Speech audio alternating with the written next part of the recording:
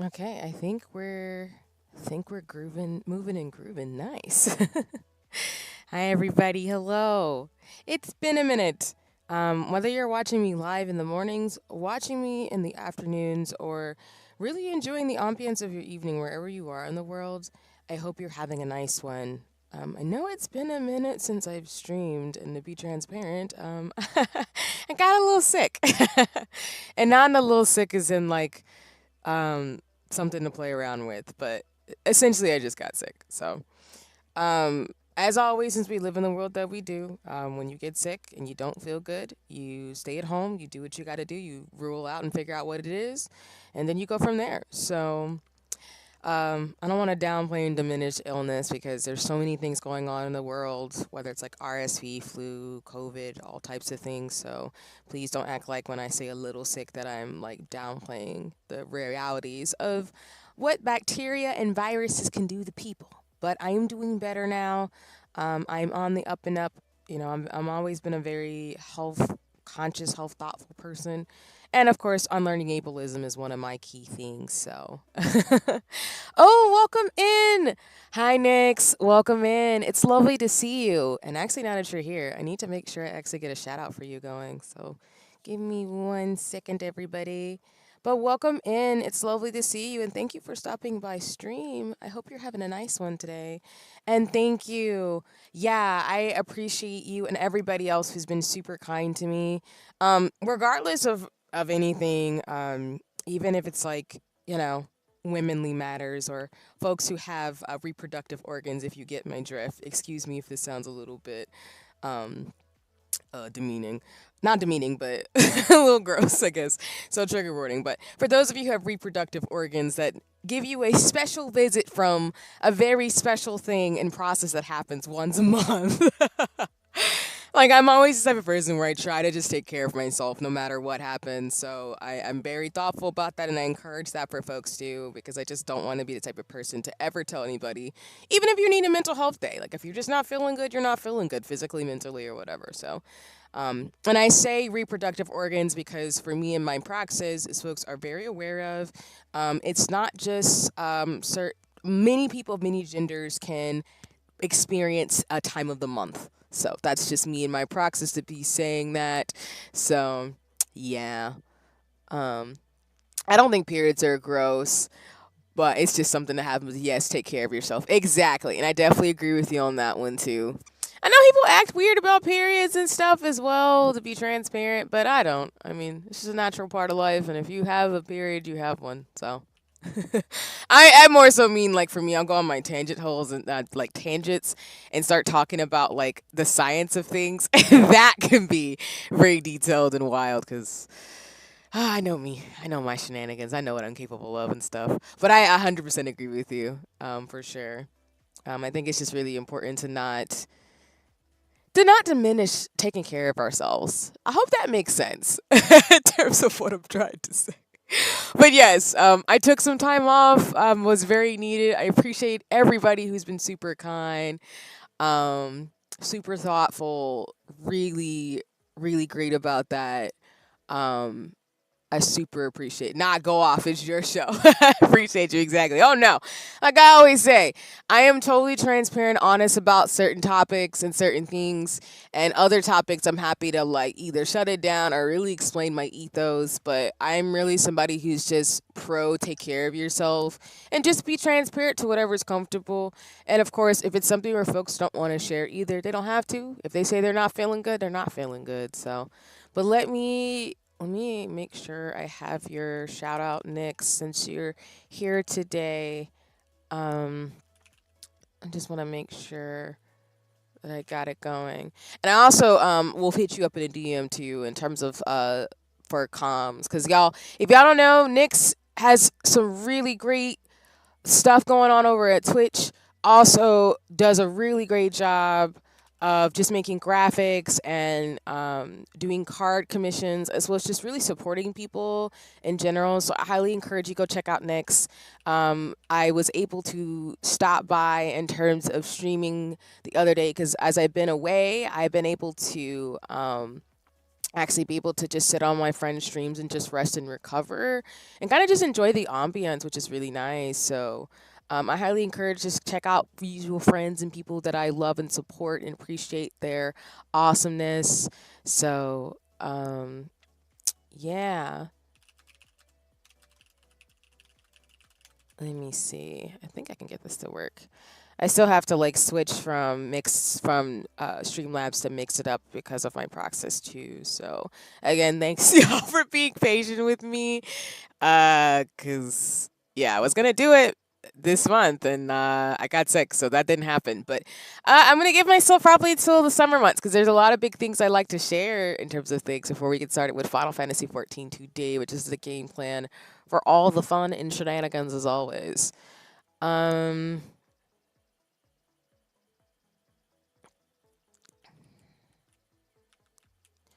let's see. I think if I got it to work, it should pop up. And no worries, friend. I appreciate you. I always like to support folks and what they got going on. So that's my rule. Whenever mutuals or friends come by stream, I give them a shout out. Just because, with no expectations, of course, of folks to stick around forever or, not do what they got to do for the day. But yeah, it's all Gucci. I appreciate you. Let me see. Come through. I'm hoping it'll work. It should pop up in a second. I believe in you, OBS and Streamlabs. If not, I'm just gonna drop the link in the chat. It's totally fine. You can do it the easy way or the hard way, Streamlabs. And again, y'all, I will be switching and mix it up soon, actually, in StreamerBot over the next couple months. I'm gonna take it slow and steady as always, as folks have said, as I've shared since I've started my streamer journey. But just know, like, I'm gonna be, better about that. It takes me a while to learn new tech, so that's like kind of the big thing for me. Um, Come on. You know what? If not, I'm just gonna drop it. All of Nyx's socials are in the chat. So, as my command is not being nice to me right now, I guess I gotta reconfigure some other things too. Um, I will again, all of Nyx Gothica's links, VGen, Twitch, all the socials, everything Patreon. Please go check it out. Nyx has a YouTube, a Twitch, a TikTok, Instagram. Just please go support. So if my commands are just being weird right now, I just want to drop the link in the chat so folks can go check it out. Whether you're watching live, watching the VOD, or lurking, I just want folks to know the link is there for access, and I'll get it working again once my thing stops being weird. Yeah, and you're right, exactly. Mix It Up is a really great like tool, and I'm really grateful for it, along with StreamerBot. So that's why I want to switch, especially because again, I want to be mindful of what's going on all over the world. And once I'm informed of something, I want people to know that I am going to be, as much as possible as a hobbyist and building as a streamer and as an artist, that I am going to try to do, speaking for myself and nobody else, support brands, organizations, groups, and people that aren't on some, BS, you know? That's just how it be. So, but yes, no worries. I'm happy to give you a shout out. Let me see if there's some announcements in terms of stuff. Oh yes, there is. Okay, because yes. So one thing I will say is that I will finally say it here. I do have some collabs. I'm finally happy to share. I did push back one that was supposed to happen this weekend, but I decided to push it back. Um, Oh yeah, for sure. Again, we're around here. We support civil human rights. So, especially, I know it's in everyone's lexicon right now because of what's going on globally, as it's continued to. But also, again, with COVID, Sudan, all the stuff happening, I just really want to be as much as possible not to cause any harm. So, as I can switch things or be able to do that, as I've said on streams before, I'm gonna do that. So. I appreciate you resonating with that because that's just how it go. That's just how it's be, and that's what I'm gonna do.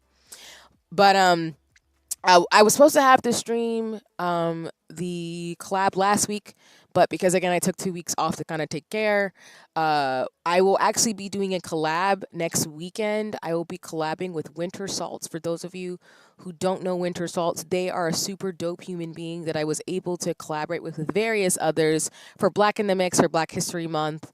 So let me, if my commands aren't working, let me see if I can drop it in the chat for Winter Salts. If it doesn't work, it doesn't work. I'll try to fix it. Um, but I don't know if my commands are working today. They're just kind of broken.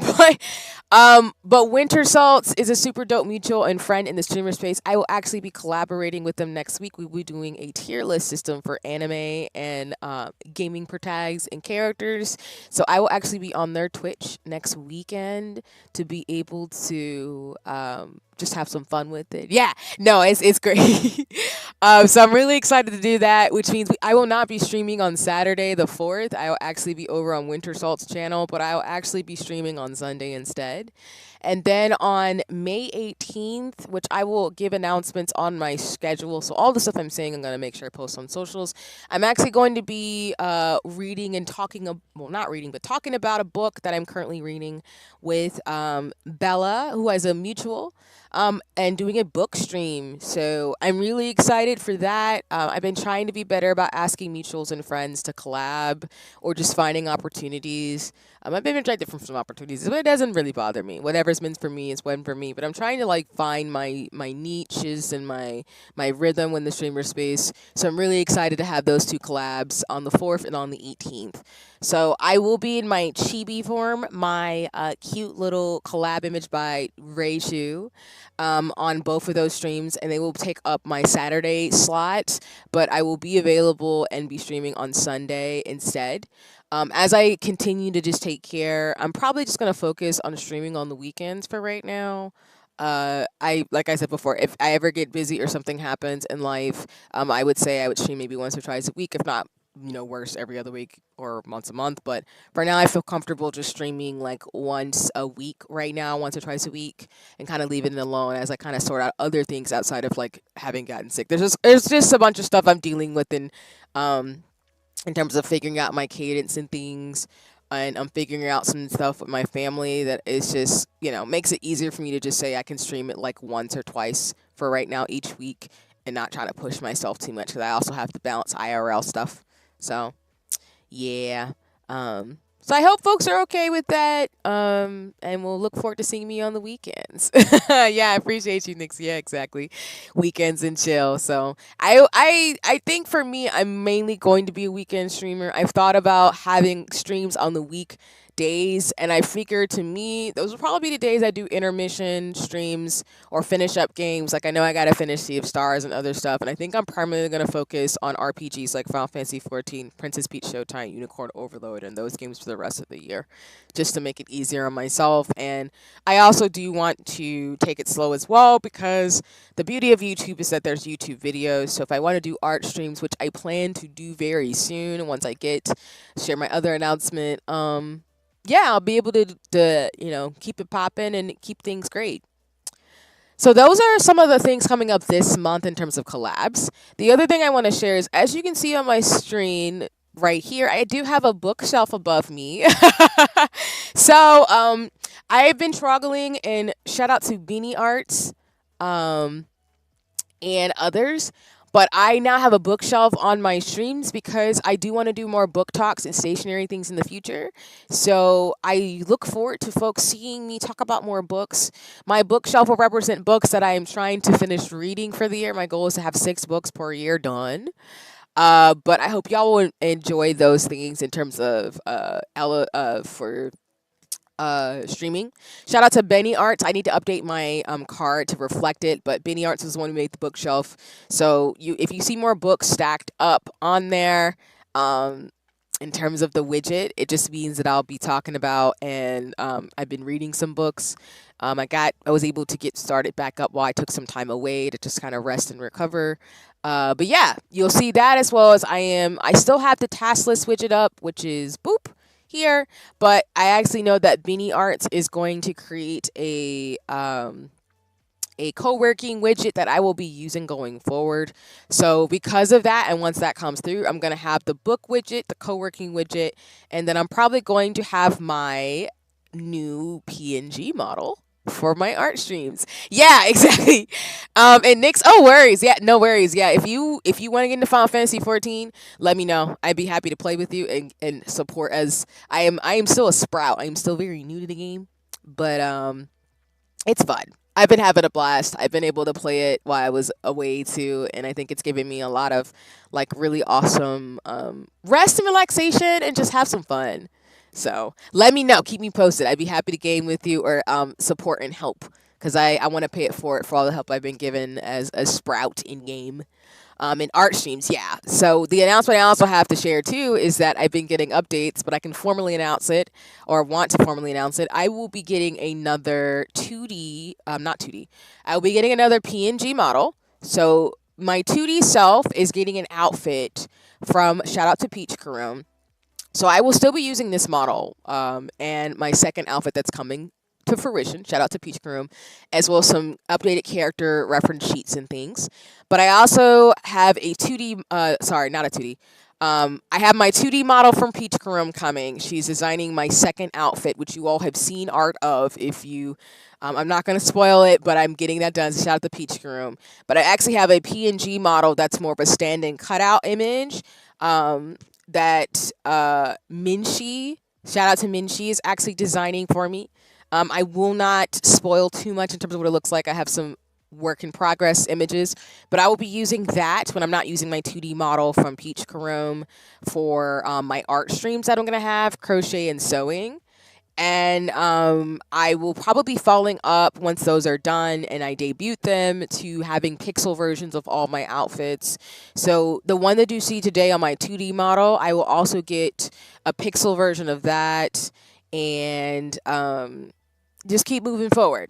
So just know, y'all, all my 2D model designs, all the art I get is done by Peach Karoom. She is credited in my card and on my socials, on my Twitter and Blue Sky. So just know, if you're looking for a 2D model, please consider commissioning the 2D artist. Peach Karoom, she does character reference sheets, she does model art, and she's a super awesome person. And I really am grateful that I got to be her very first VTubing kid. So as the terminology goes in terms of, like, artist and the designs that they make. The outfit itself is designed by Dreaming Anya. Dreaming Anya has designed a lot of my outfits. Not this one. This one on my 2D model you'll see right now is by Peach Karoom, but my other outfits have been designed by Dreaming Anya. As you see with my pixel self, that alternate outfit is there. But I just wanted to announce that now that I will be doing some crochet sewing streams in the future, as well as I'm working on getting that second camera finally to do hand cam streams. So you'll see my hands when I do Hobonichi, when I do lace bobbin, when I can take the class, as well as other things too. So that's a lot of really good things behind the scenes, along with other collabs and things I'm planning. I won't spoil right now, but I am trying to, again, collab with other folks, figure out my thing, and really focus on building. Um, Thank you, Nix. I appreciate it. Yeah, that's the thing of why I love VTubing. I will say, y'all will never see me like my IRL stuff. I will post more model photos on my socials and stuff too, with glaze, of course, as AI is not great for taking people's photos and without their consent. But I really love fashion, like you're saying, Nix, because I like the modality of VTubing, because I can have art and things designed from my real life outfits and just have fun with it. So I really hope folks will enjoy that. I will share when it's appropriate, when they are finished, out of respect for the artist and their process. So I hope to debut all those things before the end of this year, and to be able to show y'all what I'm about. Otherwise, thank you all for the new follows and subscriptions while I was away. I'm getting close to 200 subscribers on YouTube, which is kind of terrifying. My goals, like I told y'all, really is that if I ever get towards monetization, which is not necessarily about me earning anything, I do not want to be a full-time streamer. That is not my goal. My goal is to really just enjoy streaming and be able to collab with, like, small businesses, brands, and model, and, like, do mutual aid streams, essentially. That's kind of my big thing. But I have been hovering around 700 followers on Twitter, 300 on no, sorry, not 300, 200 plus. I finally hit on Blue Sky, and I'm close to 200 on YouTube, and I actually have some followers on Twitch, because yes, as I've told y'all, I am eventually going to stream on Twitch. I'm just trying to figure out a cadence, because I might do it where maybe I do one YouTube stream a week and then one Twitch stream for the two, but we'll see. I gotta figure it out. And thank you, Nix. I appreciate you. Yeah, everybody's been again with me, taking time and being super kind. Everybody's been super great over the last month, even though it's been challenging in some ways. I'm just really, really forever grateful. And I have to figure out millstones. I don't treat people like numbers. I just think it's really cool that 100 plus people really enjoy my videos, my streaming, and just what I have to do and offer. So I'm just grateful for that.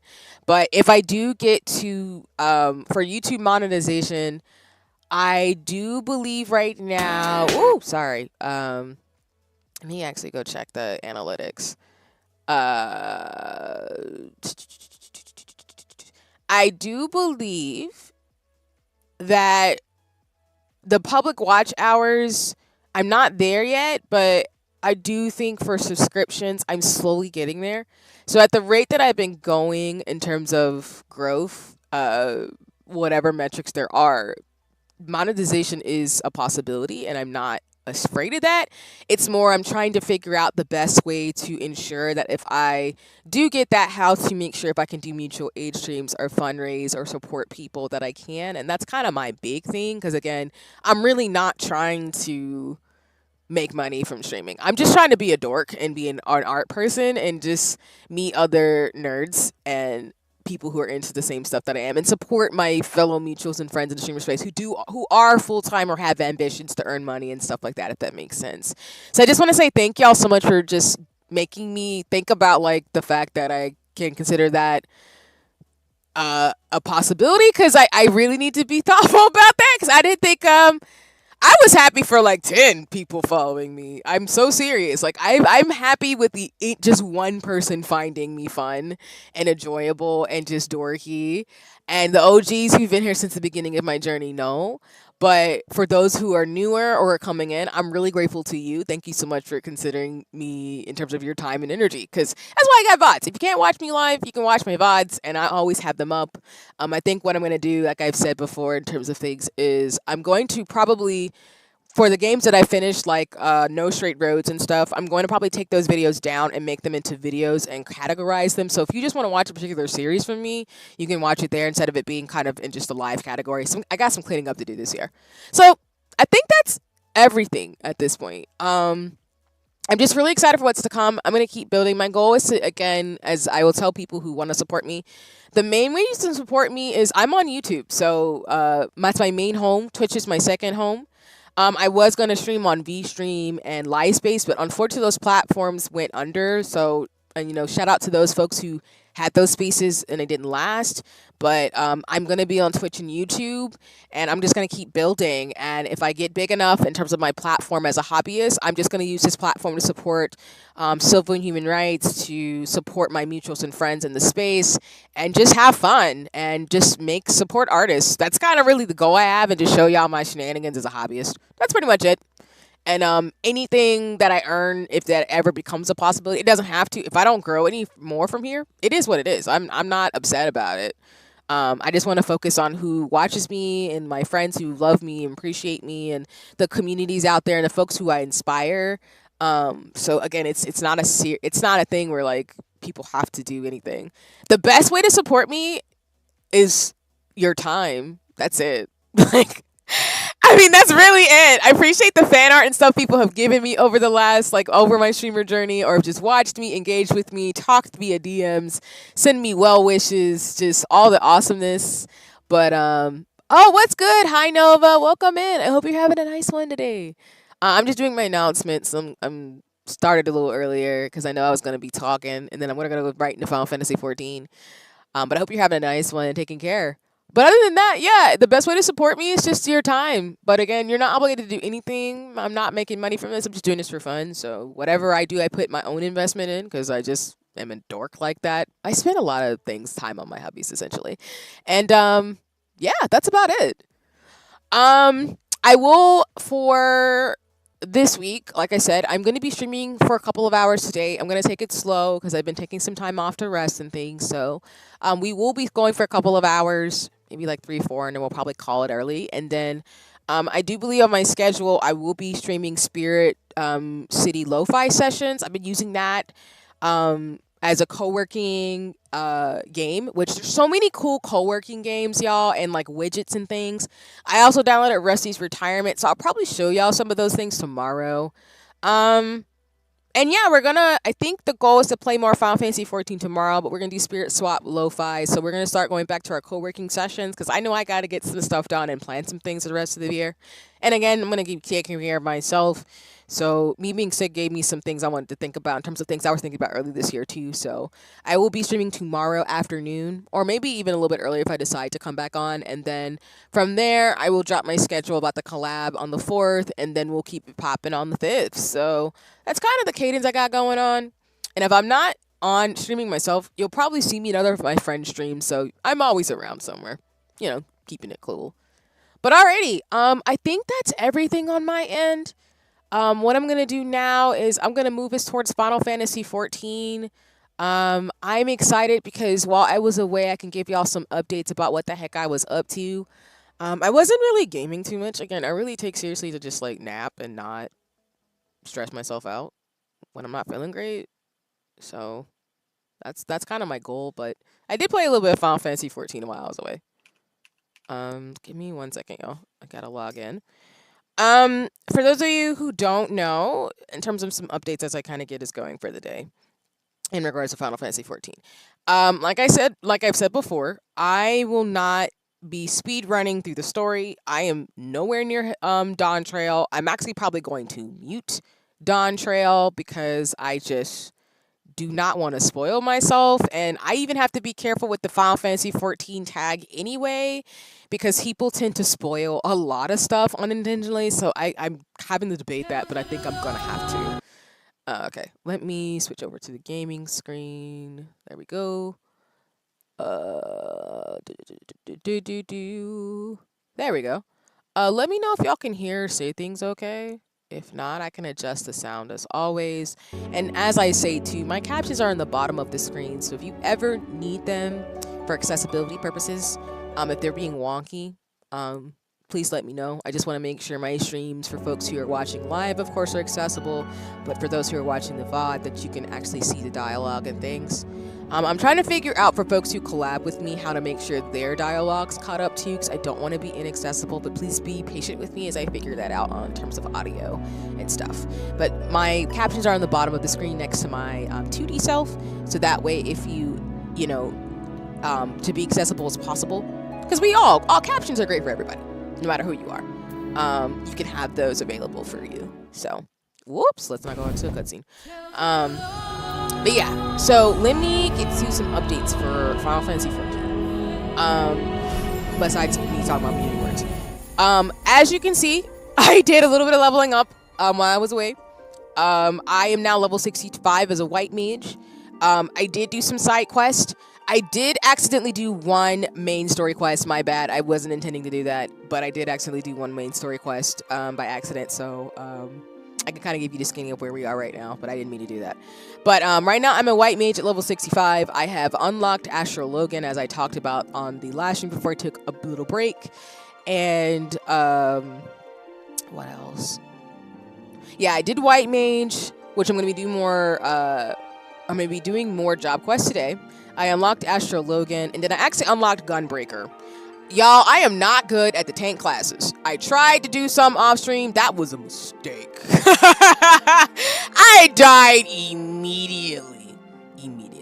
So we're not going to do Gunbreaker anytime soon. We're going to keep going with like the healer classes and white mage. And what I'm going to do is, because I figured out you actually can't unlock Sage until like level 80 as a job class. Not the audacity. No. I'm screaming. But no, I only did a little bit of the side quest to try to level up. And I will continue with white mage. I will do some Astral Logan stuff maybe tomorrow. But today I'm going to focus on the white mage job quest I'm going to keep going through. And then we're going to go through the main story quest. So that's kind of my ethos for today. But as you can see, I figured out glamour plates and glam as well, so I now have saved outfits. But as you can see, I'm fully in my white mage bag. Shout out to Final Fantasy 14. I love it. I'm having a blast, and I've increased veteran rank because I'm veteran rank 2, and yeah, I've just figured out how to glam and design and color my clothes. So the fashion fits are great, and I'm gonna keep, you know, figuring out glamour stuff more so off stream, but maybe I'll show y'all some of the glams I have now. But yeah, that's kind of a big synopsis of what I was up to essentially while I was away. I'm still going to be joining the free company with mutuals and friends. Shout out to Soul, Honey, everybody who I will be in that company with. I'm excited for that, and I'm just really learning the ropes in terms of the white mage abilities I have, and I will do Astral Logan. I'll probably show y'all some stuff tomorrow maybe, but if not, I may do some stuff off stream. But I will, again, commit to showing y'all white mage, Astral Logan, and stuff too as much as possible. Just for context too, in terms of Astral Logan as a class, you can unlock it once you're, I believe, level 30. You started as level 30 Astral Logan. The class itself hasn't been too bad. I haven't really done much with it besides just accept it. But I think it's still some learning curves for me because I think my brain, which makes sense, I'm used to being a white mage, so. And then my fat cat has been chilling with me too, but I have other minions as always, so. What we're gonna do is I'm actually gonna go ahead and probably do the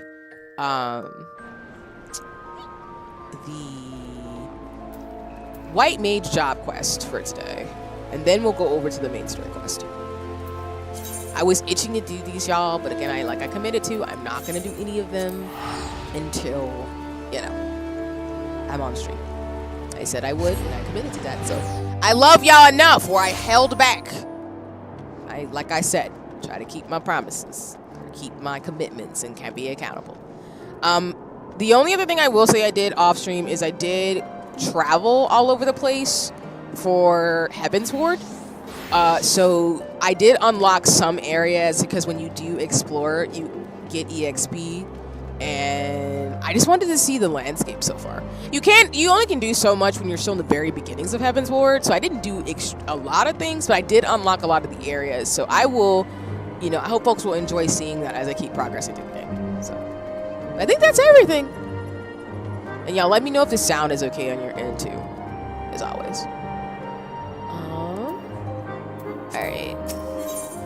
And Eshiva, I think is her name, is the one who does all the white mage quests, so yeah. The landscape is snow. I mean, I did like teleport in a way where I could actually get some what's it called? Like some of the other terrain that I don't want to spoil until we get there, but yeah, it's mainly snow. It's a lot of snow. It's given very much Game of Thrones, which, I mean, I was informed about that already, so that's not a shocker to me. It's just funny. So, and mainly the white mage quests have been, we've been working with Eshiva, who is the granddaughter of a gentleman who was supporting the white mage who we got our powers from. I'm gonna probably not do this. I just want to get over here.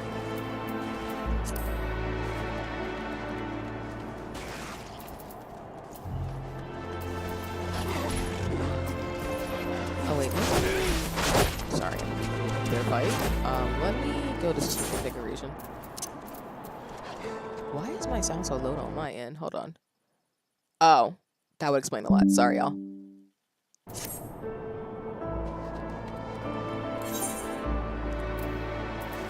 Whoopsie.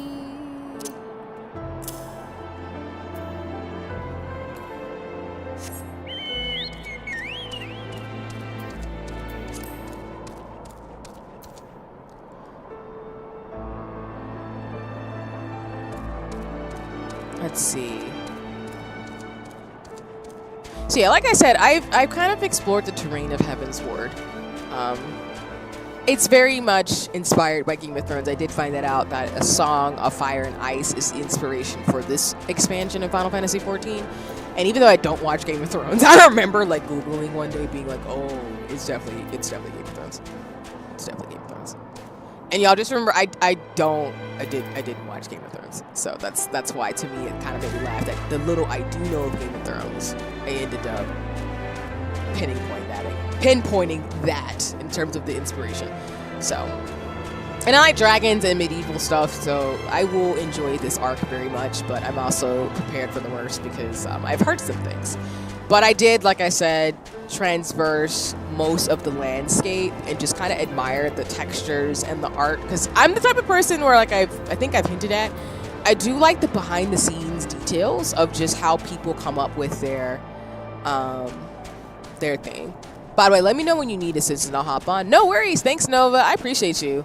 Yeah, I'm not sure what to expect for the white mage stuff. I don't know if I'm gonna be fighting folks, but for the main story, I'd appreciate it, of course, as always.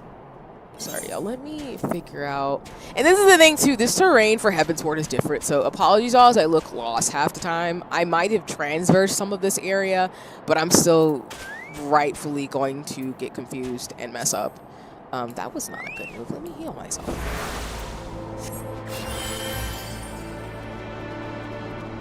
Okay. I love the music, by the way, too, of Heavensward. I'm sorry, like, it's amazing.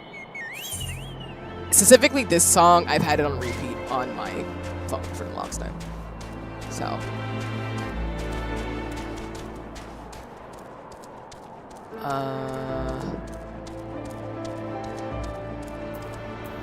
Actually, I feel like I should go this way first.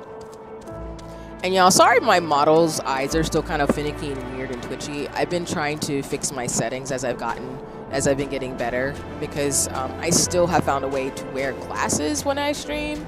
So I'm wearing mine right now, just because contacts sometimes bother me. But I still need to toggle a little bit because VTube Studio doesn't like my... I think because I have hooded eyes, I feel like sometimes VTube Studio doesn't like that and thinks my eyes are closing or not. So I've talked about this before on stream, but I'm still working on it. So if you see my eye twitching, it's because VTube Studio is probably trying to read things. Yeah, it does what it wants. As much as I enjoyed the music, when you hear too much, it'll put you to sleep. Oh no, and I think that's why for me it's very ambient. It's very like gloom and doom sounding too, but it's very ambient music too, and I think that's probably why. But I agree with you on that one too.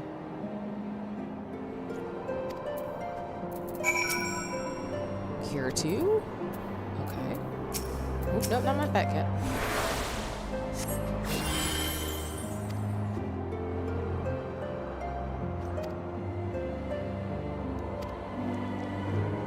Okay, so we healed them and then purified the tank. Where is this at? Oh, it's up there. Alright, so I got a little ways to go. A lot of the white mage quests have to do with purifying energy, because, I mean, that's kind of the white mage's big, like, lore background oftentimes. It's really about purifying and healing the land and talking through the nuances of that balance between nature and magic, almost. I don't know if I'm explaining it well, but I do like the lore behind it. I don't feel like I'm explaining it very well, but I think the white mage story quest is very much based in that, how the white mage class is in Final Fantasy as a whole. Okay, I think we're going up here, and I guess we might go to a battle. I'm not 100% sure. And I would definitely say 6 months in as a baby streamer, I do love streaming. So I'm really grateful that I can come back. And we'll just see how we keep moving and grooving at this point. So yeah. Whatever my journey is in the streaming world, I will figure it out very soon. But I do, an artsy scientist, I think, is my niche and my stitch, and there's enough for everybody to be successful and abundant in this area. So I'm looking forward to building on this hobby and seeing where I go from here. Hostile presence. Oh, I guess y'all want to hear it. Jeez. not even giving me a second. That's fine. Whatever floats your boat.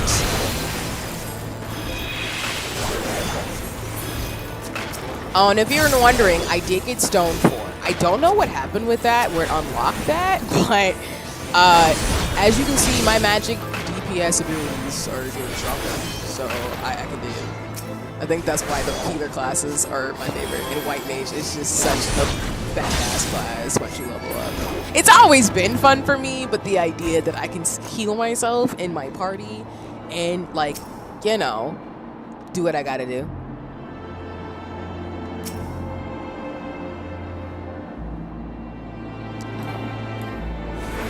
Here too?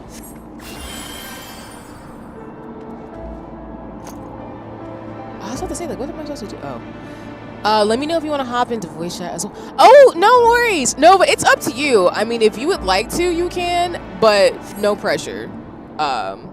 Especially because I haven't even had a chance to fix the, well, I mean, I was out, so I didn't have a chance to fix the audio settings and stuff. But if you'd like to, you can. But no pressure. If you'd like to just, like, chat and stuff, that's cool, too, in the YouTube chat.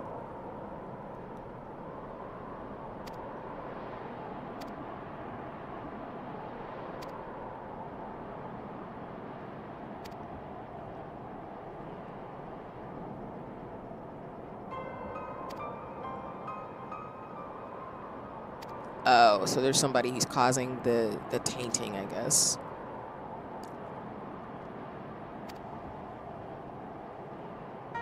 Oh, no. Well, that's not cute.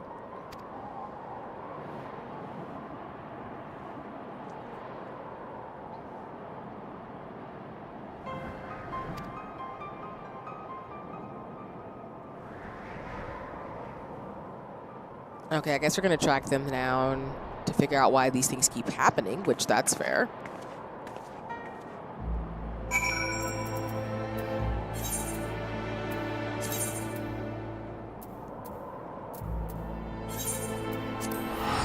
Okay, we're going to a new area I don't think y'all have seen on stream yet.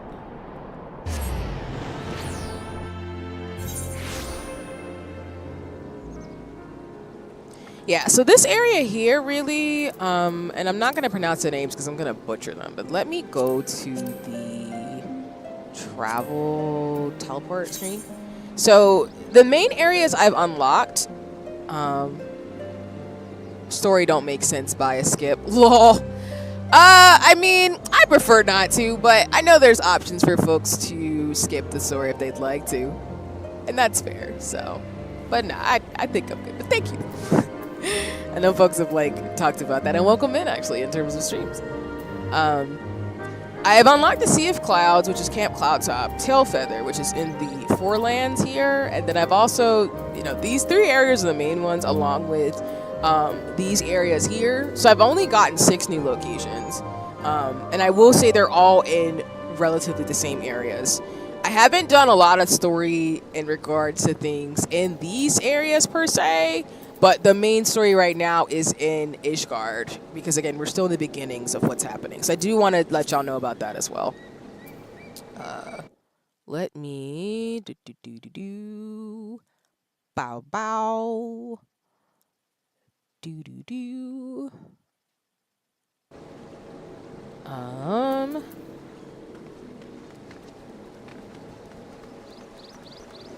All right, she's over here. Cool.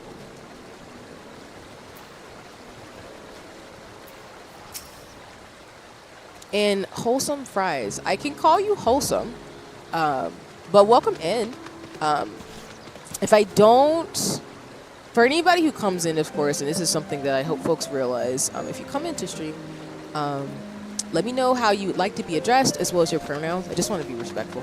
And if I forget them, especially if you, or if, I more so know everybody who's regular in terms of my streams, but if I forget your pronouns, please just remind me. I do not want to be dismissive or rude. I try to mark that down, information down though, in terms of identity, because that's respectful. Well, I hope you're having a nice one.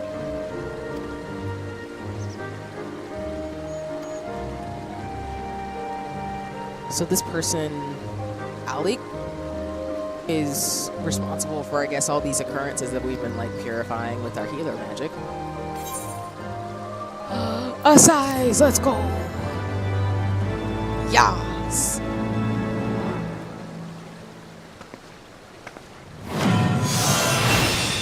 I'm like 99% sure I still have like 8 more skills to unlock. Yup, I had a feeling. Sorry, y'all. I'm pretty sure oh God, okay. So just to give y'all perspective, I use Stone 4 primarily as my attack power. I do still use Cure 2 because that tends to be one of the best healer abilities. Assays I know is really good because you get this new like thing here, as you can see, as a white mage. I think they're like lilies, and so I'm still trying to figure it out. So please don't fight me if for those of you who are better at the game than me, because I'm still learning the ropes. But Benediction is really good for healing, like when you need it. And I've been mainly using these 3 abilities, which is Presence of Mind, Lucid Dreaming, and Surecast to kind of make sure I can buff myself a bit. I've been using Holy as kind of a attack buff to stun enemies, and then I haven't used Asylum too much. I have started, I think I'm going to start using it probably when I do more dungeons and higher level raids with folks. And then I have Regen that I've been casting, so I haven't used this one too much because I need to get lilies, which somebody can fight me. Don't fight me too much. I need to, as a white mage, get lilies. And then, I mean, I don't really use Medica too much, to be real with you, and I don't use Cure 3 anymore. So let me see how I want to do this. I feel like I want to switch this out with Regen right now. But like I said, y'all, I am unlocking all the abilities that I needed to, so I think we just got a size. I think I can get Thin Air and then this one, and then I think Divine Benson I'll get at 66. But right now we're 65, so we're closer to that, but we're not there yet. So I'm pretty much doing all the white mage quests right now, just so I can unlock them, and then we'll go more of the story quests, and then if I have time I might do some Astro Logan stuff. But outside of that, I mean, that's kind of my game plan for Final Fantasy XIV for now. If you're wondering, yes, I do have Final Fantasy XIV merch in my house. It is over for me. That is always something I'm going to keep saying every stream. I have like stickers and stuff now in watching tape. So I'm officially in the Final Fantasy XIV fandom. If Square Enix ever sponsored me for Final Fantasy XIV, I would cry. But we're not begging on that. Not because I wouldn't want that to happen, but because like it is what it is. And I'm still gonna love the game regardless. And y'all, I don't get sponsorships, so I'm not that cool. I want to be cool like that one day, but only because I want to support games that I love. I don't want to get, I don't really, I'm not doing this, like I said, for money. So it's really more about the opportunity to work with some of my favorite like gamer developers and things like that too. So anyway, I like 14 a lot.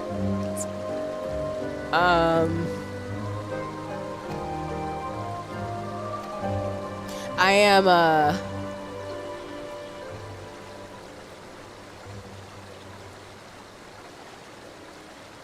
yes, catching a live C stream. No, welcome in, Lawrence. I hope you're having a nice one, and I'm glad to see you as always.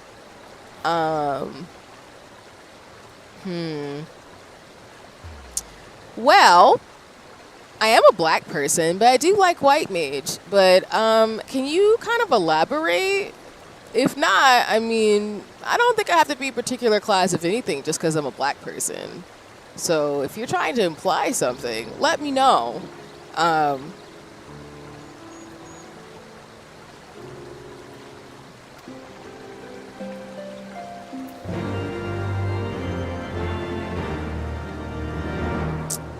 Let's see, and then the next area we're going to is, oh, nearby, okay. We're getting back on the Chocobo then.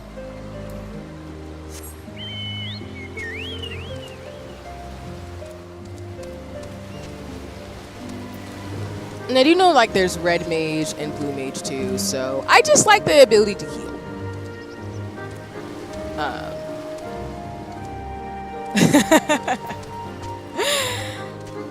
Fun times. Fun times. Let me see if I can actually... Okay, I'm going the wrong way, but let me actually get out of this area.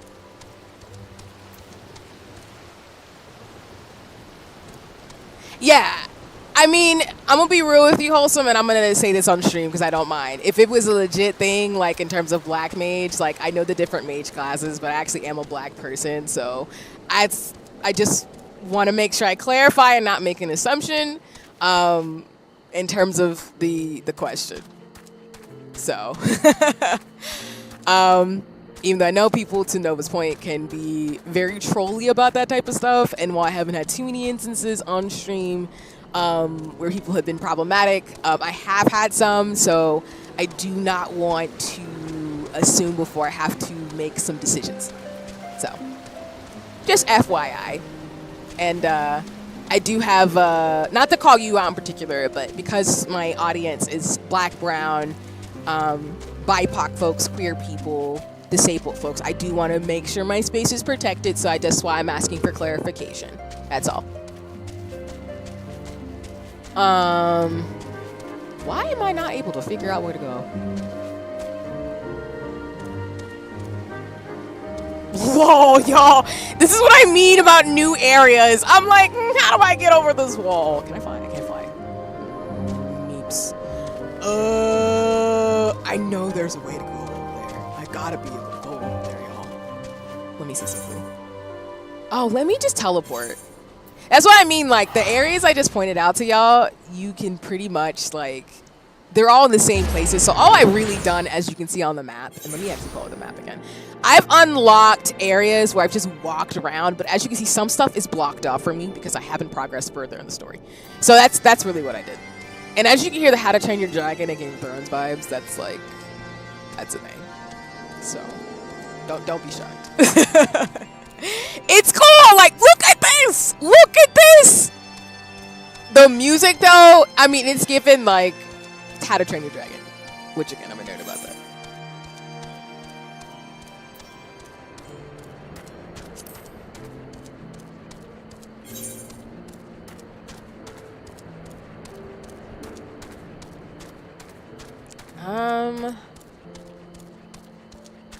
And it's okay if people don't know.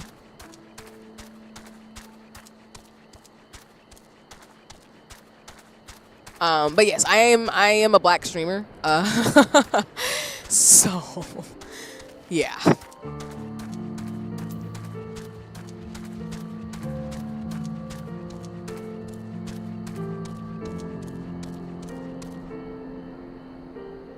All right. Well, I'm gonna BRB, y'all. Let me take 1 second to do something.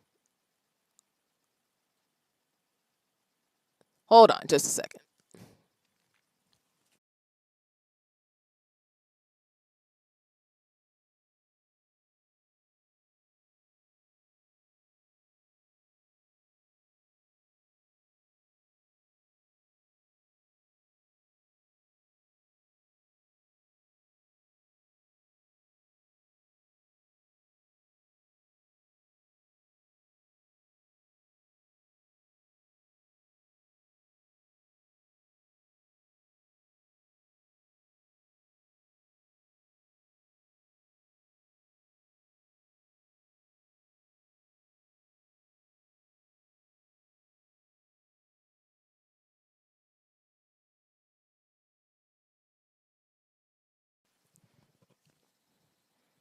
Okay, I am back, y'all. Just give me 1 second to switch back to the gaming screen.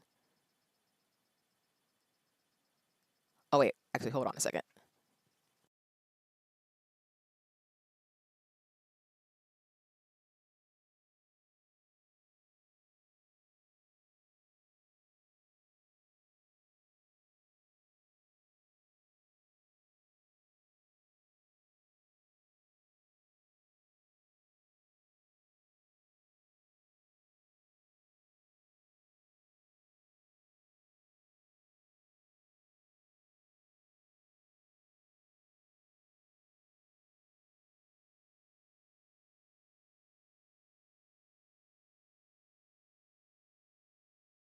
Okay, y'all. I am back. Wait. Hold on. Can folks hear me?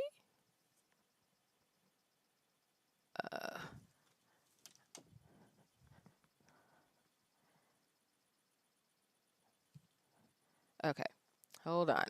Um.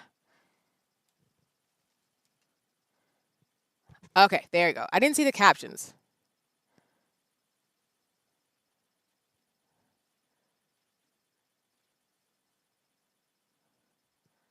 Okay. Gotcha. Let me switch the screen back. And thanks so much, Nova, for confirming. Let me go back to the gaming screen and you're in VC. All right. Let me pop on.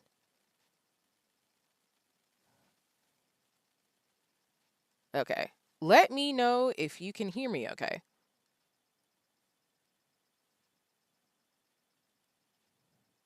Hello. Okay. I think you're audible. So, folks, let us know if you can also hear Nova too as I come back in the game. Hello.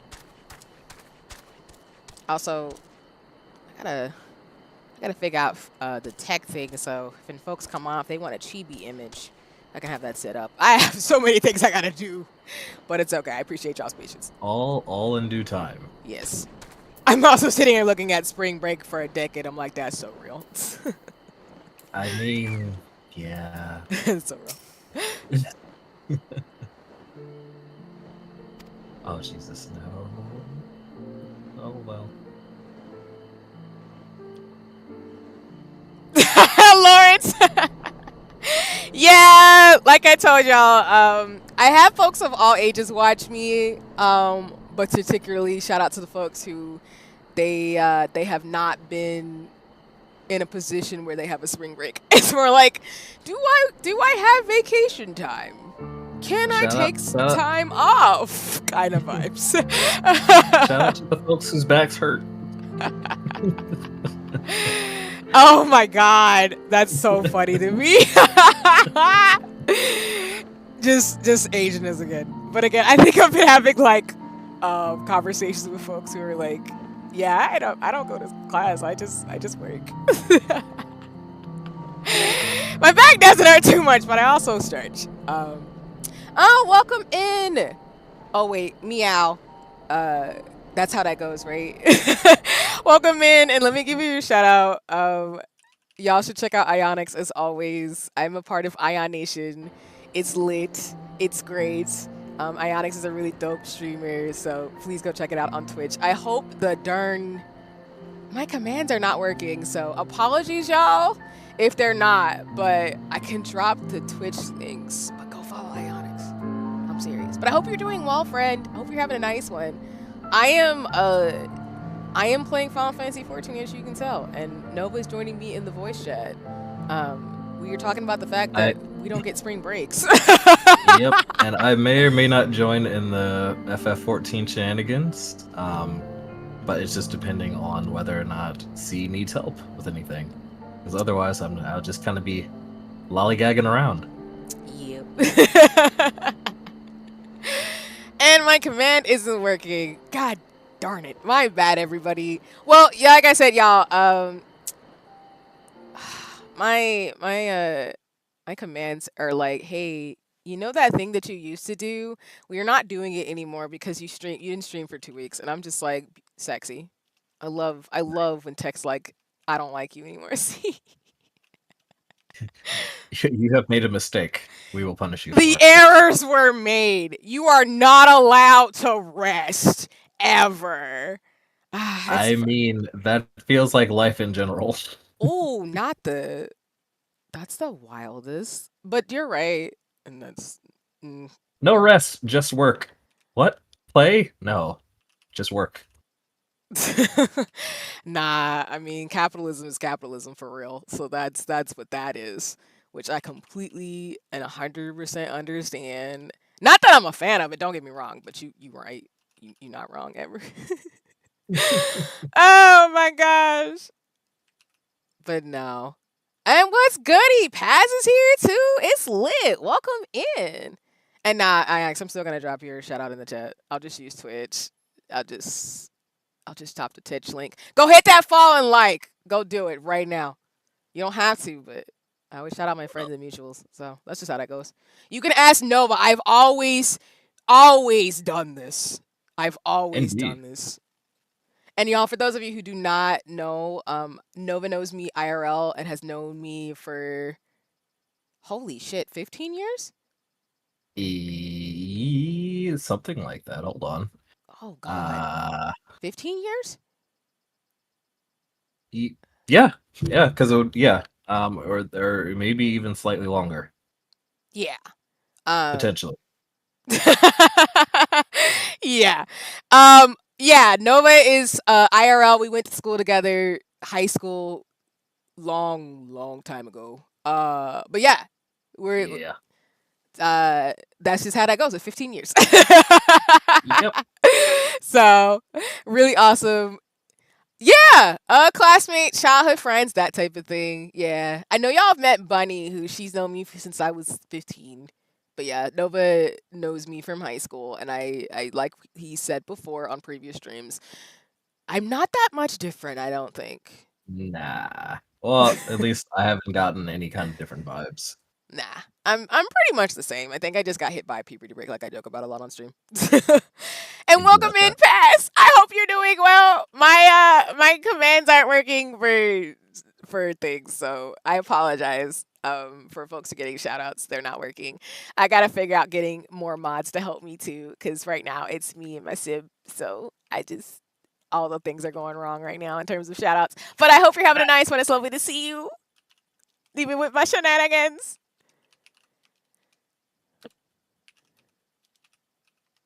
Oh, sorry, Nova, were you about to say something? My bad. I didn't mean to interrupt you. No, I was having sounds of struggle in Destiny 2. That's what that was. No, you're good. Oh my goodness. Because I'm doing a puzzle or trying to do this puzzle here, and I think things are not going as planned, and I'm still very lost. But it'll be okay. No, it's all Maybe. good. That makes sense. You got this. I believe in you. I don't.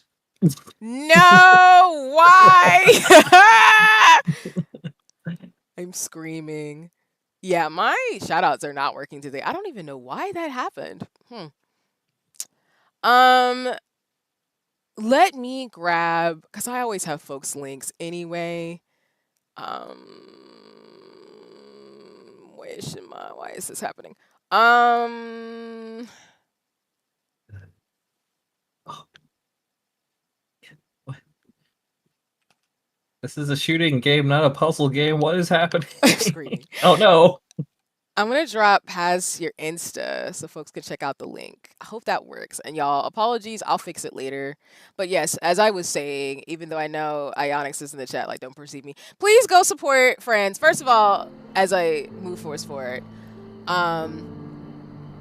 Ion Nation and Ionix is super cool. Ion Nation's full of really creative people who are really artistic and awesome. So I really appreciate it and shout out. It's super always fun over there. Ionix, for example, just streamed Final Fantasy X, which is the only reason why I wasn't in there, so I don't want spoilers. But really great person, awesomeness. Please go check it out on Twitch. In terms of Ionix's streams and also on Twitter and socials too. Go check it out in terms of updates and schedules. And Paz is super awesome to you, has been an OG in terms of really being supportive and thoughtful. Paz has his own YouTube channel and does some really great editing and just plays some awesome games and has a great taste in stories because, again, like you can't go wrong with Vagrant Story, Chrono Trigger, and a bunch of stuff. So, go support my people. That's all I'm saying. Cool. Wait, hold on. You haven't played Final Fantasy X? I am streaming it in the beginnings, but I have never played it. So I didn't want to. Usually when people play like games I want to play, I don't watch their streams. I like lurk in and out, and I'm supportive. So yeah. You're gonna play Sea of Stars? Oh, I'm there. Yes. Ionix is streaming Sea of Stars. I'm gonna be there. If you want to know where I'm gonna be today, I'm gonna be watching Ionix play Sea of Stars. So you're streaming it? Are you streaming it, Ionix, or are you just saying you're gonna play it? Because if you're streaming it, I gotta be there. I gotta watch. Because y'all, Sea of Stars was my favorite game last year. Play it, dang it. Do it. Do it right now. Is that a threat? No. I'm feeling threatened. I don't want to threaten people, but I'm just saying. I'm just saying. And then answer your question. Oh, go ahead. Sorry, no, but go ahead. I'm feeling threatened. I'm trying to get here to play it. No, but you don't get it. I'm screaming. I am streaming Final Fantasy X. I just got backed up on my games. Yeah, no, it's streamed today. Oh, okay, bet. I'm gonna be there. If you want to know where I'm gonna be watching Ionix play Sea of Stars tonight. That's how that's gonna go. All right, cool. Thank you for letting me know. That's how that works. I'm gonna be there. I'm gonna be watching people's streams. And then we are in the part of the story where we just got to Ishgard for Heavensward. I'm still in the very beginnings of the Heavensward expansion. I am just doing the job quest for White Mage because I wanted to get all my powers first before I attempt to move forward. And I just got Astro Logan. What's goody? Hi, welcome in. It's Ate Honey Maru. What's goody? Love you too, Fran. Welcome in. Thanks for stopping by. I appreciate you. And please enjoy the lurk. Again, we love lurkers here, y'all. Y'all can watch the VODs or lurk. It's all goody in the hoodie. My commands are busted, but what we're gonna do is we're just dropping links to people because I don't have a problem with that, even though everything is super not working for me today. So for those of you who don't know, Ate Honeymaru is a super dope mutual and friend in the streamer space, makes great art, plays some dope games, and it's just a super amazing, dope human being. So I'm just saying you don't have to follow, but I would love for you if you could do it. That'd be great. If not, it's fine, but I'm gonna be in an Ate stream in the future. Or I'll break your kneecaps. Oh my god! You were talking about me being threatened? Excuse you. I don't know what you're talking That just about. happened. That just happened. That wasn't a threat. That kneecaps. It was a promise. Kneecaps. We're in our 30s. Kneecaps, like we need those. We need No, those. you don't. Yes, you do. You need kneecaps. You need kneecaps. No. No. I don't. Yeah, no. I'm screaming. Okay. Am I supposed to go up on this? What is this? No. God dang. Oh, we're purifying more things. I'm not even sure if, I think most of these are just purifying and fighting things. I don't even know. Yeah, that's essentially the vast majority of the White Mage quest. It's that exactly. I'm not mad. I'm just trying to figure out where I'm going. Where am I going with this? So I will say, of all the quest lines that I can remember doing, the ones that stick out to me are the Black Mage quest. Not because of the content of the quest, but because somebody had too much fun in the localization team. What do you mean? That's hilarious. Somebody had way too much fun localizing the quest names. Now I'm curious enough where I might be pursuing that. I just want to know for research reasons. Hold on. I can enlighten you. I can spread the knowledge. Hold on.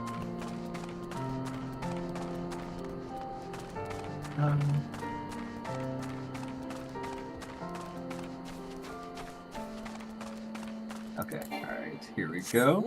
Wrong thing. So you got your Game of Thrones reference, taking the black. I'm screaming. Okay. The second quest in the line. This is when it starts to get a little, huh? You'll never go back. Oh, I'm not gonna spoil why I know that, but I know what that reference to. Okay. All right. We got a lot of Game of Thrones friends on the Final Fantasy Square Enix team. It's cool. And then you have international relations. Okay. Always bet on black. As a black person, I appreciate that. Yep. Golem's Gone Wild. Oh! That's a reference to childhood for shows that you should not be watching when you're below the age of 15. But it was on. Yeah. One golem to rule them all. Of course. Let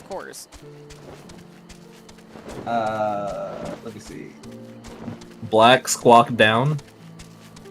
Is that that's not a Metal Gear Solid Reference to a movie called Black Hawk Down. Yeah, right? Yeah, I was like, that's not what I think that is. Let me just help. No Lord of the Rings reference. An Unexpected Journey. they just decided to be as nerdy as they wanted to be with the Black Mage quest lines. Nice. I have you on Why Clean My Room, but hi, love you again. No worries. You got this.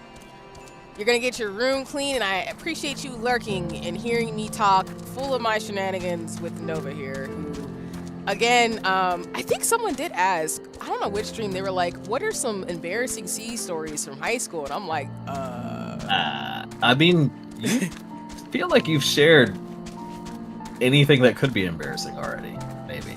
Yeah. Like your bee battling days. Yeah, I don't really... I said, if anything. I don't think that's embarrassing. Yeah, I'm trying to think about what I did in high school that is just not typical nerd shenanigans. I mean, I have embarrassing moments. I know that, but you, I don't know. I have to think about it for a second. What is something that I did in high school that I can share story-wise that was kind of wild? Like with me, I fractured my elbow doing something dumb and then got the nickname Cripple. Oh no! How do I block someone on YouTube? See, I'm asking for a friend. I am yelling. Dang. I'm yelling. This rivalry knows no boundaries. Trying to block someone unbearable. I'm screaming. The rivalry continues. Have you tried to turn YouTube off and back on again? It's tried and true. This is how. I think for me, if I have embarrassing things, I think it's because I'm kind of oblivious. So I've gotten in-school suspension because I was late to class too many times. Oh, yeah, me too. Well, I had Saturday school and then I got suspended. Yeah! So for those of you who don't know, without like doxing or sharing too much information that could be identifiable to protection for privacy. The school that I went to had a lot of students. And so we started school, which is so wrong, at like 7 o'clock in the morning. Yeah. So I am not a person who likes to get up early in the morning. I'm going to admit that. I'm the type of person where if I can get up around 9, 10, 11, that's my ideal. But that's not how high school worked. So I was so late so many times. And it was with my, my anatomy and physiology class. I was late to that class every morning, even though I love the professor. She's super dope. I actually keep up with her. I had to get in-school suspension because they said if you were late to class too many times, you got detention. So it was so funny to me because when I ended up getting it, I was like, but I didn't even do anything wrong. I was just late to class. And they're like, nope, you got to get punished for it. I'm like, that's not going to motivate me or make the fact that my body hates waking up in the mornings. So it was so funny when I was in-school suspension because the people in there were like, we've never seen you in here before. Who the heck are you? And I'm like, I'm C, and I was late to class, so I'm going to go do my homework. And they're like, okay, so can you just stay in here for an hour and go home? And I'm like, sure. So I ended up staying there for like an hour or two, just being this like quiet little teenager, just doing my homework and stuff because I was in trouble. And people were just like, you just don't even look like that. Like, you don't even like you were doing anything. You're just so tiny and studious. And I'm like, yeah, that doesn't stop me from getting into suspension. So that was not fun. Oh, that wasn't really a funny story. It's not a sad one. Jeez. Sorry. Oh, mine also along the same lines, actually. Because there was a period of time where, let's just say I was in between like regular living situations. So I was actually living in Dunwoody at one point. Holy crap! Yeah, so that was a bit of a drive from Dunwoody to where our school was. And so naturally, I was late a few mornings. Well, not a few, quite a few mornings because I couldn't drive. I was dependent on my mom, and my mom did not like to wake up sometimes. And so I ended up getting Saturday school because I was late so many times. And at Saturday school, there is this policy where if you fall asleep during Saturday school, they kick you out, and then you get out of school suspension, OSS. Now, C might remember this, but I also have the whole half-lidded eye thing going on. Right? So if I'm looking down and reading, like at my reading on the table, it looks like my eyes are closed, but they're not. And I think it was one of the PE coaches that oversaw Saturday school caught me in quotation marks sleeping during Saturday school. Kicked me out immediately. No questions asked. No, there was no arguing at all. And I was like, okay, whatever. I guess this is just how it's gonna be. And then it came time to talk to the vice principal, and my mom was there. Who she didn't back me up because she is who she is, but they were talking about how it's like, oh well, the rules, and I was like, well, I wasn't actually asleep. I was conscious the entire time, and I was wrongfully kicked out of Saturday school. And no worries, Ionics. We'll see you in a little while then, and I know the purple's gonna come out green. So thanks for letting me know. And go ahead, Nova. Sorry, go ahead. Oh yeah, no worries. But anyway, so, and then apparently because I used the word not conscious, or that I was conscious, not awake but conscious, apparently that was inappropriate. Not my words, but it did not make my story believable. And I was like, and I demonstrated to them, I showed them, I was like, I'm going to take out or pretend like I'm reading a book, and I'm going to look down in front of you. What do my eyes look like to you? And the vice principal, she looked at me, she was like, well, that's beside the point. I was like, you know what, I quit. I am so sorry, but that. And I got suspended. I almost didn't walk at graduation because of that too. Are you kidding me? What? No. Wow! I was, yeah. Yeah. I feel like a lot of the administrative people, they were used to dealing with actual problem children. That when an honest one actually got in front of them, they didn't know what to do and just kind of assumed the worst. Yeah, I wasn't. Go ahead. Sorry. Yeah, it was annoying. And even then, though, I feel like our school was a little bit intolerant of just people and kids, like I said. And at least, and I know you know this too, kids who act out, they're acting out because there's stuff going on with them, and they should be treated like a kid and respected. So I feel like our school had too much smoke for young folks just trying to be young and survive and figure things out. Oh, yeah. For sure. I'm just sorry to hear that. And yeah, I was just saying, checking in the chat in terms of stuff too while you were talking as well, and I did not know that, but I'm glad you were able to graduate despite school administration being the way it is. Some bullshit.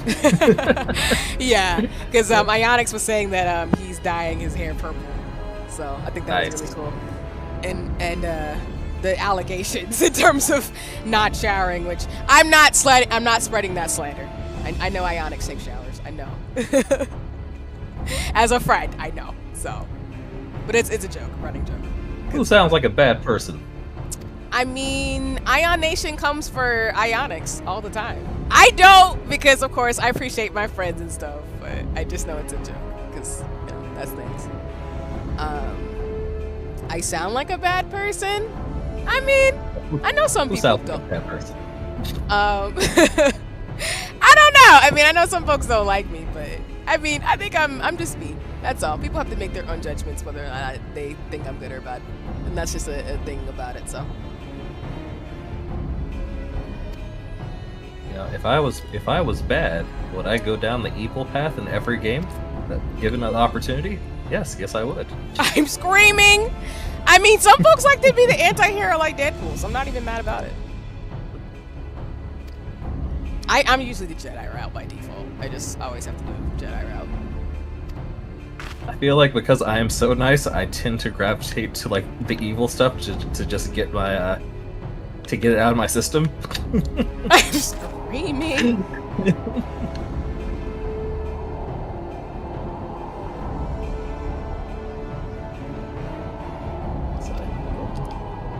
I'm running out of time here. I don't know what's right. Oh, something's shooting at me. I'm going the right way.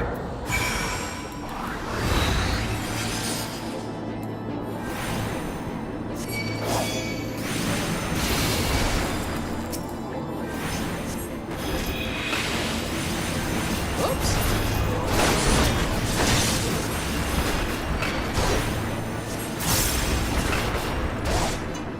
That's why, to me, I think because of the stuff we've talked about,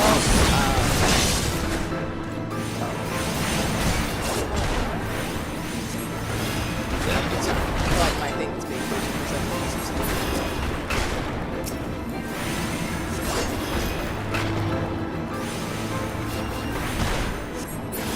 I was just saying, like, because of all the stuff that like trolling me doesn't really do anything to me at all, actually. It doesn't faze me. How dare you be unfazed? Don't you know people live for people's reactions? Yes, they do.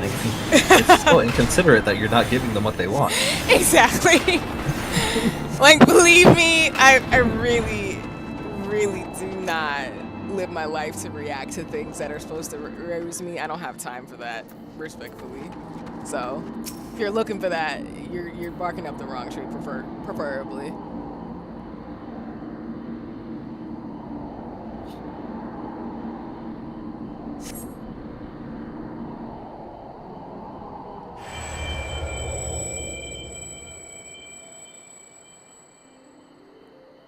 Nah, actually, I think now that I think about it, Nova, I think I don't have embarrassing. I just have like sad stuff that happened to me, and I'm like, dang, that's not something. Yeah, I know the feeling. Like, I feel like other stories I've shared have also been more or less on the sad. No, I mean, I think it's because like a lot of the folks I've met in life, well, there's been a lot of good, there's been some bad. So I feel like I don't really have embarrassing stories. I think I just have stories of just like that could have gone better, or I don't know, some folks might interpret it as like all that's sad. I'm like, I mean, I was young, it's happened. It is what it is. Yeah, kind of thing, I guess. I don't know. Yeah. Cat, what are you doing? This is my laugh. Aya's talking about the guy. Oh, I mean, Nova's not a bad person, if that's what you're trying to. If that was totally a bad person. Nah. I kick babies. Wow. Says the guy who's literally married and literally has a wholesome thing with that. Get out of here. I'm gonna tell your wife you said you're a bad person, because she probably already knows then. That doesn't make any sense. You don't know. I could be a master deceiver, because you know that's one thing humans are great at. Yeah, sure. I'm just gonna tell your wife you're an evil villain. That's okay. She doesn't know. Clearly. And she will probably bust out laughing. As I suspected. Right. Oh no. Yeah, then in all seriousness, like, don't let Nova trip you. He's a great guy. Like, we all have made our mistakes and stuff in life, but Nova is dope. And I don't think anything that he says, if you vet probably by his wife, she'll probably be like, okay. She's unironically been like, how the hell are you such a saint? I'm like, I'm not trying to be. I'm just trying to be a decent human being. I think just a lot of the folks that I think that we know or ran across just have this thing where we didn't get corrupted by the ways in which life can be very cruel. Which is not saying that people who have been through shit who are bad or whatever people want to say are horrible now. It's just, it's really hard sometimes when you're around people who are awful to not become the thing that you don't want to be. Because if you Or haven't you been end given, up super bitter. yeah. So I'm not judging anybody. It's just really a thing. I'm just grateful that I have the people and the things in life that have kind of helped me be what I've done. But I've done some stuff I'm not proud of either. So kind of goat at baby kicking, Rob screaming.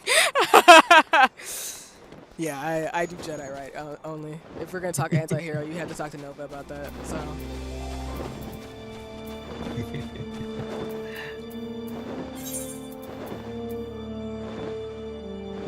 At least y'all story make more sense of Final Fantasy 14. I mean, I don't really know if I can say that I agree with that. I think the story is doing what it's doing.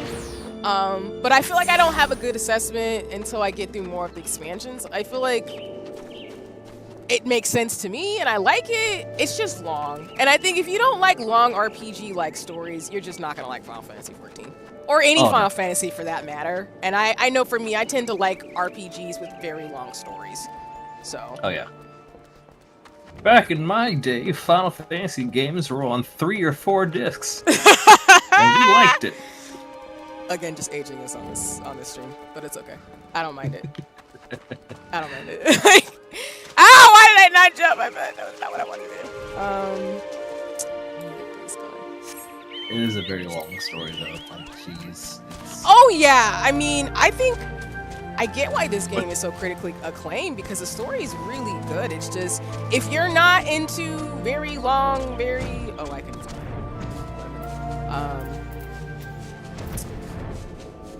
I can. When your story literally at like even at its quickest pace can take months to get through, yeah, you know it's very long. Like it's just you can't even really. It's just long. But it's not bad long either. It literally just it's long. Yeah, I would say, like, not to be dismissive again, if folks don't like the story, it's fine. It's a personal thing, because I think some videos when I've watched, people have brought up the fact that when they don't like the anime-inspired influences in this game, and they would prefer more like maybe like a Dragon's Dogma, like a World of Warcraft or something, and that's fine. But again, like I said, I know for me, like, I mean, I wouldn't have been able to play Final Fantasy 14, like I've said streams ago, as someone younger, because I couldn't probably afford a expensive MMORPG like this. But I tend to like story-driven games anyway, with a lot of character and heart in them, and I also like games that have a lot of social political conversations, which this game has. Yep. But like y'all know, like I like 12 and tactics, so I'm not shocked that I would gravitate toward this type of game at all. Especially the undertones that are heavily implied about xenophobia and racism. Like, oh, yeah, that's happening. Heaven's Ward. I see you. Nope. Gosh darn it. Racist elves. Like I've said every stream, y'all, racism is bad. It is bad. Don't do it. If you do a racism, you're bad, okay? Like, don't be like that. Don't do it. Nobody likes a bigot. Exactly. I might be a story-driven, I guess, comfortable person who streams and whatever, but I don't do bigotry very well. So as soon as I see it along with trolling, I'm gonna be like, listen, don't. I'm not that girl. I'm not that person. I promise.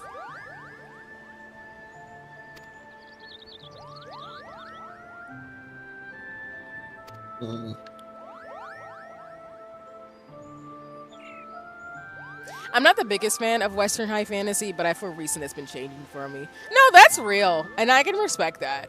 I think for me,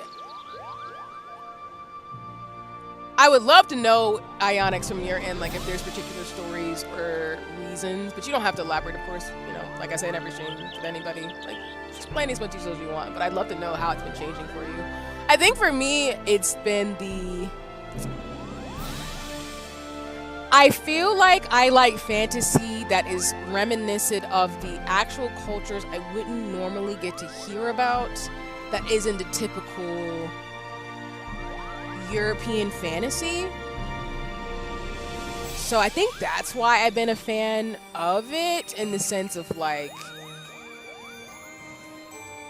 I read a lot of fantasy stories that are based in like indigenous and native cultures. Well, no, let me backtrack. The more I learn about different cultures, especially since I've had a lot more readings in like indigenous and native culture, as well as like other cultures that are not the prototypical baseline, I've enjoyed those more, and I think that is helping me find other stories that either twist it or make it to where I'm not gonna see someone's like their bigotry-filled dream. If that makes sense. Because I feel like a lot of stories underneath it have this fantasy of certain things not existing, and I'm not a fan of that. Like, I love the stories that take like there's an artist I follow, I forget their name and I will remember it. They draw like high fantasy characters that have disabilities, and they've had so much crap about that because they're imagining what that high fantasy character would look like with the disability that they have. So I hope that makes sense, but yeah. Oh no, you're good. And yes, I agree, Ionix. I love being anti-bigotry too. Oh no, I was asking for you if there's a particular story or if there is like elements of something that's helping you be, change your mind about high fantasy. Because my big thing is that there's nothing wrong with European high fantasy stories. I just think sometimes people use that as an excuse to say certain groups and people didn't exist in certain time lanes, and that's just not true. But I'm a history person, y'all, and so when I hear that, I'm like, that's not true at all, but okay. So it becomes, the story becomes a vehicle for their bigotry, and I'm not a fan of that. Yep. So I tend to stay away from stories where, if I see your story is a vehicle for you to have a fantasy where certain people don't exist, or certain groups, and then you also argue about historical accuracy, I'm gonna look at you like, this is literally an RPG, what are you talking about? Right. But I also have smoke right now because it's happening with, I forget the name of the game, but it has a black woman in it, and people are coming for the game, and I'm like, y'all know there are black people in medieval times, right? Like, what is happening right now? I'm vaguely familiar with what you're referring to. Yeah, and it's wild. And I'm black not. People didn't exist in those periods. What are you talking about? Yeah. Oh, okay. No, Ionix, that's real. Yeah, Farron, and I would say Don Meshi. Shout out to Dungeon Meshi, the anime, and the other one that's Ionix's name. And apologies if I'm butchering the name. But those two are good examples because even in Studio Trigger, they've done a phenomenal job, along with Gundam, of having high fantasy sci-fi settings with people of all groups. Yeah, exactly, Ionix. That's what I'm talking about. There has been a lot of smoke for people in that fandom, and everybody's like, what are you talking about? Because the series, the one that Ionix is talking about in the chat, y'all, has had black characters because in the game, there's characters based in African lore. So with Dungeon Meshi, there are characters who, I think there's a South Asian character, and I think there's other characters, different races, and you're seeing how people's bigotry is coming out in full doves when a lot of game companies and game developers have studied culture and history to know certain people existed and have always existed. And you're just bringing your bigotry in the story when that's not even the original intent of the story. You just need to open your mind that, like, if there's a high fantasy medieval setting, there were black people in the Renaissance times. Like, there are people who have existed all the time, and your bigotry is not an excuse to say what you're saying about this series because you don't like something. So that's like me as a feminine bodied person. Like, do I like things that are very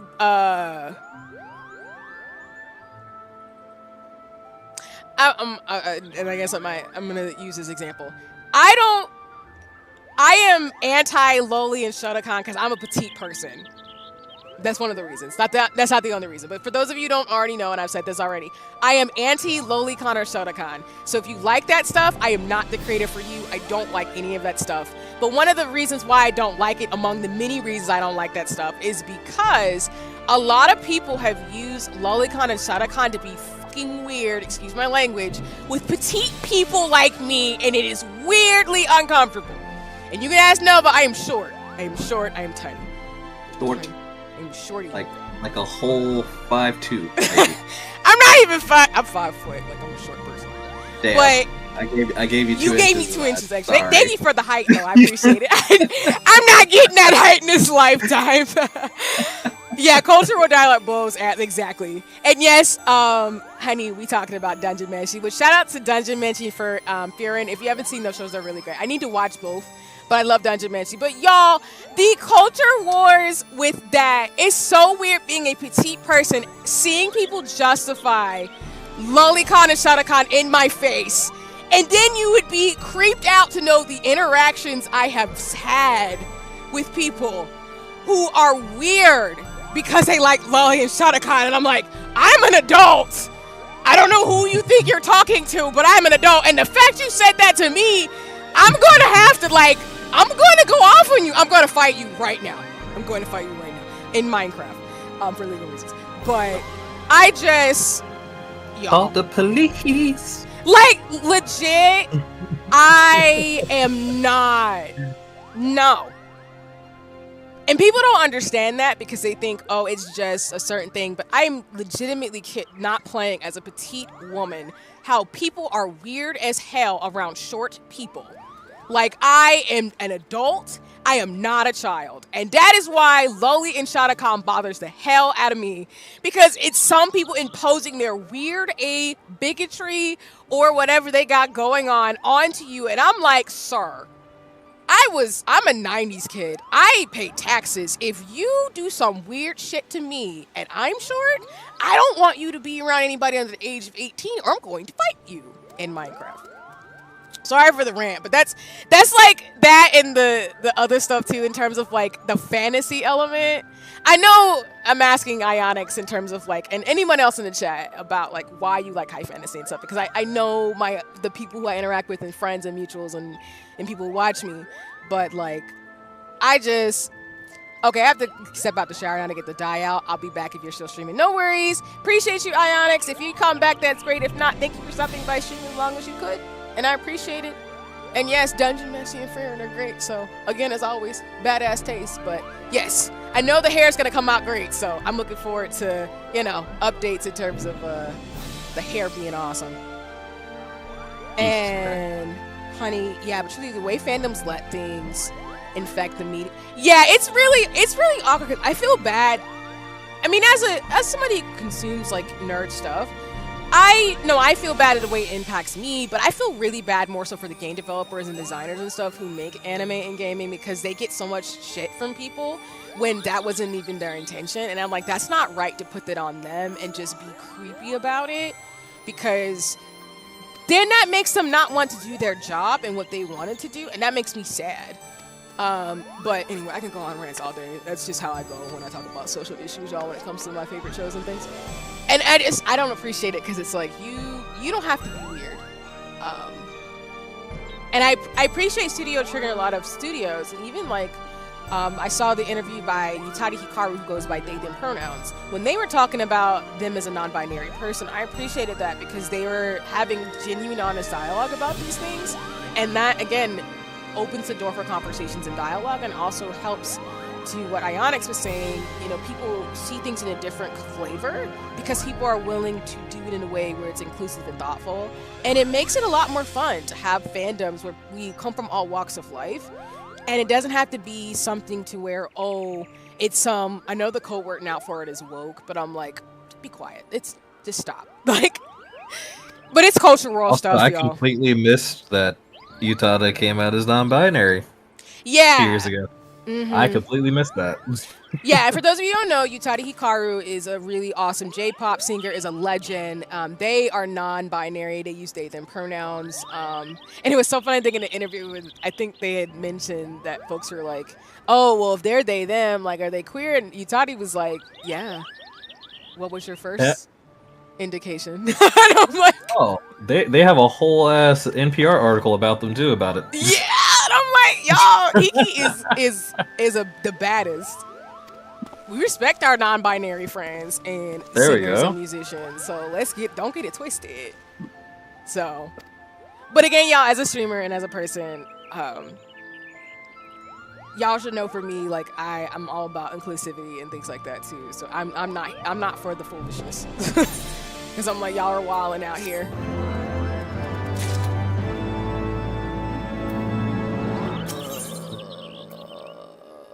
Yup. And they are not kidding. When you level up in this game, eventually it gets slower, which is not a problem. It is the grind. Well, I'll say this. The leveling up is actually pretty even kill once you get at least one class to like in-game content. Because all you have to do at that point pretty much is just run through dungeons and you'll get like a level or two every 2 or 3 dungeon runs. Which I think that's fair, especially with I know Dontra will get up to level 100, so I feel like to me it's not something I hear about as a huge complaint from players about the level caps and kind of the grind of it. Sorry, all my glasses keep like adjusting on my face. I'm just trying to fiddle with them as my model glitches too. So now crafting and gathering. Now that is a grind. That takes a minute. That's that takes a certain level of dedication to do. Yeah, and you're Like I got all of mine to 80, and I'm good for now. I might raise them all to 90 when Dawn Trail comes out, but geez, yeah. Nah, that's your way of saying that, like, it's a thing. I do want to, like, go to crafter class, but I feel like most people are saying what you're saying when they tell people to basically level up your character first, do all the job class stuff, and then do the weaver and crafting classes after that.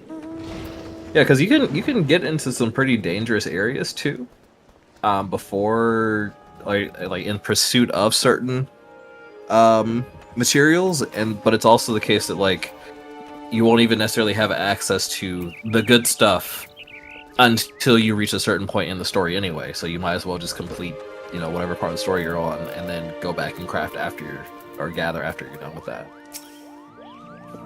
No, and that makes sense for me for sure, which is good to know, because I do want to eventually do some of the crafting classes, specifically Weaver class, and some other stuff too. But that's why I know I'm gonna be knee deep in this fandom, so I'm joining in the fray. Yay! Good luck. I'm screaming. I think this is gonna be the last job quest I can do right now, and then I'm gonna go to the main story quest after this.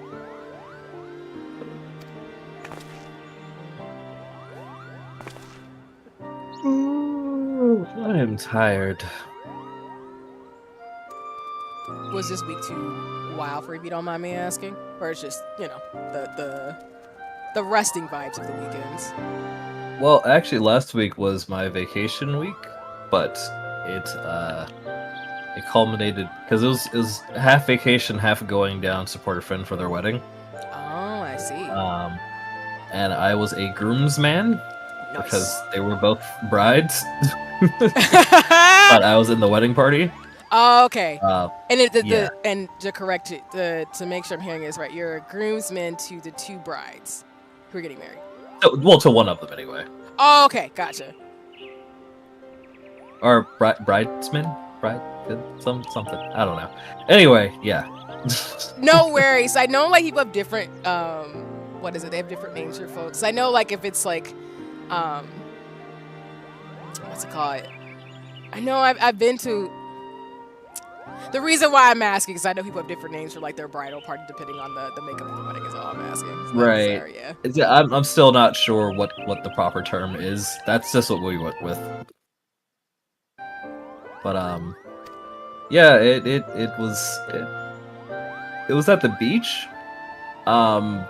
Which the venue wasn't bad or anything like that. The issue came at like literally the very end on the day of the wedding.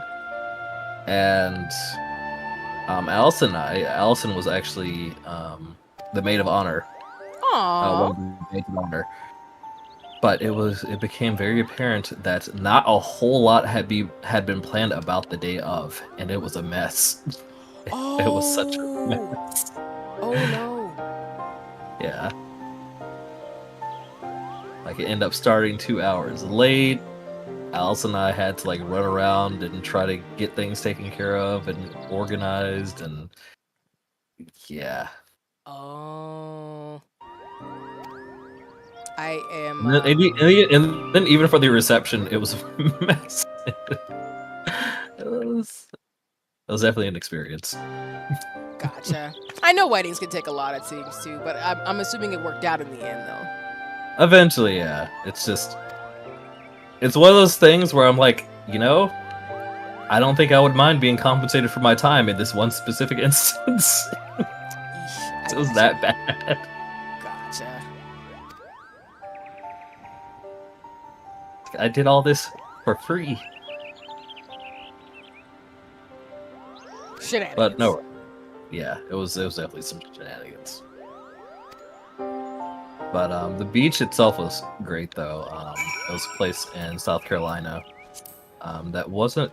Some people more familiar with like Charleston in South Carolina, but it wasn't incredibly far from there, and there wasn't a whole lot of people there because during like the start of it anyway, because we were there from Monday to Saturday. Oh, okay. Yeah. And Saturday, the day of the wedding, there was a lot more people on the beach. More people than there had been throughout the week, because I guess weekend travelers. Yeah, we're definitely in spring break season for sure. Oh yeah. But driving for 7-ish hours, and then immediately coming back and having to work. Yeah.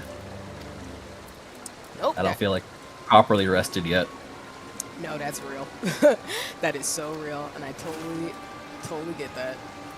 I had to work today too. Oh. Yeah. Yeah, I'm trying to like take the next like couple of weeks to get caught up on some stuff and plan out some things too. But it's because for me, I mentioned I had gotten one of my certifications as a health educator done, but then I need to look at some other stuff too in terms of data skills. So it's always a thing. That's me being a The data analytics or something else? I do want to look into getting some data analytics skills. I do have a lot already using like programming and stuff for science and data, but there's some other things that I want to look into in terms of building along with like the publications that I have as well, because I've got a couple more coming out. But I think I do have an interest in big data and some other stuff that would complement my skills in, what am I thinking of? There's some things I could do to complement some of my skills in like statistical analysis, and I do want to also learn some more EBI things as well, because I have like a baseline level. Well, for context, for those of you who are here, and I know folks know from my streaming journey, speak for myself and nobody else, I am a scientist, like sincerely. That's not a joke. I say that Not because, a mad one, like, wait, go ahead. What? Sorry. not a mad one though. Yeah, I'm not a mad scientist. I'm not a lab scientist, but I'm a social scientist. So when I talk about the science that I do, a lot of my skills are a combination of hard sciences. So I've took a lot of biology, physics, and chemistry classes, but I've also taken a lot of like data analytics, community engagement, health-oriented classes. So that way I can work in communities and groups, but also I can look at data and do public health, essentially. That's my my area. A lot of people with my degree end up being like scientists, community educators, teachers, health coaches, that type of thing. So what I'm saying to Nova in terms of like analytics, I do have like skills in SPSS, SAS, and stuff like that I want to refresh. And I do have some epidemiology skills, which I know has been in the lexicon for years because people like to talk about my job to me, even though that's my job. And I'm like, yeah. Epidemiology. Yeah, that's the thing. Which is why for people who follow me on socials, I share a lot of things about science because that's my thing. Even if I, don't seek for my job or represent it, I'm a scientist. So, but as a scientist, it's really important to stay attuned to new programs, new technologies, new things, and also not jump the gun with like different tech too. Which is why the AI shenanigans kind of makes me half cringe, half laugh, because I'm like, it's just an algorithm. But okay. But it's a fancy. It's a fancy big data. Actually, Google just invested like hella money into pretty much training people to learn how to use language models like ChatGPT and things like that. And like, there's a whole ass certificate that they made now. So Yeah. they're going all in. Which, I mean, I think I've mentioned this on streams before, but I'm particularly biased away from AI right now because the AI scientists I follow who are black and brown, like, people, I think the big issue with AI is that it's a giant database that just gives you input based on prompts, and it's not accurate. Hold on, Mel. My model, is it opening its mouth? Sorry. I feel like okay, there it goes. I was like, my model's not doing something right. My bad. And I've noticed, especially with a lot of the scientific data, it's wrong. Like, it's just wrong. Oh yeah, and it's apparently been used a lot more in scientific and academic articles. Apparently, like they've been digging into that and noticing some concerning trends because the language being used is the giveaway. Yeah, so because of that, I'm not a fan of it because, one, right now with AI, there's accessibility concerns. So when I look into new technologies, I'm always looking for example, like, can someone who has a disability in terms of like screen reading or things like that use this technology? Is it actually making things better, not only for disabled folks, but also, just anybody in general? Because accessibility is for everybody, not just a certain group of people. And a lot of the AI and artificial intelligence is not helpful to people with disabilities, and it's not accessible. So it's not really useful as a tech tool for me to use. Because the thing about ChatGPT and a lot of those things is that, yes, it'll give you prompts and stuff, but it's not actually giving you information that's genuinely helpful to not be wrong. Especially when it comes to scientific research and articles, it's wrong a lot. And it's kind of terrifying how wrong it is. Because y'all have to remember, and this is the one thing I tell people as a scientist, the big thing that I look for, what's said and what's not being said. So it's really important when you're reading information and data that you know who is actually producing the data, why are they making it, and what is their vantage point from it.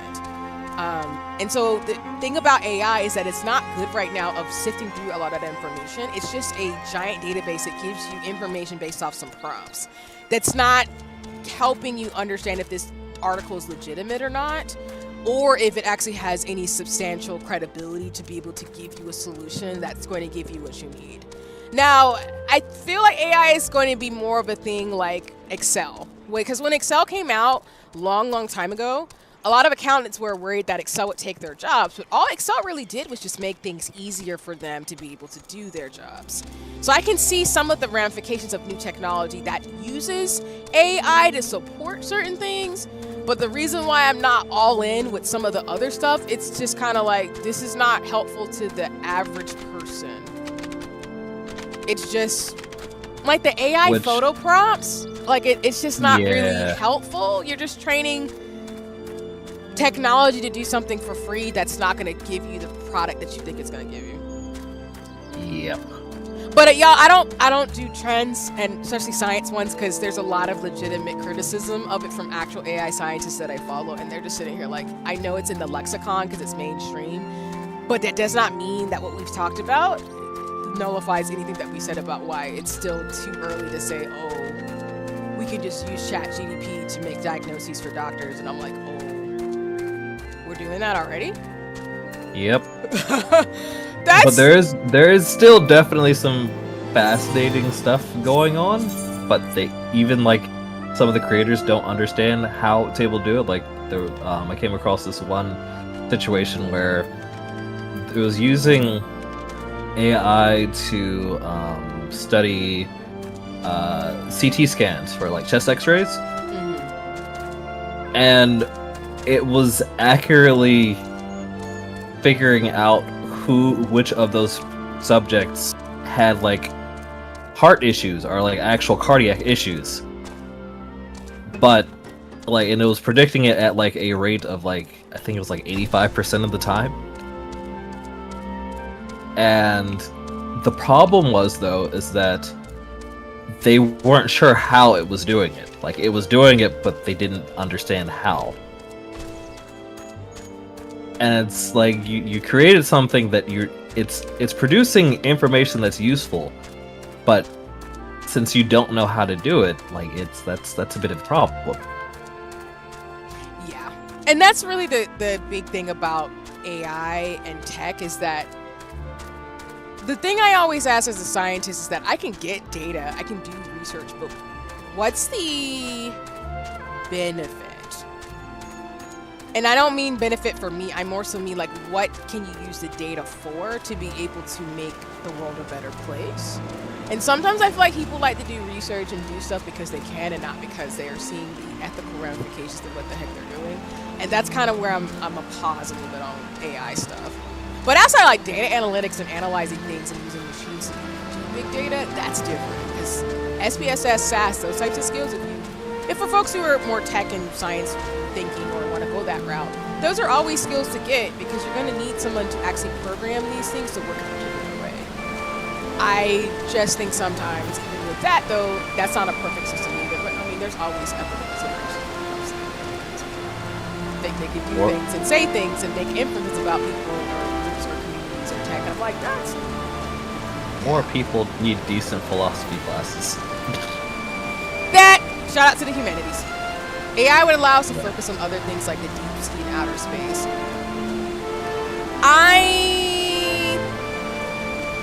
I'm not saying technology won't be able to allow us to do that. I just think right now it's too early to say that having things replace certain things is good.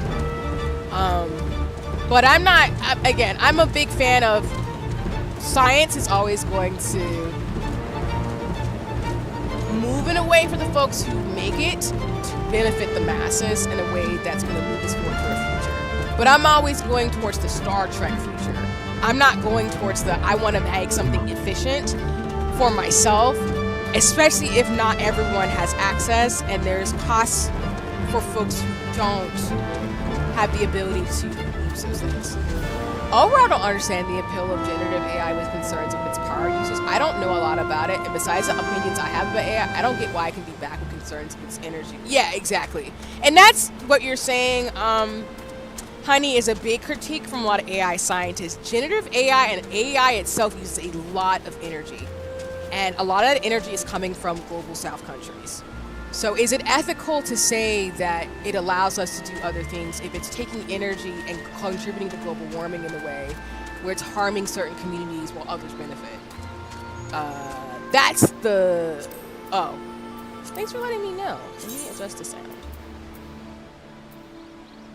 Let me know if that's better. And thank you for letting me know that Final Fantasy might be a little too loud. I don't want to be overstimulating either. And I might do this job quest later because it's that area I haven't been to. I don't know how to get up there. So I'm going to go through the main story quest. Oh, bye.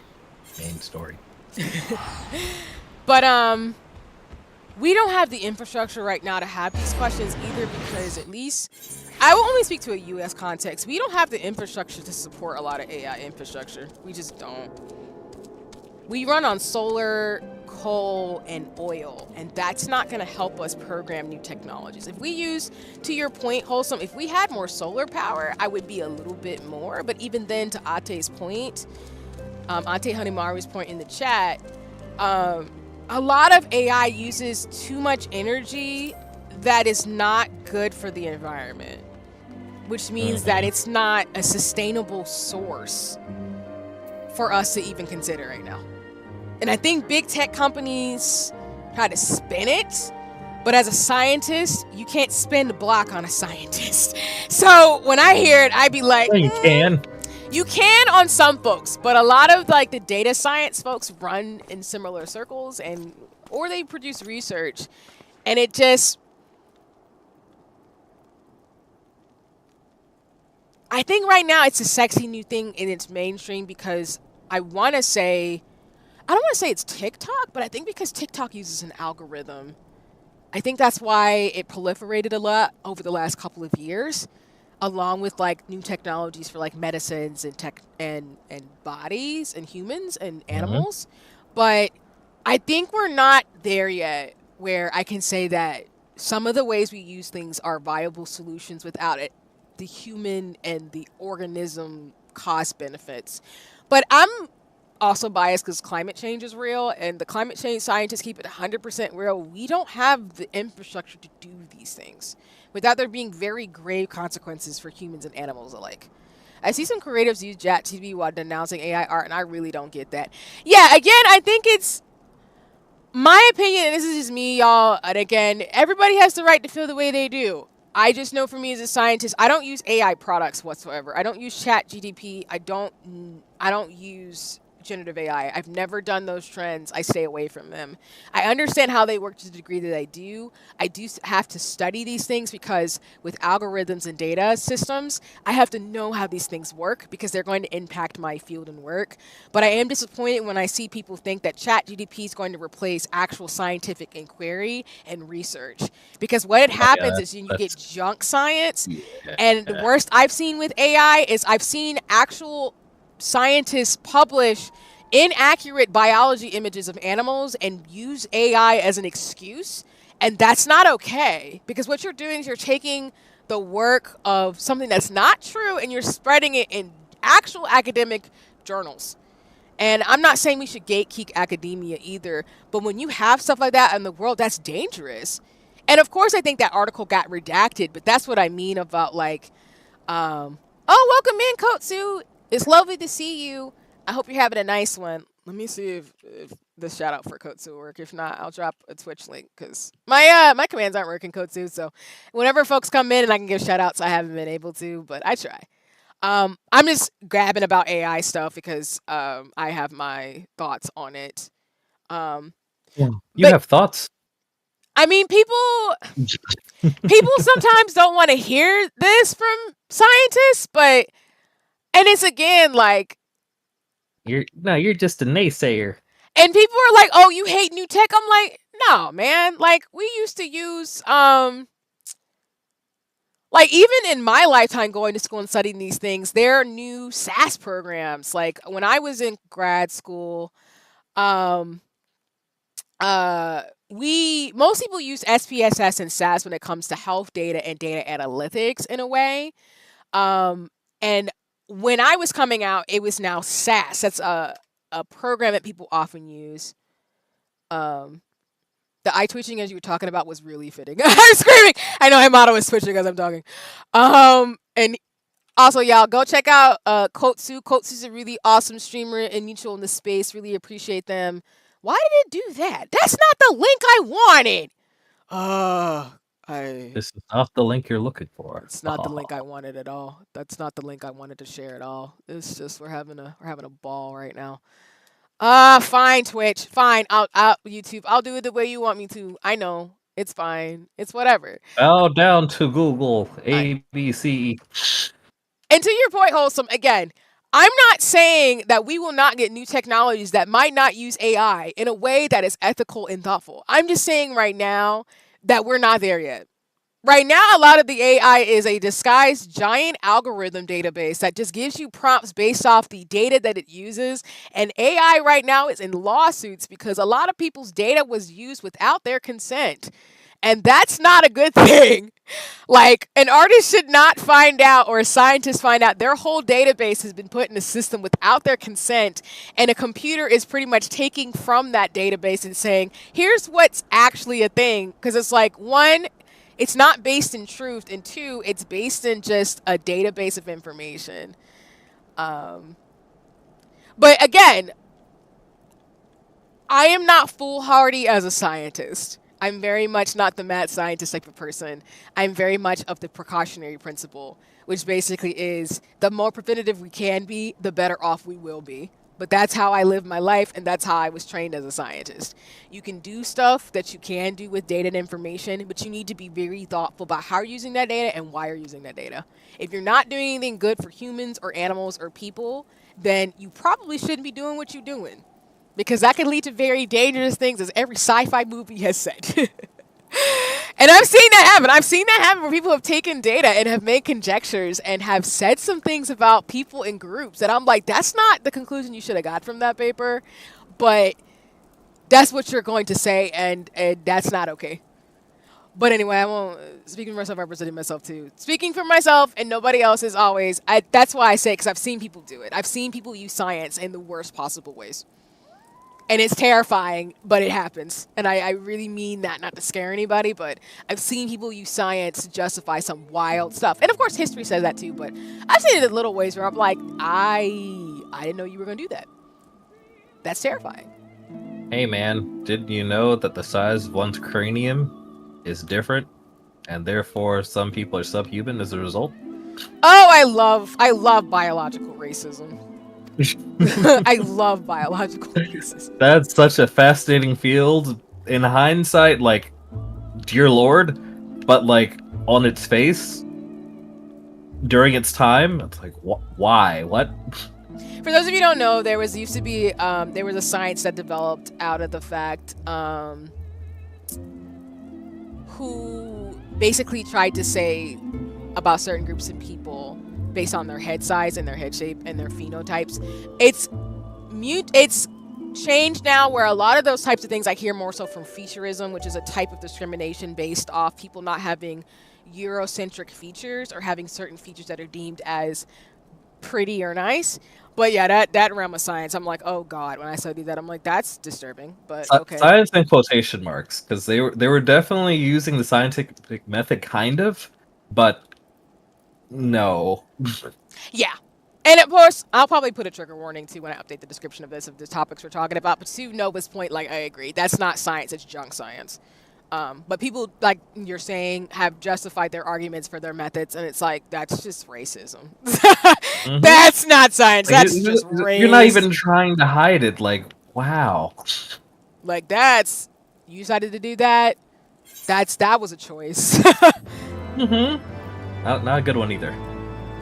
But yeah, with my training program, for me at least, like, as I've told y'all, I studied neuroscience, psychology, and data and health. So I learned a lot about these different fruits of thought that have come about, and one of them is I forget the exact name, but it is like biological racism that also feeds into eugenics. So we know I'm grateful for my program, and other programs talk about this, because again, it's about the ethics and why humanities classes are always worth your time. So, because you'd be surprised. Even if capitalism as a whole kind of devalues it. Yeah. I will tell you, as a scientist, I love the humanities. I learned how to be a better scientist because I took humanities classes, and I am not going to not say that, because some of the most awful ways of thinking have come from people who did not take humanities classes, and they think that their school of thought is the right one when you're in a class with people of all schools of thought, like I've had philosophy classes, women's studies classes, classes in different cultures and religions, it really helps you understand that some things are not based in logic or based in what we know. And there's some things we don't know, which is shout out to the folks studying metaphysics, because them folks, holy crap. Metaphysics is hard. Metaphysics is a whole thing, and it's amazing field. But It's an amazing field, but it is hard stuff. it is hard stuff to grapple with in terms of energies and things. But I am not here for people using science for bigotry, and that's really what it sometimes is. Where people are like, "Well, scientist says whatever." I'm like, no. For example, I don't like IQ stuff because IQ is based that on. stuff is bonk. It's not a thing. IQ is not a thing. Everybody has their strengths and weaknesses. I don't even call it weaknesses. Everybody has their strengths as a person, and it does not matter where they come from. You cannot justify treating somebody a particular way based on how their brain works. And I don't like that. That's one of the biggest things that I've read on before with rants in neuroscience. I do not like people who use brain science as a means to be discriminatory. I don't like that. And I hear it all the time with people talking about IQ tests and stuff. And I'm like, I don't base someone's intelligence based off their IQ test. IQ tests were based in eugenics and racism, just like the SAT was. So I don't consider that. We don't have the SAT anymore now, do we? Or we do. Still phasing it out? We do have SATs. I know they're phasing them out in the States. I don't know about other countries, but we still use SATs and metric, your folks have caught. And we know the SAT scores are based off more your social economic status more than anything instead of intelligence. And that's why, again, I don't really care for that type of stuff. But as a neuroscience person, I learned all these things. And a lot of people don't know that, which is why I do want to do a neuroscience stream because I'm a nerd. But, again, Nerd. Exactly, nerd. But that's why, again, I say these things out loud for folks to be aware of that, like, sometimes the things that you think are harmless are actually really harmful. And I know IQ test is one of those things that was spread so much. And like I tell people, like, their IQ tests, if you look up the history of them, is based in racism and eugenics. And that's why I don't like them. Mm-hmm. I do not like it. I do not care for IQ tests. They don't mean anything to me. If anything, I'm more so like coaching and more of the big five. I know people like Myers-Briggs, which Myers-Briggs can change depending on your mood or time of the day, because I've changed back and forth a lot with them. But personality tests are fun to learn about yourself, but the best way to learn about yourself is to really use your inner guide and talk to your friends and family and get coaching and things like that too.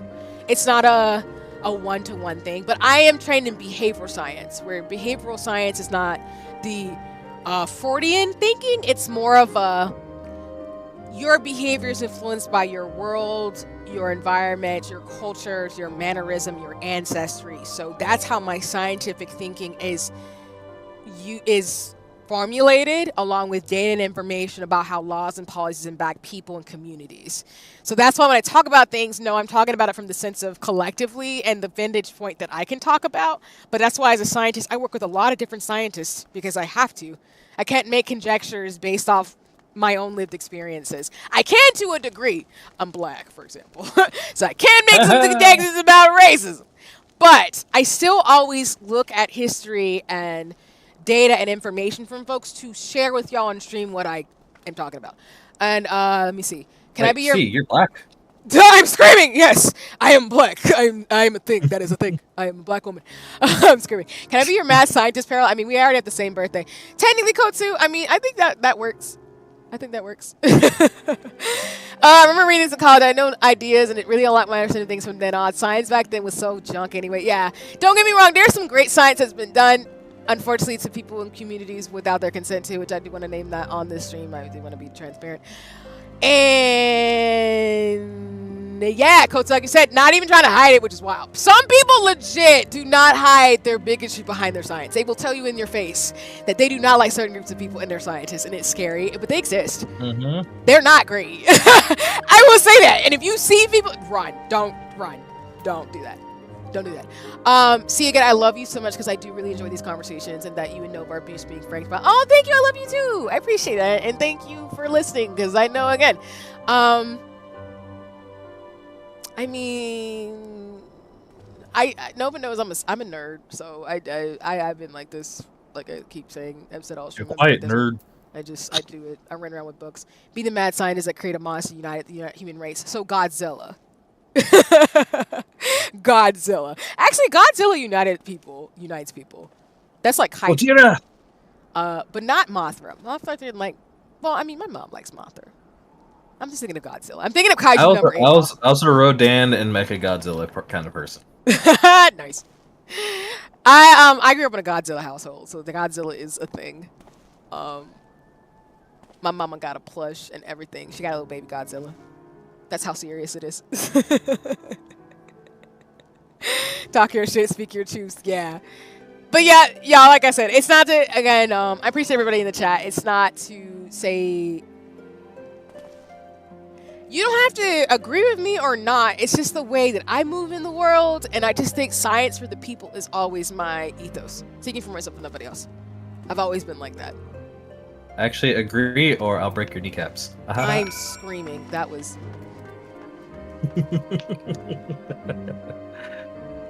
Actually, violence is never the answer until it is. I'm screaming. Fear gets you nowhere. I don't think it's about being fearful. I just think humans are cocky.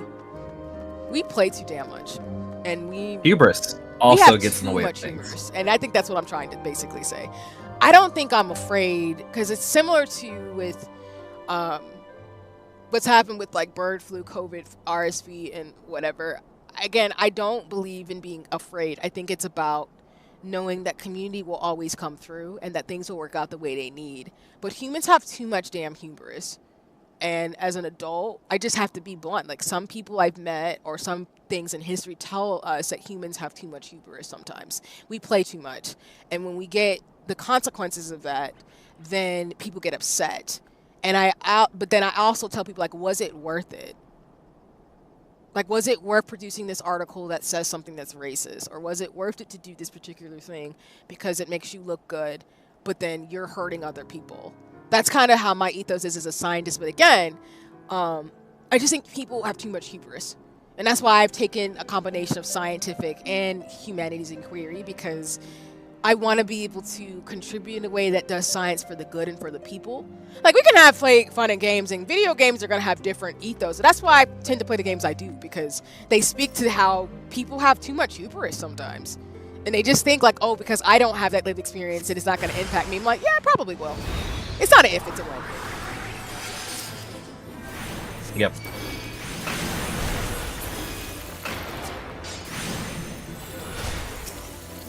You're gonna be like, oh, you're preaching. I'm like, I'm not trying to be preachy. I have lived experience. And like I talked about with the darn Subway sandwich story the other stream, like, people have a little too much hubris sometimes. And I'd be like, that's not cool. That's terrifying. This is not kosher. That's not great.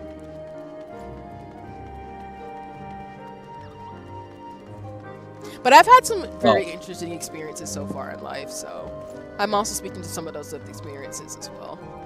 Of really seeing where sometimes I was wrong and I had some really, really messed up, not messed up, but I had some ignorant views. Yep. And I had to unlearn some of the shit I was even thinking and saying, and I understand that. And I'm not even gonna lie to anybody on any stream about some of the stuff I've had to like unlearn. That was just like, girl, no. Like, what are you doing? And I've been called to the carpet, and I'm not even ashamed to say that. I've been called to the carpet about it, and I've unlearned, so. What the?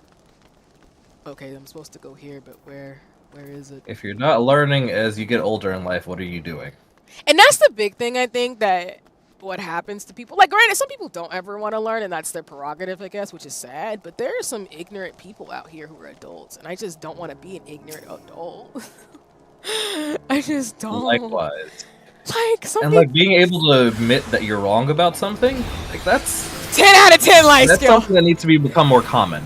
10 out of 10 life skill. A lot of people don't want to admit they're wrong when they're older, and it's like, you could be wrong. It's okay. We're not gonna cast you out to the wolves, but if you're just genuinely wrong, you're wrong. But it makes me look weak. Okay.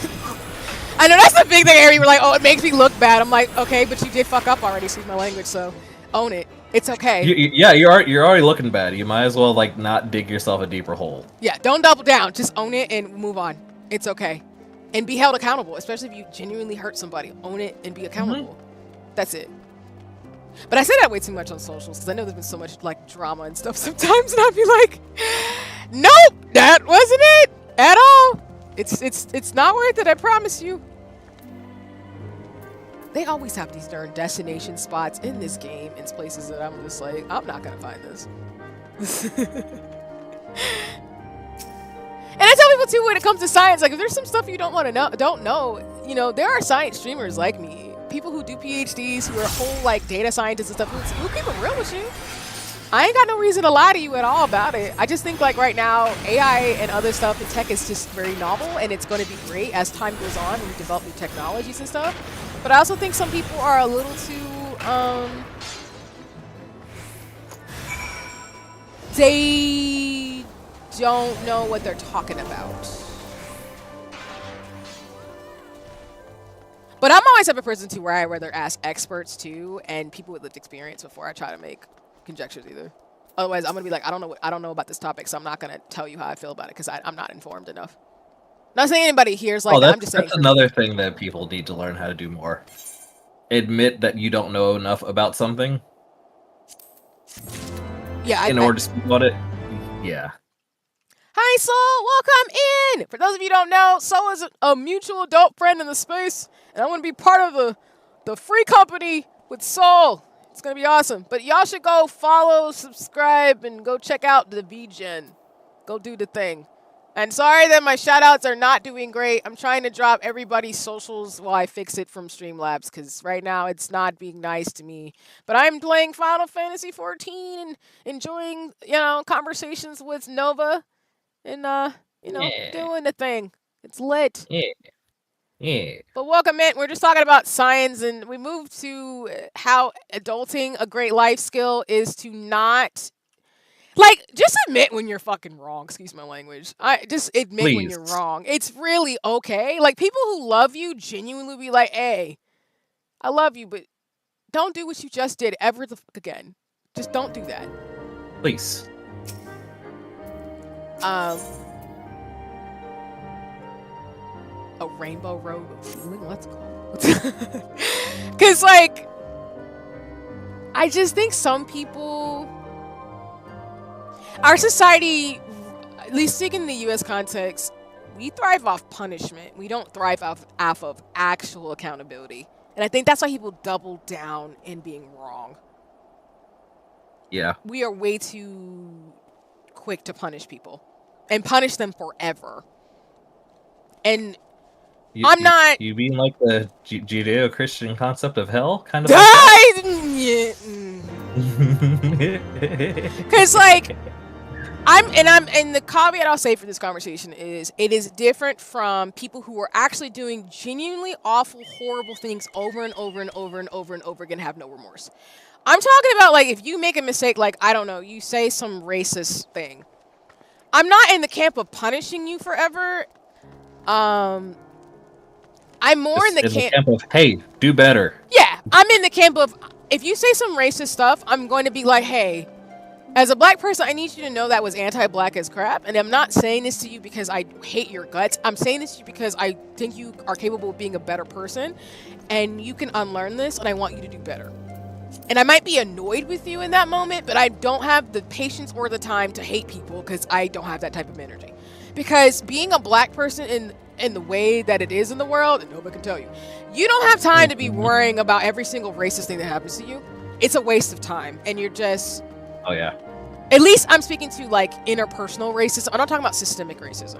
With interpersonal racism, like, I don't have time to spend for every racist comment I'd ever get. I have to either bob and weave or be like, is this worth my time to correct this person? Or can I just move on from the conversation? And I'm being frank in this space as a streamer because I've done both.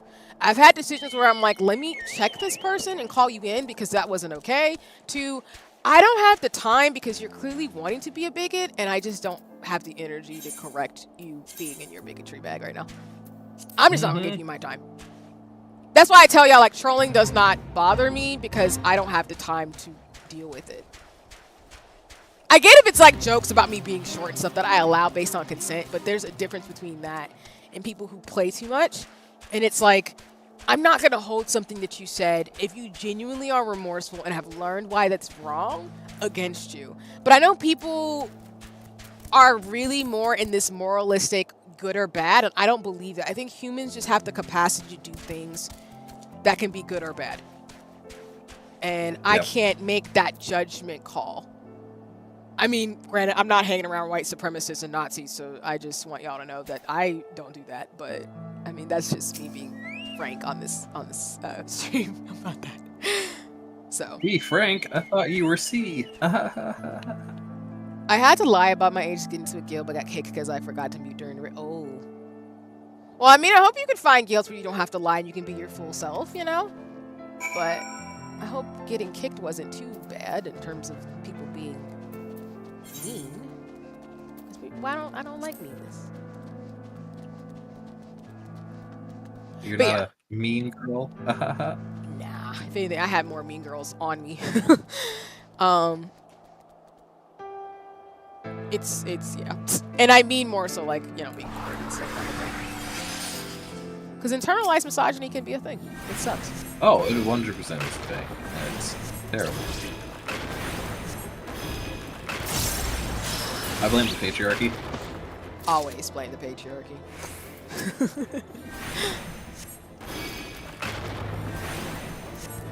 And yes, that was my other question too. Honey, was there an age restriction? Because if there was, then we have to abide by the rules of the guilds, where they said that if you are not a certain age, you can't be hanging out with those. And that's because, as I tell all my younger viewers, even though I'm in my 30s, if you are below the age, well, I'm an 18 plus person because I play a lot of games, and as I've talked about topics today that are 18 plus in nature, I want to keep people safe. Oh, so there was an age restriction? Okay, then yeah, I will say they did have the right then to kick you. Because they want to keep you safe. And I will say, and I won't speak for Nova, of course, but I will say as a 30-year-old, the reason why I keep my stuff 18 plus is because I talk about topics that people who are younger might not be able to understand and comprehend, and it might be heavy. And also it's a protection thing too, because, you know, me and Nova are both, you know, into what we're into and stuff, and we both have our loved ones, families, and friends who are too, but we're also in our 30s, and it's about protecting younger people, because you just shouldn't be in spaces with adults, especially if there's a huge age gap. That's very dangerous, and I'm just going to say bluntly that I don't support people being weird with younger folks. And I'm just going to say that out loud.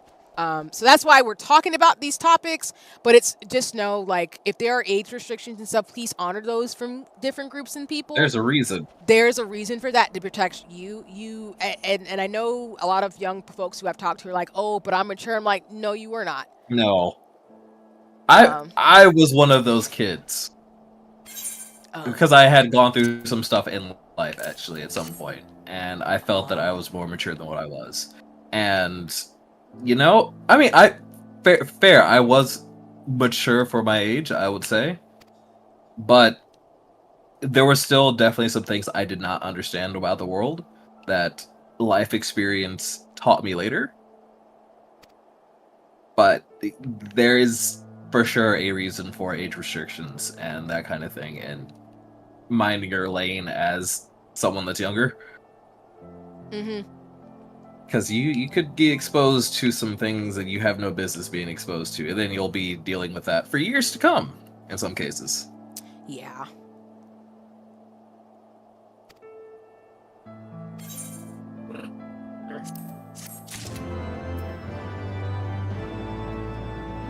More than Final Fantasy 14. Wait, can you clarify, honey? Sorry.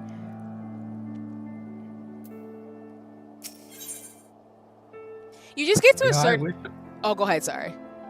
No. It was like, I was having an aside. It's like, I wish I had had the opportunity to have like a more normal childhood, where I could have been like just a kid, but I did not. I was not afforded that luxury. Yeah, and that's the other thing too that people sometimes get upset about when you're older. I'm mature. Have you been on TikTok and Instagram?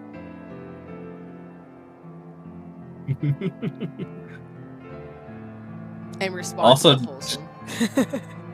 Oh, gotcha. And also, in general, if you feel the need to say, "Look how mature I am," you might not be as mature as you think. I mean, and this is the response I'll say because this is going to be a teachable moment. I don't judge adults for what they do on social media because I don't know the person behind the app. Hmm. But to Nova's point, like we're saying, when you're in your 20s and 30s, that's a different state of mind than someone who's in their early teens and 20s, and or someone who's in their 40s and 50s is in a different space than somebody who is young. Now, I'm not married, I don't have kids, but I have friends who have kids, I have friends who are married, and I have nieces and nephews. I have people who have, that type of thing. But I'm saying that to say that even if you do things that people might think is immature to you, does not negate what I'm saying in that they're adults. They're adults. They've been around more than someone who's young, and they probably have more life experiences and certain things that I don't know of that would give them perspective than for me to make a blanket judgment based off their socials of they're mature or not. Because that's not my place to say that. And I also think, again, it really goes back to adults trying to protect younger people. That's why, again, I love the folks who are in their young 20s who watch me. I have a lot of people who are younger who look up to me too. But I always tell them, like, I am not telling you certain things, not because I don't appreciate you and see you in terms of what you're doing, but I'm in my 30s. Like, I'm in a completely different life space than you. Like, most people my age are trying to get married, have kids, have 401ks, are trying to figure out the landscape of what the hell's going on in the world, to be blunt, after What being, the hell? millennials. We're in a completely different space. Why I- my income not high? So please take this as me being respectful in the sense of I'm only saying this to say that, like Nova's saying, and I think I was the same way too. Like, I went through some experiences that a lot of peers my age didn't. So I used to think I was mature, but like Nova's saying, there's some experiences though I was never going to understand until I became a certain age. Then now I'm like, oh shit, now I understand why this person was looking out for me or why they said what they said back then. So I hope that makes sense, but yeah. I personally, like I will say on my streams, and I'll say this, I do not want people who are a certain age interacting with me and other people because it's a safety thing and it's about protecting people from not seeing content or art or stuff that is not age appropriate. And I just stand by that because it's not fair for me to rob somebody of being a child as long as possible. Because when you stop being a kid, baby, you stop being a child. Like, when you start paying taxes and shit, it's not fun. It's not fun. And as you age, people age too, and you start losing loved ones. And it's a different ball game. It's a different ball game. I lost a good friend of mine, childhood friend, was one of the first friends I ever made when I moved to Georgia at like 6-7 years old. He died last year. Oh, I'm so sorry. So, I know you talked to me about that too, but go ahead. Yeah, like nothing really prepares you for that until it happens. Yeah. And that's why we're saying it this way of like, you're just not prepared for stuff until it actually happens. And when it happens, you're not ready. You're never ready. It doesn't mean you won't have people who love you and care about you who won't know, who have those experiences to tell you, but that's why I'm a big fan of lived experience and expertise, because you don't know something until you experience it sometimes, and that's just the truth. Because when I lost my mentor years ago, like I've talked about on socials, I was not prepared for that. That took me aback, and I have grief behind that still to this day.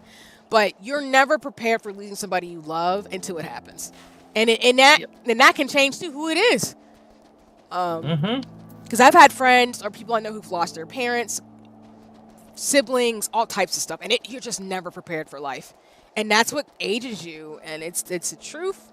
But that's why we're saying it this way, and I hope I'm not being, disrespectful to you, Wholesome, or anybody else who's listening. I'm just being honest. Like I really want to be a responsible adult and just say that. Like it's your goal isn't to be a mature adult.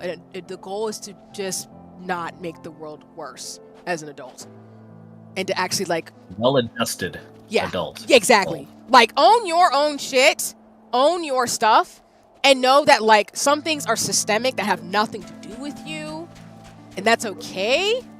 But own the stuff that you own and know that there's some experiences you just enjoy the privilege of not having to go through them. Let me just say that way. To be fair, my generation is always still trying to figure out what the heck is going on in the world and where we go from.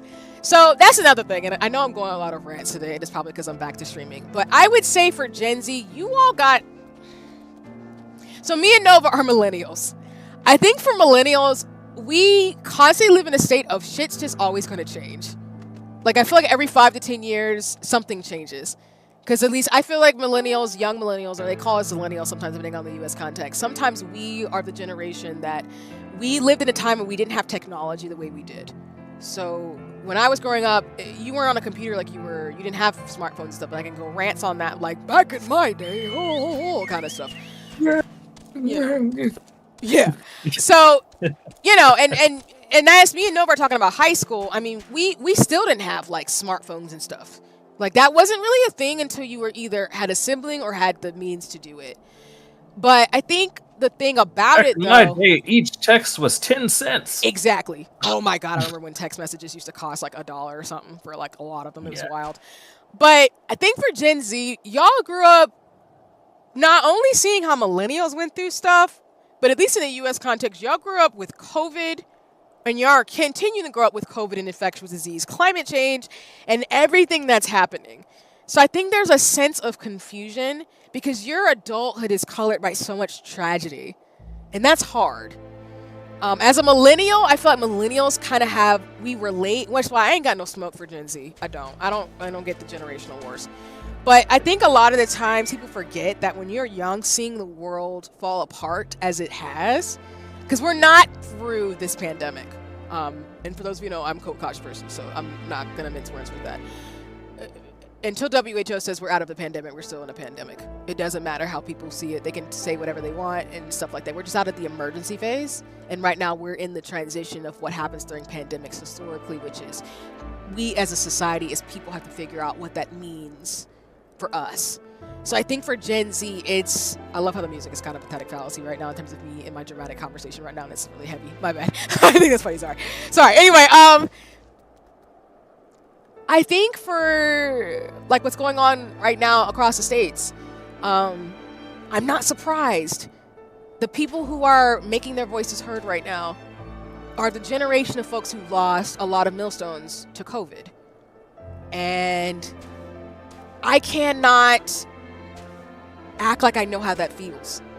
Because if we had a pandemic when me and Nova were in high school, oh my God, I don't even know what I would have done. Oh yeah, that would have been interesting. And we still need to protect each other and ourselves. And like I said, I mask and take care of things, but that's why a lot of what Paz you're saying is that we have not given Gen Z or younger folks a place to grieve. And I think that's why, unless you find the right people, it feels heavy right now to be who you are. And I'm so sorry. And it makes me get emotional because a lot of kids are going through so much stuff on top of the stuff that I went through or Nova went through as a kid. And I cannot imagine the heartbreak that is right now. Yeah. Also, as to quote Nicki Minaj, we go up. I think it's when someone experiences the pain of loss, and it just hits them with the realization, oh, wow, I gotta reflect on my life. Face is one of those things that makes you mature to the experience of life.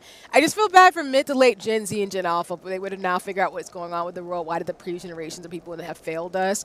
Exactly. I think that's the big thing I know from a lot of folks who are younger who follow me ask is that why did older generations fail? Why did they set it up this way? And millennials, Man. we are not afraid to confront the darkness, but we are trying to let a lot of shit in with us. Yeah. Which is why I'm very blunt about how dark stuff can get. Because like Final Fantasy 14 always champions for, no matter how bad it gets, there's always another side. And we will get through. It might be a minute. It might feel wild. But we will get through.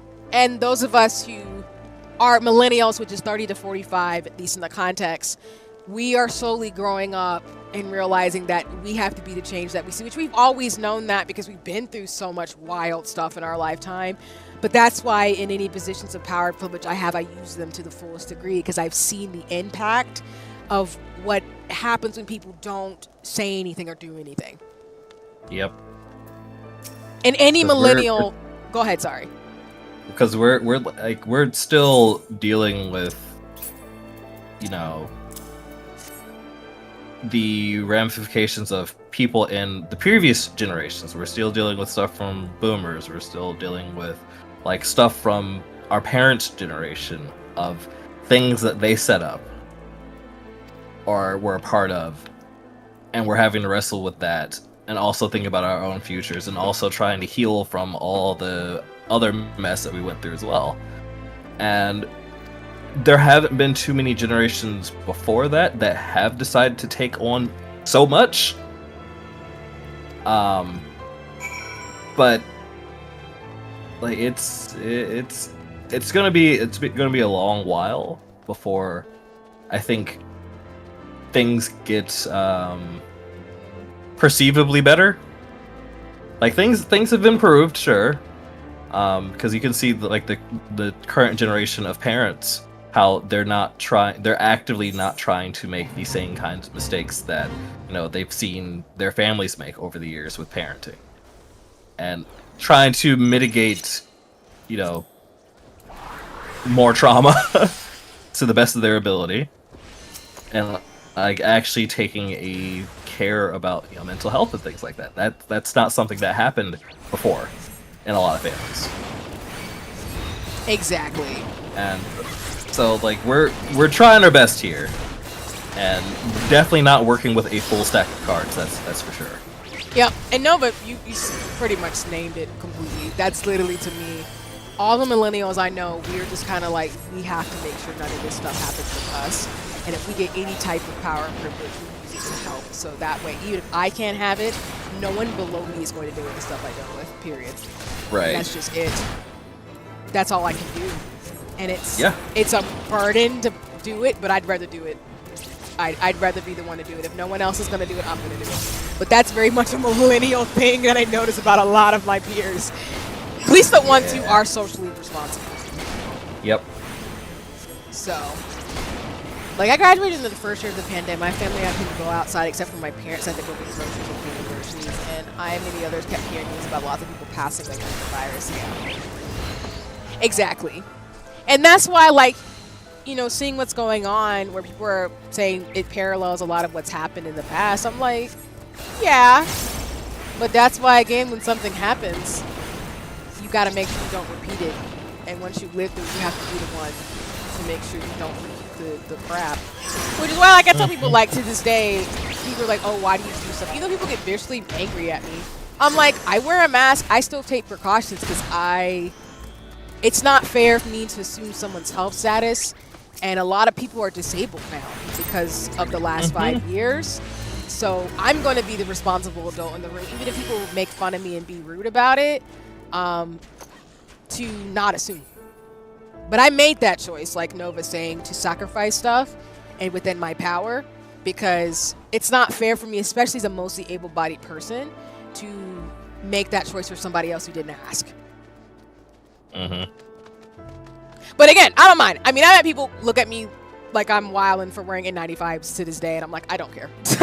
I don't really care. Like, come with me with smoke if you want to. I don't really care. I've dealt with it for 5 years now. It's fine. Plus, with bird flu, I'm not too optimistic right now. Bird is the word. So. I'm glad I grew up with a loving, caring, responsible family, but I can't say the same for others. Yeah, and Paz, and that's the unfortunate thing, that I know you're in your early 20s. That's the reality that I had to learn as I got older. Some people don't have people in their lives who are going to be responsible or care about the world around them. They're very individualistic. That is their MO, and that's how they want to live their life. Yeah. Man, I wish I had a decent support structure.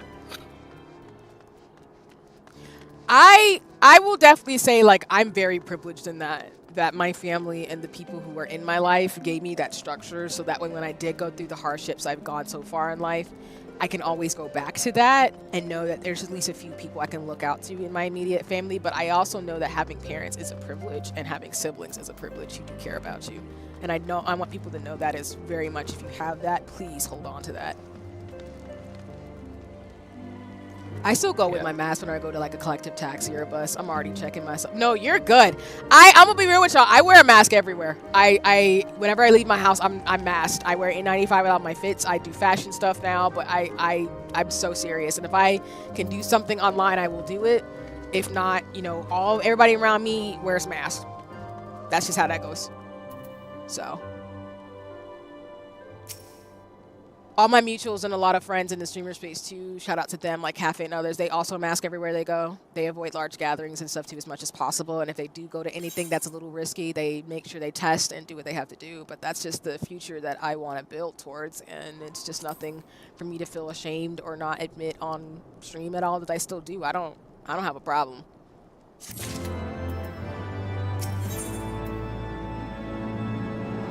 Some folks might feel a way about it. And I know some people make it a personal thing where it's like, oh, well, what are you trying to say about me? I'm like, I'm not trying to say anything about you. Yeah, you are. No. I have people like genuinely get mad at me about it, and I'm like, I don't care. That's one thing that I also learned about adulthood or during adulthood. It's just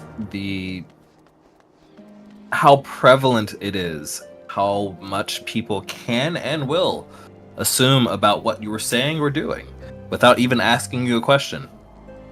Like they have already convinced themselves of what you're doing or what you're saying before you even talk to them. Yeah. And that's been something that's been very much a learning experience for me. No, I agree with you. Welcome back, Ionics. I know the hair's looking great. Paz, do not apologize. You're totally good. You're totally good. I think, like you're saying, I'm a black person. I'm from Turtle Island, United States, as people call it. But I am from a group of people who were enslaved without their choice. So I don't want to disrespect my ancestors and my lineage either. I come from a people who came from bondage, sounding, and I know it sounds like very like Final Fantasy sounding right now, so I apologize, I sound like an oracle or something, but I come from a people who have been in bondage. So the fact that I'm able to talk to you with technology, I don't take that lightly. And that's why I do everything within my power to support my people and communities. Even if I've been bullied or taken advantage of myself, I try to do right by people. Because I know, like, as a black person, it's a privilege to be able to do what I can. But that's why I don't subscribe to systems that harm people. And that's why I'm saying in its instance, like Nova's saying, like, when people judge me, it reminds me of when, and for those of you, like I've talked about this on stream, I don't drink alcohol. I've never had alcohol. I'm 31 officially, 32, 33. I'm in my early 30s. I've never had alcohol. I don't want it to. I just made the choice. But whenever I would be at a party or a space, people would always confront me and get pissed off because I don't drink. They would make it about them. And that's what masking reminds me of. It's about, oh, well, you're masking. Oh, my gosh. You're trying to make a statement. I'm like, no. I have disabled and immunocompromised friends and loved ones. My friends outside of the States mask. It's not safe right now. And just because people tell me something is something doesn't mean that it's true.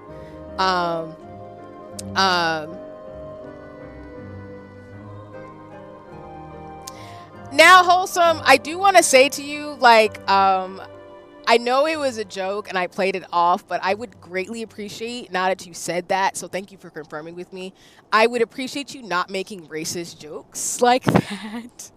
Like, I don't mind if it's some of the times in the sense of, like, I know me and Nova joke around, like, in terms of being black and everything, but I want you to know that, like, and this is for anybody watching me, please just don't say anything too racist or problematic, or I will call you out on stream, not in a mean way, but in a very, again, like, I want you to know. So I know, Wholesome, for me, I took it in stride, but I'd be careful with that joke for anybody else, because that's not, yeah. So yeah. Yeah, and that's why I'm saying to you, like, Wholesome, like, you didn't know. So that's why, again, I treated it as a joke in terms of clarification. So that's why you're fine. But yeah, I think like some people, unfortunately, they would take that a little too far, and it's like I want people to be mindful of those types of jokes because you never know. So that's all. You're fine though. Please do not know. Again, when I say something, it is genuinely because I care, and that's all that matters. I just want people to do better. Just like I'd want someone to call me out if I say something that's like, really problematic based on my own understanding and not knowing like Ionix is saying. So that's why I'm saying you're welcome here in terms of stuff. You're totally fine. That's why I again was like, I like being a white mage more than a black mage kind of thing. And me and Nova have been joking this whole stream, but that's why I said it that way because you didn't know. So yeah. Don't worry. See, I understand what you mean. I come from Latin America where there's lots of history of classism. Yup, exactly. So I know you get it, Baz. I know other folks get it too, but yeah. And that's why, like I'm saying on the stream, like, I don't really care about giving up certain luxuries or things since it's not necessary. That's why I made the choice in 2020 to give up flying.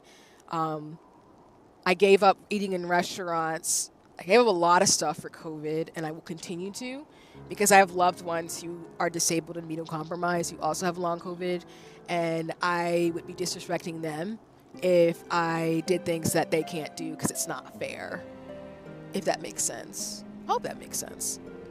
Yeah. But I understand people can't do more than what they can, so it's not a shaming thing. It's more of a, I have the privileges I do, so I'm going to do what I can. And that's all that matters to me. But I made that choice. And like I tell people, I don't drink. I'm like, I don't drink because I also know people who have lost loved ones to alcoholism and things like that. So it's being respectful of the context in which I don't know something, and it's not my business to know, but I just want to be thoughtful about that. And that's why, to me, it's a choice of being as selfless as I can be. And that's why when people make fun of me for masking, I don't give a shit, to be honest, because it's a choice of, I have friends and loved ones who didn't have the choice. I've lost family members to COVID. I have friends and family who have long COVID, and I don't know anybody's ability. So I can order my food from home. I can do virtual stuff with friends. I can do meetups where I test or something, whatever options people consider, though. I mainly do stuff from home and like, I mainly do stuff from home, and I've continued to, and I do like virtual stuff with friends, and I wear masks and things too, and I try to limit my time. But again, that's a choice I made because that's just the ethos that I have. Similar with drinking, I just don't want to drink because I've had, I just don't want to drink for that. But I also know people have been impacted by substance use too. So when people used to confront me about it, I didn't throw it up in their face, but it was more to know about what you're saying.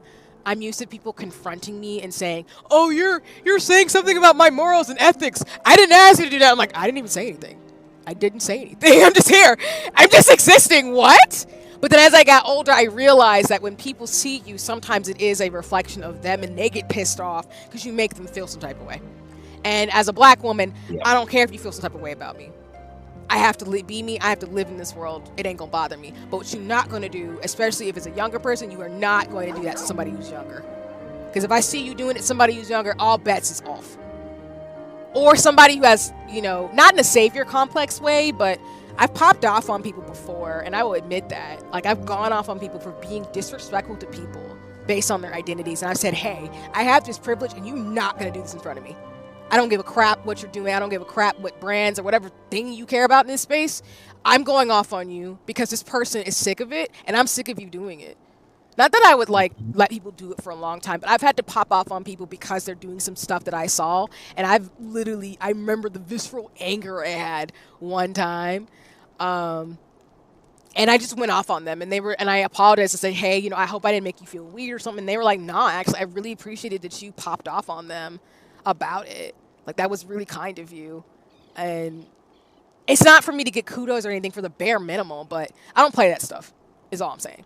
So, but anyway, it's and I'm not perfect either. I've had to unlearn a lot of ableism too over my lifetime. So it's just me knowing, like, me wearing a mask and getting made fun of is nothing compared to people who need to go to appointments and stuff who can't be safer because people are like, it doesn't matter kind of thing. Nova's like, C's a villain. I'm like, yes, I am. I feel it. So I can see the black aura from here. Yes, wholesome. I actually know martial arts, and I weight lift, and I've done a lot of sports. So yes, I can fight. So the thing is, since you are drawn to being a white mage, there's a personality quirk there. Oh God, what is it? What's the stereotype? Because it's not that you have like a god complex or anything like that, but you literally have the lives of your teammates in your hands, and you can make a judgment about the lives of your teammates in a second. I mean, that's fair. Do I think so? Like, oh, you're acting up? Nope, you're going to die now. Good luck. Do I think some white mages probably do that? Yeah. I just like magic and healing. So I did see a research article said that more like feminine bodied folks or folks who of certain genders will play support roles because of the way that society kind of pigeonholes people like that. So Yep. I do know that's a thing too. But I know I like magic and healing, so that doesn't help me either. Because I'm like I said, I've always either been a paladin or a mage type character. I'm always like that because I feel like if I'm going to be in an RPG or something, because I do want to do voice acting for fun. When I get a little. Oh, you should get together with Allison then, because she also wants to. Well, she might actually try to get into it professionally too. But y'all could do some stuff together. Yo, let me know, because I know Xeno's got the mods for Final Fantasy and a bunch of stuff that I was going to follow up with and everything, and I've got mutual friends in the chat who do voice acting too, but I do want to, because even at the other day, someone was like, see, you've got a really podcast voice, like, I listen to you talk about anything again, I'm like... No, since like my early 20s, people I was like, oh, you have a voice for radio, or you sound like you should be a YouTuber, and I'm like, what does that mean? But I agree with you, I agree with him though. Yeah. No worries. Now tell me, keep me posted in terms of Allison, in terms of things too. I'd love to. Problem. Yeah, speaking of like classes that we seem to be drawn to, like I've always been like the edgy classes in a lot of cases. I can tell. Well, wow. All right. No, it's not a bad thing, but it makes sense. It makes sense. I mean, but I've actually made like an effort to try to get away from what I'm typically drawn to, which is why like in 14, so I started as a dragoon, and with aspirations of also being a ninja and Dark Knight. And I can tell you now that my main classes in 14 are Red Mage, Sage, White Mage, and Gunbreaker. Hey, I'm not surprised.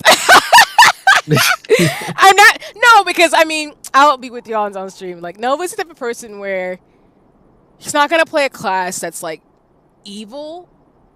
It's more like a class that has like edge to it, but like in like a God, it makes me think of like Trigun. That's kind of the vibe I get. Yeah. Like it's more like it's some real people shit we doing. So I think a Trigun is the way I want to put it, if that makes sense. Like Vash kind of vibes, because I feel like with Vash the Stampede, like he's a good character, but he's dark, but not in like a bad way. But there's like history there. So yeah, I hope that makes sense. I hope that's not offensive either, but no, I think that's cool. I blame knives. Yep, and I was thinking about that too, that dichotomy, because like, for not spoiling the story of Trigun, y'all, like Trigun really does a good job of the motif of knives and Vash. They're kind of like two sides of the same coin, and it's very clear that Vash, if he's not careful, it can go in a way that's still just as harmful as knives, without going into the story. So that's why I kind of see why Nova's saying what he's saying, because it makes sense. In Final Fantasy, I sometimes choose between Warrior, Thief, Dragon, or Mage, and I haven't played Final Fantasy 14. I just take those classes. No, nice. And Paz, I think you would like the classes that Nova is saying too. And I don't think edgelords are a problem. Then again, I can't talk because I tend to like edgelord characters. So. I mean, I'm gonna be real. Like, I like edgelord characters because I kind of have a little bit of an edge. Like, I go from this wholesome baddie vibe to this like, what's the best way I can describe it? Michiko to Hachin, Michiko, or like even Captain Katsuragi from Ghost in the Shell. So I kind of have a little bit of an edge to me. It's more like people think I'm like a Tanjiro type. I've talked about in streams. I've had some stuff happen, but I'm still pretty wholesome. So. Do you know how much I had to resist immediately switching to Reaper when it came out? I know you did! The call of the edge was so strong. You should have, though. I mean, I wouldn't have blamed you. That class looks lit as hell. It's a scythe! It's giving Soul Eater!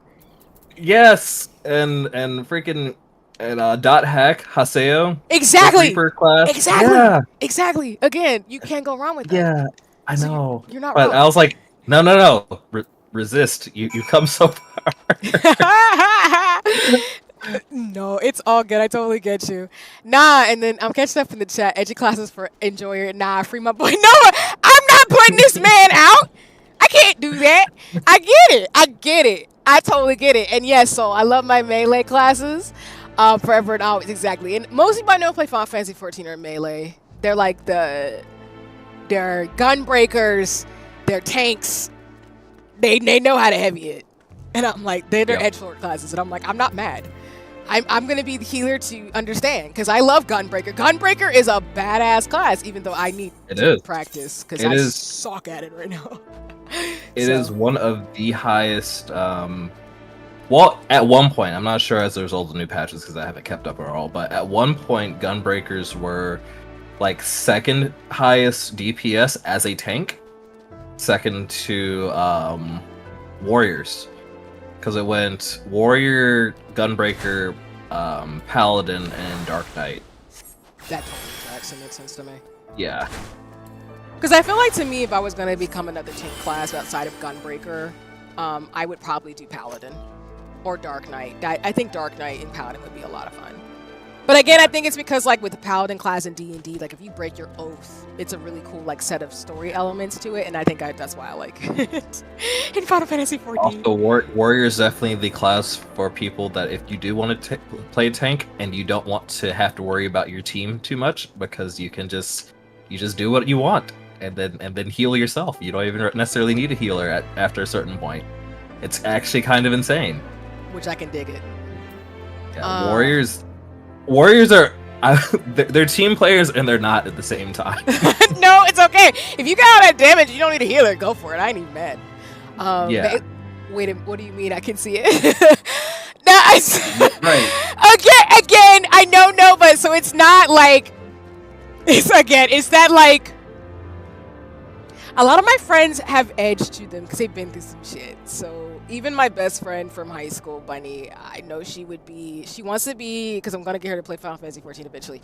She wants to be a cat character. I do believe it. I have to ask her, so don't quote me. But I think she was going to be a dragon person, but she was kind of confused about the anatomy.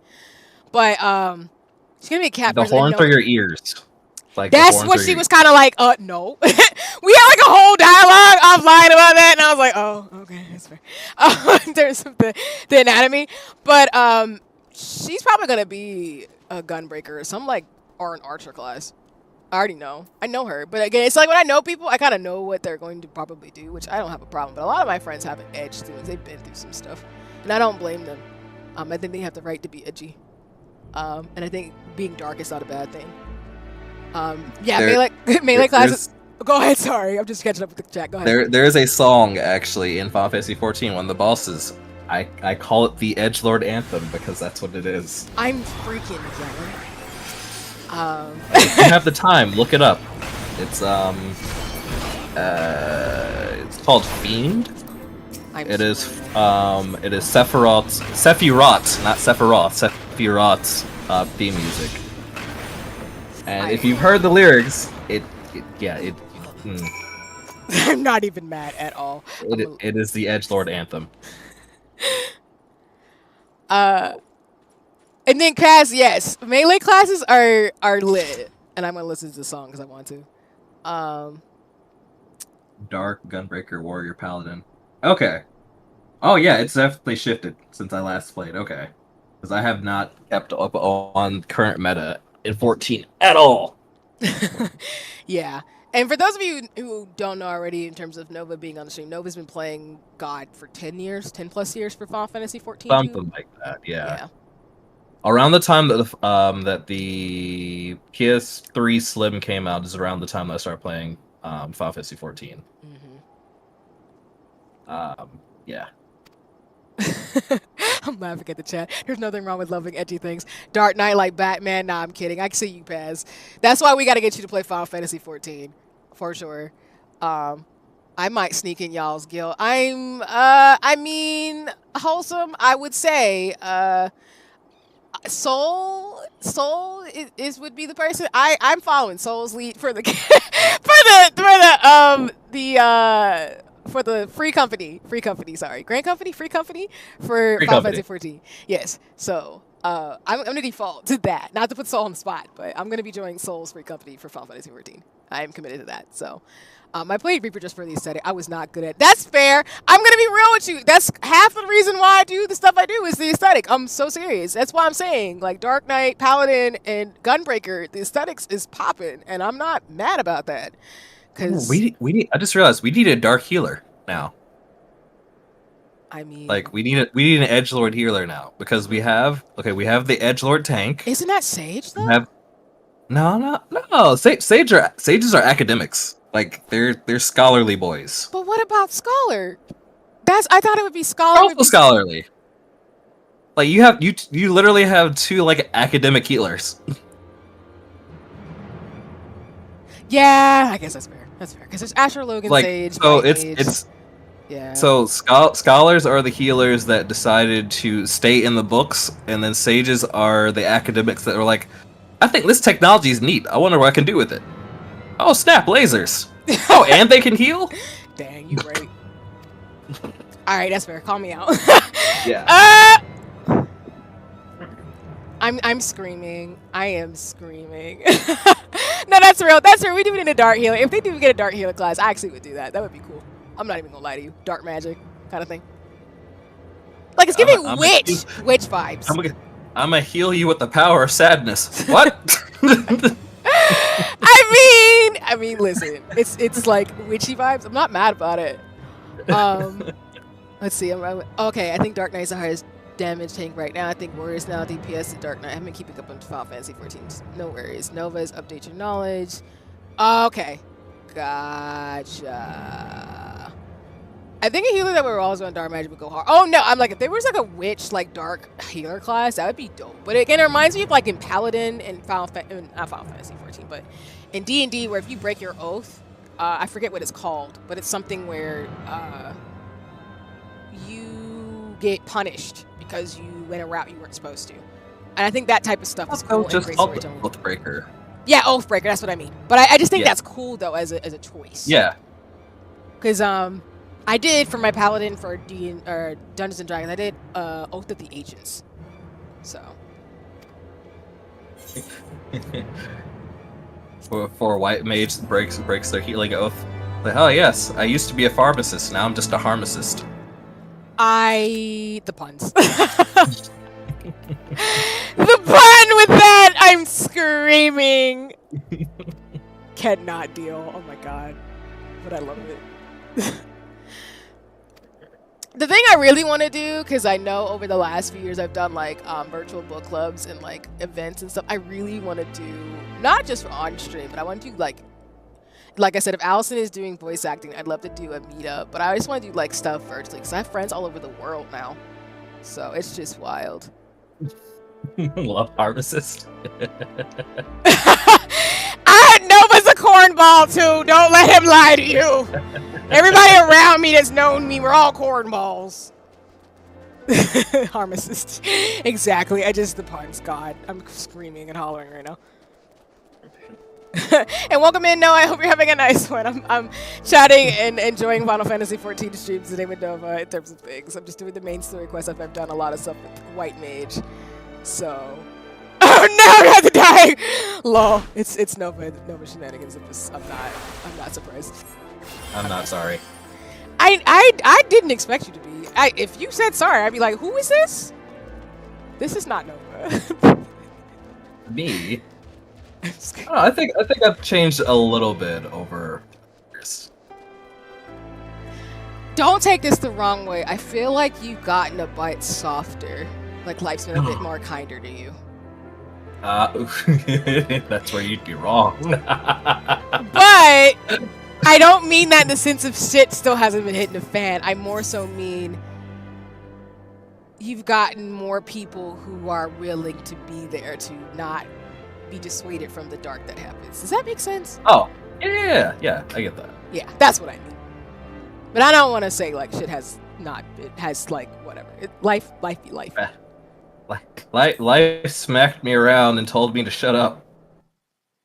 Yeah, so that's why I wanted to put the caveat to explain myself, which is why I'm long-winded, y'all, because I gotta explain in a way that's not reminiscent of things. But that's why I say I pay attention to people and little nuances and stuff, because that's just the kind of person that I am. So I will say though, I think maybe what you're picking up on is I've learned to forgive and have a little bit more grace about myself that I didn't necessarily have previously, because I think there was a period of time I was very self-deprecating. I am not that way anymore at all. I actually chastise my wife when she tries to self-deprecate, because it can become like a negative feedback loop that's hard to get out of. And I've made I literally made it like a big effort to not or to resist the urge to go down self-deprecation loops, even though it's so easy. Because I mean, in a lot of cases it's passed off as like just humorous, right? Like, aha, I'm this way, isn't that funny? But no. So being more mindful with the words I use about myself and that kind of thing, I think has probably helped. No, I can resonate with that. I've been a lot kinder to myself as I've gotten older, because I've had to, and it's just not. Yeah.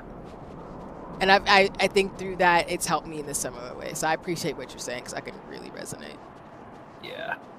And I'm glad to hear that, because I think that's what I'm the same way. Like I don't like people self-depreciating themselves or like being mean, unless of course they don't mind in the sense of they're just joking around and no one's actually being an a-hole to somebody. But I still try to be really thoughtful about not making anybody think I'm saying something about them, because it is very bad, and some people can take it as a means to actually tell you how they feel about you in a not nice way. And I learned that the hard way.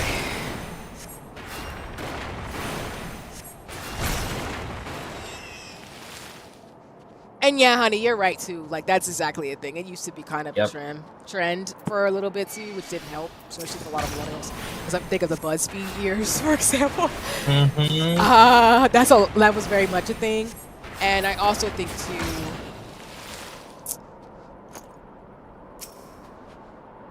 it wasn't out of a hatred for myself. I think it's more like I've just nowadays, when I look back, I realize how much it was cries for help. Yeah, and that's what it is sometimes. Like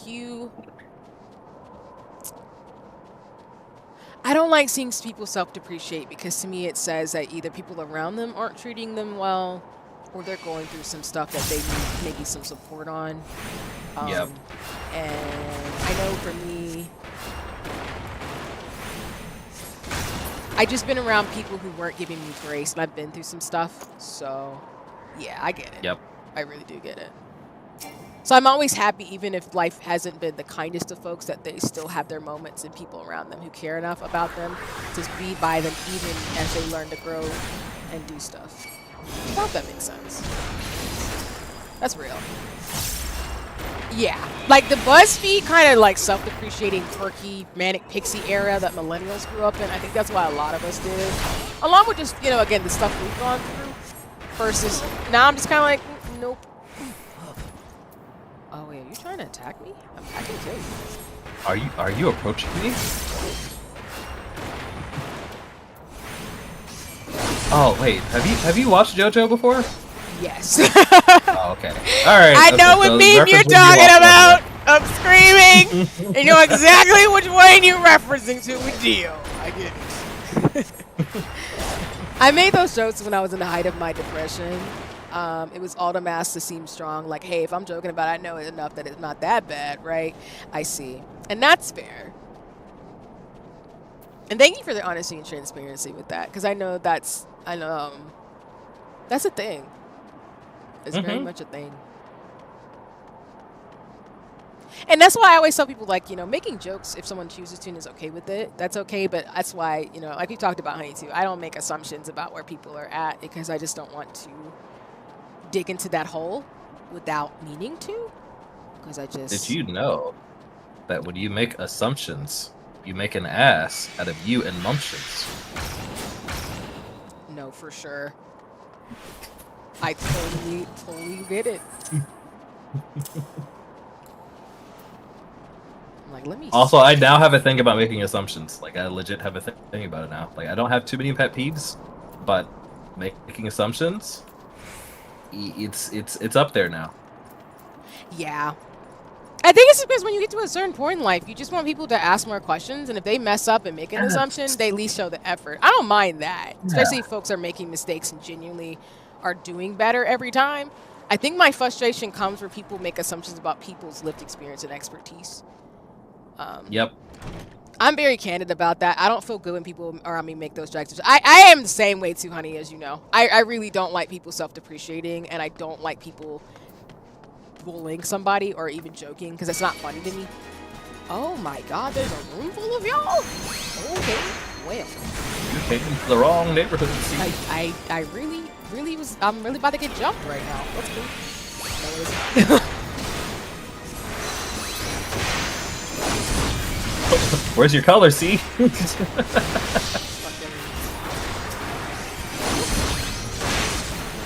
yeah, I am the same way.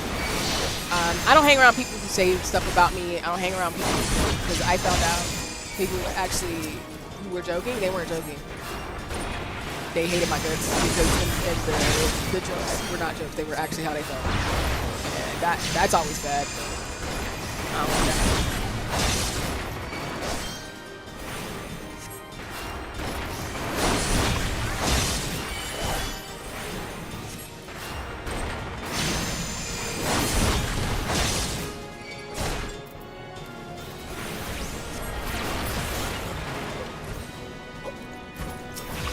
I have to kill you? What the heck?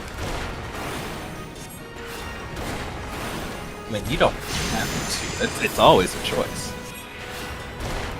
Now, whether or not you can proceed with the quest is a different story. I'm screaming.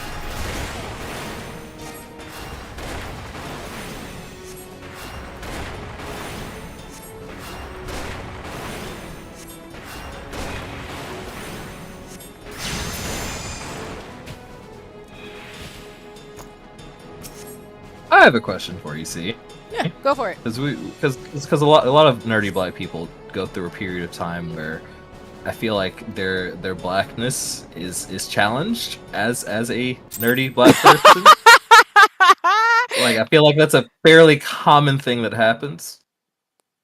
But I feel like in my case it's also a little different because I look the way I look. But did you ever have how would I describe it?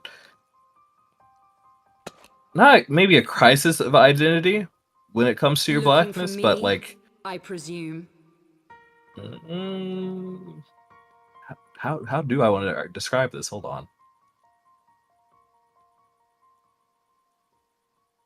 And did you ever feel as though like your blackness was not good enough? oh, heavy hitting I think questions this that's stream. No, go ahead. yeah. No, it just crossed my mind. I don't know why, but No, it's fine. I don't mind. Lawrence, welcome in. And I Skip, welcome into the chat. Welcome. It's lovely to see you. also that's what you get for inviting a philosophy major into your chat as well. That is fair. That is true. That is true. I should not have done that. Clearly, no, you're good. I can answer that. But welcome in, Skip. I hope it's lovely to see you. Nova can say it, but I can't. Say what? What? Say what? What? I don't know. Clarify I for am me in also terms of, confused. Nova can say it, but I can't. No, please clarify. I am not trying to. I'm really literally trying to like make sure the closest cards I have is as essential. That's fair, pass. Kidding. No, I got you, wholesome. You're good. Sorry, I'm oblivious. That's that thing. But welcome in, Skip. For those of you who don't know, Skip is a really awesome mutual in the streamer space. I should not have done that. Wow, that I appreciate you, Skip. Skip is really awesome. Really dope mutual streamer in the space. I will drop their Twitch in the chat because my commands are not working today. So please go check out Skip. Super awesome streamer, super dope person. Really appreciate them as always. So let me do the layouts really quick, and then I'll answer Nova's question because I don't mind answering it. And no, you're fine. Listen, I'm screaming. I'm just typing this in the chat before I go, and then I won't move to the cutscene because it's voice acting, so I got to be quiet on those. So you're asking me as a black nerd, which I think is a becoming, if my crisis of identity about my blackness and being a nerd ever came into question for myself. Is that the question, basically? Yeah, essentially. Yeah. Yeah. So I would say you don't got to get me like that every time. When I get you, see, no worries, Skip. I got you. You know, you can always give me back later. It's fine. But I would say for me, I've never not been a black person in my mind's eye. I realized I was black when I was young, which is that racial consciousness that people talk about. Because I remember someone when I was like in kindergarten made a comment about my hair. And for those of you who don't know, I've always had super long butt length hair. Like I've always had long hair. I've had it all types of lengths, but I have long hair. My grandma has long hair, whatever. And that's not a featureism thing I want to say that means you whatever the fuck, because that's weird. People are like, it doesn't matter how long your hair is. But I had really long curly hair, like Oh, I'm referring to that type of identity problem, social. Now, and I know what you mean, Bass. I know what you mean. I got you. No worries. So my consciousness came around when I was younger. I realized, oh, I'm black. That's what that means. But people made it weird because I was a black girl with long hair, and I didn't realize it was a thing until I was younger. But that was the consciousness part of it, so I did that early. And my family really made it a point to not bring the stereotypes of being black into the household. What I mean by that is my mom didn't do the good hair, bad hair type of conversation. She was like, you're black, your hair is your hair. It's not about you being good or bad because your hair is short or long, or you have a good type of texture, which is often a conversation, for those of you who don't know, black folks have. If you don't know, don't worry about it. I can give you some articles for those of you who are closer to me in terms of that identity thing, but that's a thing. So when it comes to black nerddom, I think what happened to me often was I had people pushing onto me their expectations of what a black person was. And granted, I have privileges being a black nerd. Like my parents are black nerds. They got dealt with their crap too about my dad being a math nerd who was into Marvel comics and my mom being a computer scientist. So I mainly got pushback from non-black people who tried to make me feel some type of way about who I was. And it did make me freak out and not understand. Because my mom even told me one time that someone in middle school, and it's another hair conversation, somebody in middle school was telling me about my hair or something I said, and I was telling her, well, I don't understand why he's upset at me about that. Like, it's just hair. Hair is based off the biology and like your follicles and stuff like that. And she kind of laughed at the time because I was coming at it from a scientific way in middle school. That the racial coding over that was this person was being uncomfortable about me because they didn't think seeing a black girl with long hair was something they had been used to. It freaked them out. So they had to say something to me about it. I've even had people put their hand in my hair without my consent to see if my hair, when I flat iron it versus when it's curly or braided up or in whatever, hey, will put their hand in my hair to say, oh, is it real or not or something. So I'm adding these coloring to say, I think I probably did, but not in the sense of, oh, I wasn't proud to be, see real pronouns check. Oh, I use she, her pronouns. Thank you for checking. You're good. You use she, her pronouns for me. But I've had more so where I've had to unlearn some anti-blackness because of the way I was around people who are problematic. And I mean, even as a black person, you have to unlearn stuff anyway because the way the Yeah. world treats black people. But I think it's more like I have been ostracized from people who look like me because I like the stuff I like. And I've been Mm-hmm. ostracized by non-black people for liking the stuff that I like.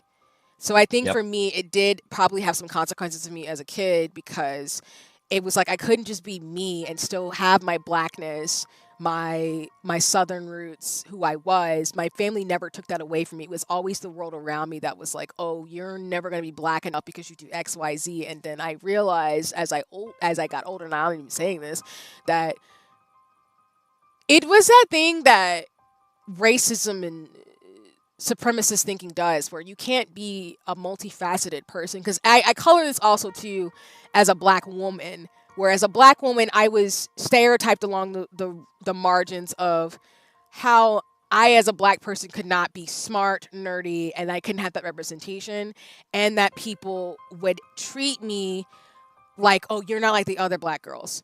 And I don't like when people say Mm, that either, because it's like, well, what are you trying to say? Like, right. she don't gotta be a nerd. She's black. What are you trying to say about that? And they'd be like, no, no, no, no, no, not you. You're different. I'm like, I'm not different. I'm a black person.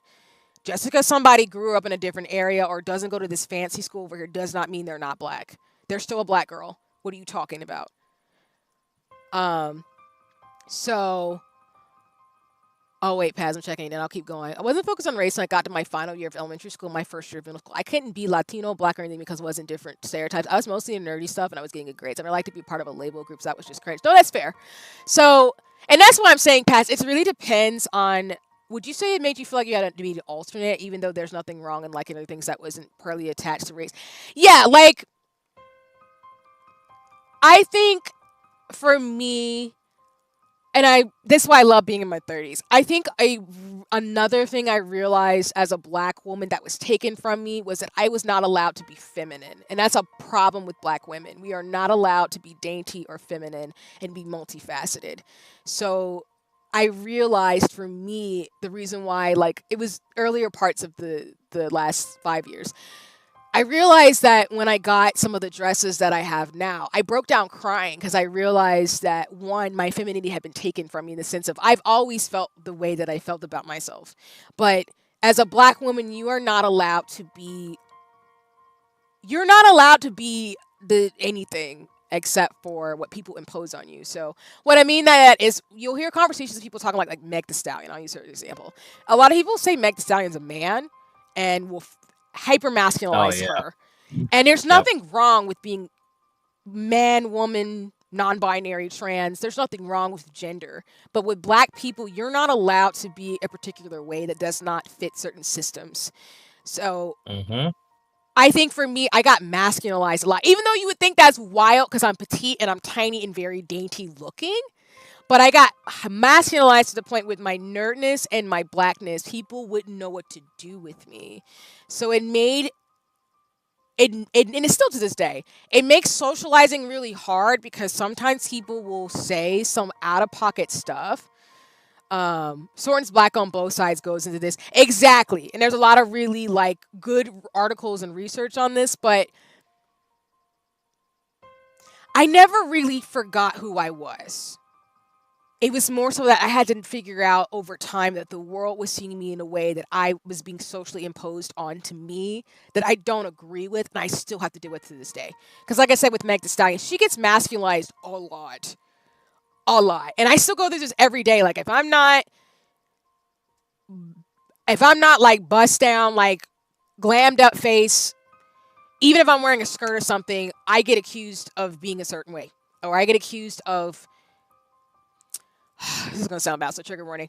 Like for black women into like silky dresses or ethereal dresses, we get told we have slave wear on. It's that type of shit. Oh Uh, yeah. it's like I can like cottagecore and dainty stuff, but you just said I look like I'm trying to be a slave from back when. Like what the hell type of thing. Or like even my features is a fetishization with it, so. It's like I've had people straight up fetishize me. And that's why I mentioned on streams. Like I've had people say out of pocket stuff about black women to me and think that I would want to date them with the way they acting around other people who look like me. And Because it's a compliment. yeah. And so to answer your question, like, I think we've, as a Black person, I've had crises about it because it's terrifying that know that people think the way they do. But like, and like I said, I'm not gonna get emotional about it. It just hurts me. It's like past, like you're saying, yeah, Black women, we are not allowed to be feminine. So I realized when I was crying, like I said, when I was years ago about the dress, it was because I was never given the space to be a feminine at all. Like, it was something you're not allowed to do, and that Black women, we know implicitly in society we're not protected. So we don't have that expectation of being protected because the people who have protected me the most have been other Black women. Like, the other feminine Black women have helped liberate me in terms of just being okay with that. But like, it is heartbreaking to know how anti-Black everything is. And now I'm getting emotional. So sorry. I think it's a great question. I'm just sharing this openly because, to Nova's question, it is hard when you know you're Black. You know where you come from. You're not trying to be anybody but your Black self. You do have to unlearn some stuff, which I have had to unlearn some stuff because it's based off class and other stuff that I've had to unlearn and everything too. Like, I didn't grow up in certain situations. I didn't have to worry about certain things. And I recognize that. And I'm always going to have to unpack that shit and unlearn. But what really hurt me growing up was I was not allowed to be nerdy. I was not allowed to be a full human around people because they would make assumptions about me because I was into nerdy stuff. Or I was like their first. Like, I had somebody tell me I was the first person who made them think differently about Black people. And I'm like, what the hell type of comment is that? I Like, I'm glad. Go ahead. Sorry. Like, I literally just had a moment, or like this past week during my vacation. One of the bridesmaids was like, "You're the first black man I've met that doesn't smoke weed." And that's what And I'm like, saying. I'm so sorry. Like, that's what I be saying. Like, why are people saying this stuff? And don't get me wrong, to Nova's point, like, there is, and this is the one thing I would tell people is a teachable moment. Black people are Black people. It does not matter where we come from, where we coming through, where we've been through, what we know. Do not assume about Black people. Like, I know somebody made a comment. People make comments about fades or like stuff, or like they'll say racially coded things and stuff. Like, I don't like when people say things are ratchet because I'm like, that's not cool, man. Like, yeah. Like, some of my people they're not from the burbs. They didn't live that type of life. They lived a life where they did what they had to do to survive. I'm going to be 100% real with you. And most Black people will tell you that. But it's the ignorance of people and like having to learn a lot more about non-Black people, to your question, Nova, that I've had to do. Like, I had to learn about other people to stay safe and deal with their own racism and BS. Because at the end of the day, like, I love being Black. I would never, ever not be Black. If I had a choice, I would always choose to be Black. I have no self-hatred about being a Black woman. What I don't give a shit about is anti-Blackness and racism. That's the stuff. And classism and all that other stuff. Because I see how people's anti-Blackness proliferates in their views around Black nerds. And I think a lot of Black nerds, even though, again, I know we go through the self-hatred and stuff. At least I don't think I hated myself. That's different, though. Let me not say that. I didn't hate myself. I think a lot of Black nerds, they need to come to have, as the colloquial goes, not to say anything about religion, you need to have a coming to Jesus moment to yourself, because as a Black nerd, you are always Black first and foremost. It does not matter who you hang out with. You are Black.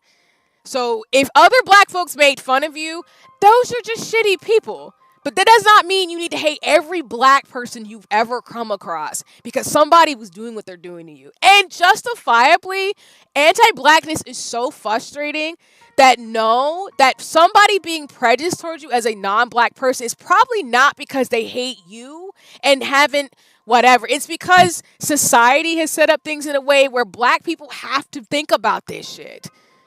Like, when I was a kid, I was 5. I didn't need to think about my hair, but I had to because somebody mentioned it, made me think about it. And we live in a society where every day I'm not bombarded with anti-Blackness about Black women, especially feminine Black women. We are not allowed to be feminine. Like I tell you, like, you can look up on Twitter the amount of hate Meg Thee Stallion gets for being who she is, or even other Black women.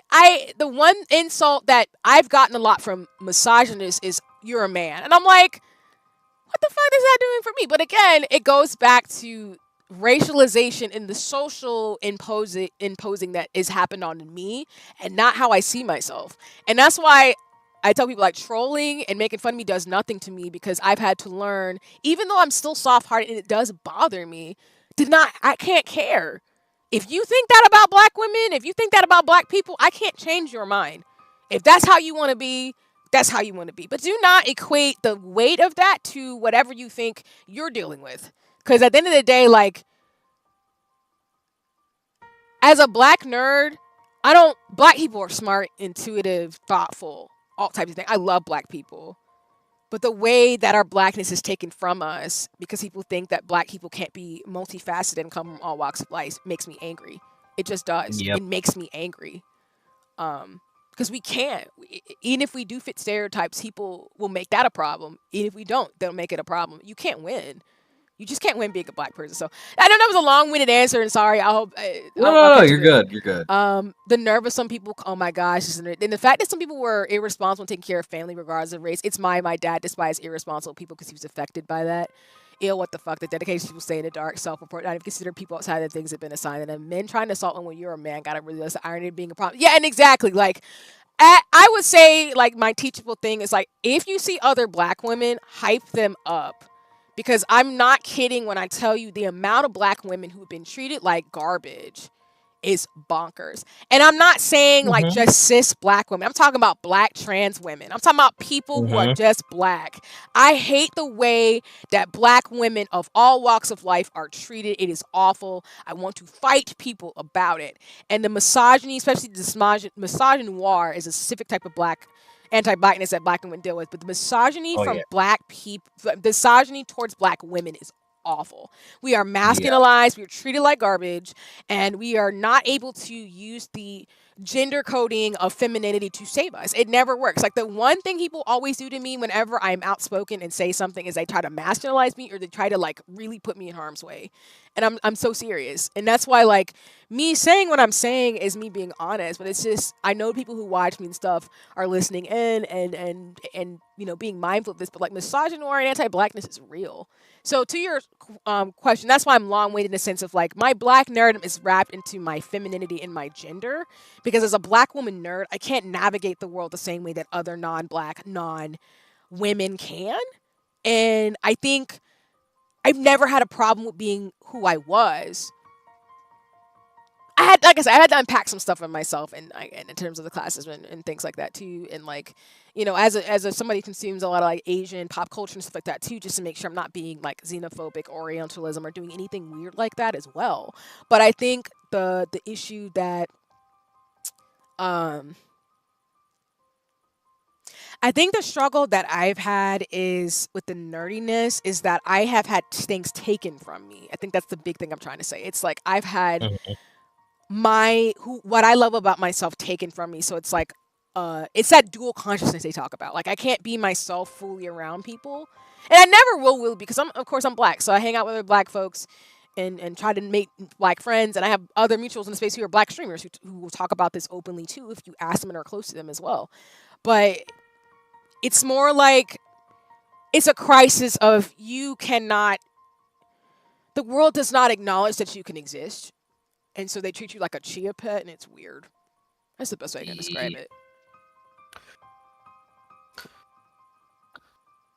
It's just strange. It doesn't get any easier. It just gets better, and I can warn younger folks to unlearn. And I can do what I can do, like I've been talking about all stream, to be able to address it. Because that's why I don't play about that type of stuff. It's not.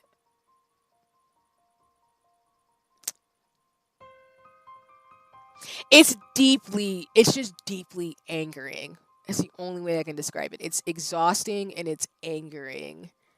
Because even then I realized, like, I didn't realize for me, I think, that when people see me be the way I am, I know I'm liberating people because they're given permission. And that's the thing that hurts me, is that some people, they don't know and don't think they can. And I think that bothers me, but I get why. And I don't think it was because I didn't think I could. It's because like when puberty, I had to figure out my fashion style, but I just think I've never been treated as a non. I've never been treated the ways that non-black women are. I've never been treated that way. It's always some weird ass caveat to it. If that makes sense. Yeah. So, but again, I'm unapologetically a black nerd, and I have been, and I think the reason why I have been is because I've been around people who have been good about it. So what's the solution? I mean, oh God, let me not go on my anti-racism rants. People gotta be a lot more open-minded about things in general. Yeah, I mean, and then like also kind of get away from the ideas of what they think certain people should be, like not trying to box people into certain labels. yeah, and I mean, until we get rid of racism and the isms, like this is just the shit that some of us are gonna have to put up with, which is horrible for me to say Yeah. that, but that's just it. So I think wholesome to your question about the solution, that's really the solution. It's not gonna go away until people deal with their racism, homophobia, and stuff, and that's the Yeah. thing. Because I know a lot of the like I align with my gender as much as one does, so I don't care about the binary. So I say black woman in the sense of that's my lived experience, but I also know that cis people can be very problematic towards queer and trans folks. So again, it's going back to really unpacking all that and knowing that we all have a role that we can play to be able to dismantle these things, and just in general, Lawrence Law, especially black nerds. If you're gonna be a storyteller or an artist or someone who does anything in fantasy, kind of going back to the high fantasy thing, it is to me imperative to you as an artist to always draw people of all lived experience and body types.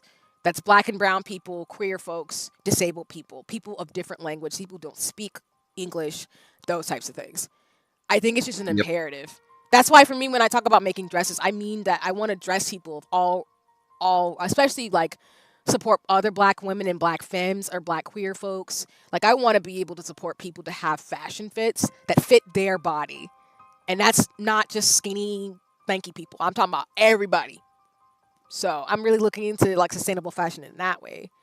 But it's really up to, like, honey, you're saying in the chat, which I agree with, and I appreciate you, Skip, in terms of inspiration. No worries, Pass. Again, this is just, I share these experiences to be honest because I don't want people to pity me. I'm not looking for pity. It's me being just transparent of, like, some of the stuff I've been through. Like, Nova's been transparent about what's comfortable with him in terms of things, too, in this question. But I think it is because I'm a black nerd that I feel like it's a responsibility for me because I have access to education and stuff to really be able to be a part of the solution and also not speak for other communities I'm not a part of, but just call shit out when it's problematic. You know? Like it takes more for people to go through this stuff than to me to call out and be like, hey, no, don't do that. Like, just don't. I can explain it to you, we can talk about it, but let me carry some of the weight of people not being on some BS right now. And I think for black nerds particularly, it's finding spaces that aren't anti-black.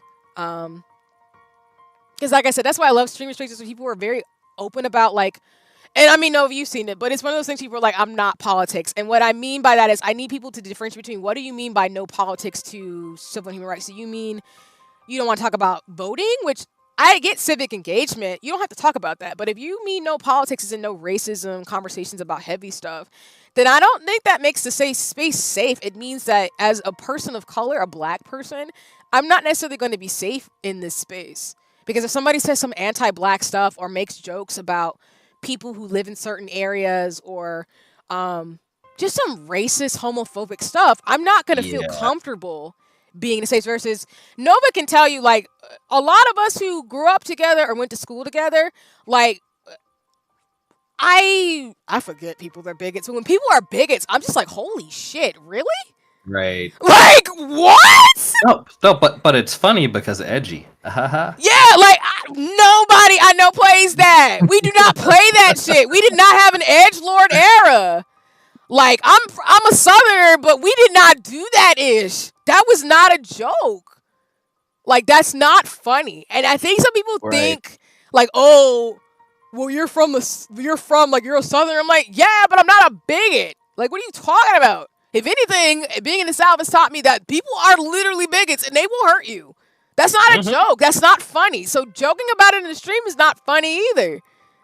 Like, for real. Like, sundown towns are real. They're still here. There are some places I cannot go to as a black person. I know where they are. That is real. And there's some in Georgia. Exactly. Exactly. It's not a secret. I accidentally stumbled into one once. Yep. That was I'm so sorry. In and out very fast kind of situation. Yeah, like if you're from the South, like Florida, Georgia, Tennessee, North, South Carolina, Alabama, like it's real. Like that's not a joke. It's not funny.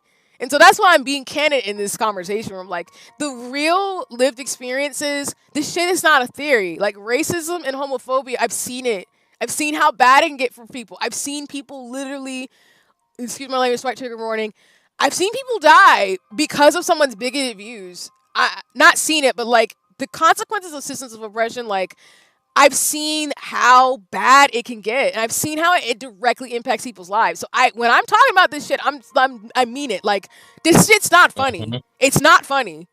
And I don't find it funny to joke around how I've seen people I know and love be impacted by the very things people are theoretically making jokes about or theoretically saying, oh, well, do they deserve civil and human rights? That's why I tell y'all on stream, I'm never going to debate somebody's humanity because I've seen people fucking do that and it's awful.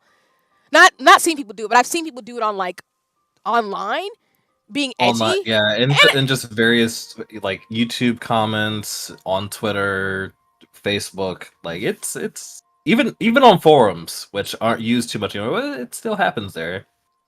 Yeah, that's just not funny. So that's why as a streamer, I'm not putting up with it, and that's why I'm being honest, where it's like, don't do that. Don't. Just, it's not funny. Because you never know who's watching you, and also, you never know who the streamer is, who's going through what they're going through. And people have lived experiences that are awful that they have to go through. Not to mention in terms of like lineage, y'all, like as a Southerner, like, I'm gonna be blunt, and this is a trigger warning in terms of enslavement and stuff. Like, my grandma grew up in Jim Crow America. This is not a joke. It's not a joke. And I've seen people make jokes about, like lynching and shit. Like, that's not funny. My mom was born 4 years after the Loving versus Virginia case. Exactly. And my parents literally grew up when integration was a thing. They were the first group. That shit's not funny. That's why when people be making jokes, I'd be like, it's not funny. It's not funny. Like, this is actually real life stuff. And you're sitting here thinking it's a theory and trying to debate it. That's not funny. And I don't like it.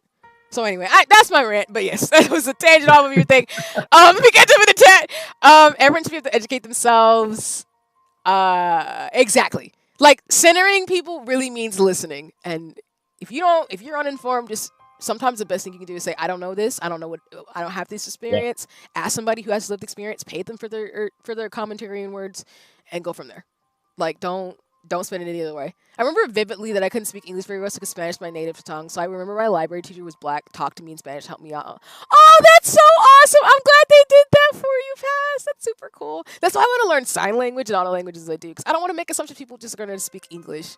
So, and I know people have apologized to me talking about, sorry, my English isn't great. I'm like, no. You know multiple languages are probably super smart. Right. Like, I'm sorry, I can't speak other languages. And I'm going to learn how to communicate with you. It's okay. Like, you don't have to apologize. I'm in Tennessee. Oh, nice. Southerners. Hello. She was a kind lady. She really wanted us to read. Oh, that's so cool. I'm glad to hear that. There's always heroes in people's lives, and that always makes me happy. Oh, God, the whole I have dark humor and just racism. Like, a lot of people have edgelord humor. Oh, yeah. They could not handle half the stuff they're talking about, and that's why I know they're not being serious. 100%. They're not being serious. Hearing you talk about that, your experience as a black woman, and like how you weren't allowed to be, feminine or not allowed to be a lot of things. I kind of. It sounds similar to, or there's parallels with some black men, where. I mean, it feels like we're also not allowed to be certain things either. Oh, yeah. Oh Like yeah. my entire life. Like it wasn't the it was the I guess kind of the opposite, or not really the opposite, but like I can remember going all the way back to middle school. I was told multiple occasions from middle school through college, and even, in some cases as an adult now, certain behavior of mine, or certain behaviors of mine, or certain ways I carry myself, automatically perceived as me being gay or just not straight. I cannot be a straight black Yeah. man. Like there's like apparently some things about me do not say straight black man. And like dealing with that all the way back in middle school. And then to also add on the layer of, the chat might not know this, but I'm kind of an outlier in some cases when it comes to black people based on phenotype. So I am very fair skinned, like not even just like light skinned, but I am very fair skinned. I have blue eyes, and I have blonde hair. It's curly, but like I do not necessarily look like a lot of other black people that are around me, and that's always been the case. Like I stand out like a sore thumb at family reunions, the few that I do go to. And then in just predominantly black spaces, I stand out quite like literally like a bright white thumb. No worries. And go ahead. But and with that, that carried a lot of interesting assumptions as well, with people, because so I look the way I look, I speak the way I speak, which I can't code switch, sorry, because I got one of the things that was burned into me as a young black person was that from a mother who was trying to get out of the hood and get out of the ghetto and never have any reference to it whatsoever. She did not want me speaking like the black people that she grew up around, and made it very clear that to speak that way would make you sound uneducated. Yeah, that didn't go away. Like that stuck with me for a very long time. So I sound this way. I can't code switch. Like I can't do the AAVE thing. I can understand it. But no, I can't. I cannot code switch as much as I would like to. It would sound. I've tried before, and somebody told me, "Please don't do that ever again," because it sounds like some white guy in the suburbs that hung out with too many black kids and then tried to fit in. I was like, maybe okay, damn, all right. Oh no! Oh no! So like I've got, and again, like, and also because the way I look, that doesn't help either. I have dreads now. Back when you last saw me in person, though, I did not. But it's been very interesting trying to navigate the world like this, because there was, as much as I love black people, and I do, I did have some complicated feelings about black people and my identity as a black person because of all these things, because I got accused of trying to be white, and again did not help because I look the way I do. I got told that I wasn't doing enough black stuff, quote unquote. Oh, yeah, because I wasn't really into hip hop or rap or anything like that. I mean, I would listen to it, but like I didn't make my personality about those things, which I guess was a problem. And then just several other factors that just kind of screamed at me, "Hey, you're not doing the black person thing right." Oh my god, I'm so sorry.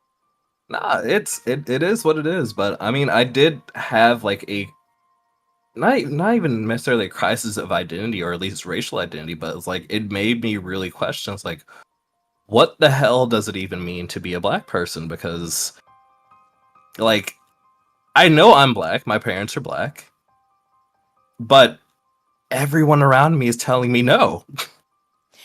Nah, and that's real. I mean, I think to me, what you're speaking to, which y'all, like I said, this is what I mean, Mike, when they say with the phrase "blackness is not a monolith," because me and Nova have completely different experiences, but we're both black people, and that's just it. It just Yeah. proves the point right there. But no, thank you for the honesty and transparency because it's real. Because I think when you are confronted with blackness, people don't know what to do with it. Sometimes they think like, oh, you should be whatever you should be. And even like the coding, like you're saying, where like black men are not allowed to be particular ways because that's like patriarchy and all the isms encroaching onto black people. Yeah. Where if you're a soft spoken black man, you're not given the ability to be soft spoken. It's, oh, you have to be XYZ, which is so racist, by the way, y'all. Like, do not assume anybody's demeanor based on their race. But black people, black men go through it a lot because I have a lot of black friends, black men who are very soft spoken, who are chill. It has nothing to do with them being black. It's because they're just chill people, and people make it really weird. Yeah. So I'm sorry about that, as well as again like the blatant homophobia you were dealing with, because again, when people don't follow prescripted gender norms, it's just problematic as crap. And I Oh, just it still hasn't stopped. Yeah. Like I'm 30. I'm gonna be 32 this year. I still get it every now and again. yeah, It's which like, is oh yeah, look at him. He can't possibly be straight. yeah, and it's I'm like, weird. Because I can tell from you, like, you were both saying, like, there's nothing wrong with being who you are. Whether you're queer, whether you just lean a particular way, you're asexual, whatever. There's nothing wrong with it. But people impose their own prejudice on people and say stuff that's like, oh, you have to be this particular way because if you're not, then you must be XYZ. I'm like, that's weird because no. No. And then, like you're saying, too, there is, like, different nuances to it because it's based off phenotype. For those of you who don't know, phenotype is what I'm referring to is how you look physically. So you can be a particular race, but if you don't have like more, and this is what I meant by featureism, if you don't have certain features that would code you as a, I say as in quotations, black person, that has ramifications for your socializing and your social life. Yep. So I, for example, am often coded or clocked as black because I look like a black woman. The most I get coded sometimes is some people think I'm Blasian, but then there's racism in that because it's like just because I like anime does not mean I'm black and Asian. That's just because I like cartoons. But okay, that's weird. But again, people have their stereotypes based off phenotype because of the way society navigates and functions, and it's problematic in that way. But it's also because the real consequences of if you don't fit the cis het straight white demeanor, you deal with the consequences of society imposing onto you what they think you should be versus how you actually are. And that's just the truth. That's just how the world we live in. People can debate it. People get mad at you about it too. That's the other thing. Yeah, they do. They get mad when you bring it up. People get viscerally angry that like you are not the way that they think a black person should be, and it's like, what is wrong with you? Yeah. And even what you were saying too, which I feel so bad, but that's the thing too, people are very disrespectful to folks who do come from like the hood and whatever, and it's like that's just weird. Like, why are you being weird to people who are in areas where they grew up in, and that's just their place of origin? And I know people are chasing like, opportunities to better themselves, but it's like anybody who lives their life and has a family, they want to better themselves, and people shouldn't be ashamed where they come from. But unfortunately, there's a lot of shame and stereotype for certain groups of people because of where they come from, and that's the classism I'm talking about, which Final Fantasy 14 does talk about too, because again, I feel that I see that in UDAW when they're talking about just folks who are in the city versus folks who don't. Like, it's touching on those themes, and people don't think about it, but it's like you need to think about the fact that like some people do grow up in certain areas, but it does not mean you have the right to be making jokes about who comes from there. And exactly, it's socializing, it's policing people and enforcing racial hierarchies, and that's really what it comes down to. It's like people who are socializing and policing and enforcing racial hierarchies. Sorry, let me backtrack. It's like people who are socialized into policing and enforcing racial hierarchies. Yes, exactly. We are all biased because of how we grew up, so the best thing to do is to unlearn that and not make assumptions. This is what Nova's been saying a lot during this stream. Do not assume you know somebody because whatever, but even without that, systemically, do not make blanket statements about groups of people. Like, I'm gonna be real in terms of I could code switch. Like, I know people from the hood. Don't be saying nothing about people from the hood because that sounds weird to me. When I'm like, what are you trying to say? Like, just because they didn't grow up in the burbs don't mean nothing. What you trying to say about people from the hood? That's weird. That's just not your thing. If you grew up in the city, that's great. If you grew up in suburbia, that's great. But don't make nothing about something about folks from the hood. That's weird. Also, as a southerner too, now bring up my southern accent. Don't be making assumptions about southerners. We're all not bigots. We're all not racist. Some of us grew up, collard greens, chicken and grits, and all other stuff because that's how we are, and that's just my lineage. And I can switch because that's just how I am. But it's still me. It's not me lying to anybody. It's just that's who I am. And that's just what it is. And I think people need to unpack the stuff that they think. And also, don't get your opinions off Reddit. I mean, that's a joke, but like, don't listen to people on the internet. Sometimes you need to read and be educated if you can, if you have access about how people actually are. Because And don't use YouTube either. Jesus, Reddit don't. or YouTube. I'm a God, YouTuber, but don't no. don't do it. And like, because as a southerner, like the stereotypes you get as being a southerner are so wild. 'Cause people are like, oh, do y'all just like walk around with no shoes on and stuff? And I'm like, what are you talking about? We just live Yeah, I in got my gun on my hip and I spit tobacco. Like, yeah, like again, there's people who do have that, and those are traditions. Like stereotypes those are traditions that y'all are turning into stereotypes, but that's not a bad thing. Nah, Reddit is successful. Yeah, Reddit has its problems for sure. And that's why I mean, like, yeah, people walk around in the South with no shoes on, collard greens, all type of stuff, whatever the Collard things greens are delicious. it's stuff. Exactly. Like, don't go wrong with Southern food at all. If you come to the South, come get Southern food. But like, the stereotypes that people have are really just taken from traditions that there's nothing wrong with them. People make them out to be weird as in there's a right way to live your life. And there's no right way to live your life at all. You just need to mind your business sometimes. And that's what I mean. Like, some people need to mind their business. You need to stop saying certain things. Because I know when people mind your business so you can stand on your own business. Exactly. Like, I have my traditions, I know my folk, and I know my people. And there's nothing wrong from being certain areas. What's wrong is systemically there's policies and things that put people in certain categories that they don't really deserve to be in. It's kind of like when we talk about like the way people can't be more creative because the economy is really hard. Like, that's the thing. Like, don't blame people for trying to survive, man. Like, that's messed up.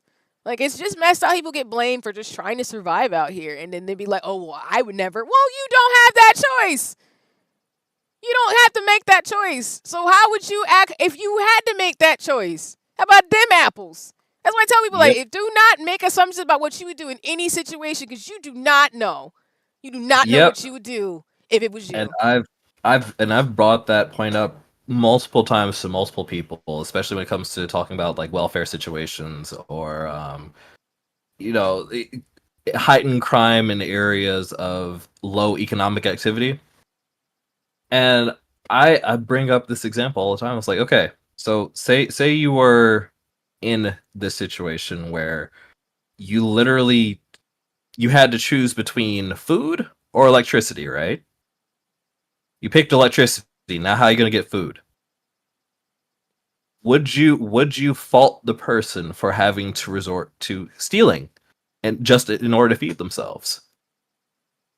Yeah. And it's not, and it's like they can't grasp that kind of concept because one, they probably never been confronted that kind of situation before or even thought about it.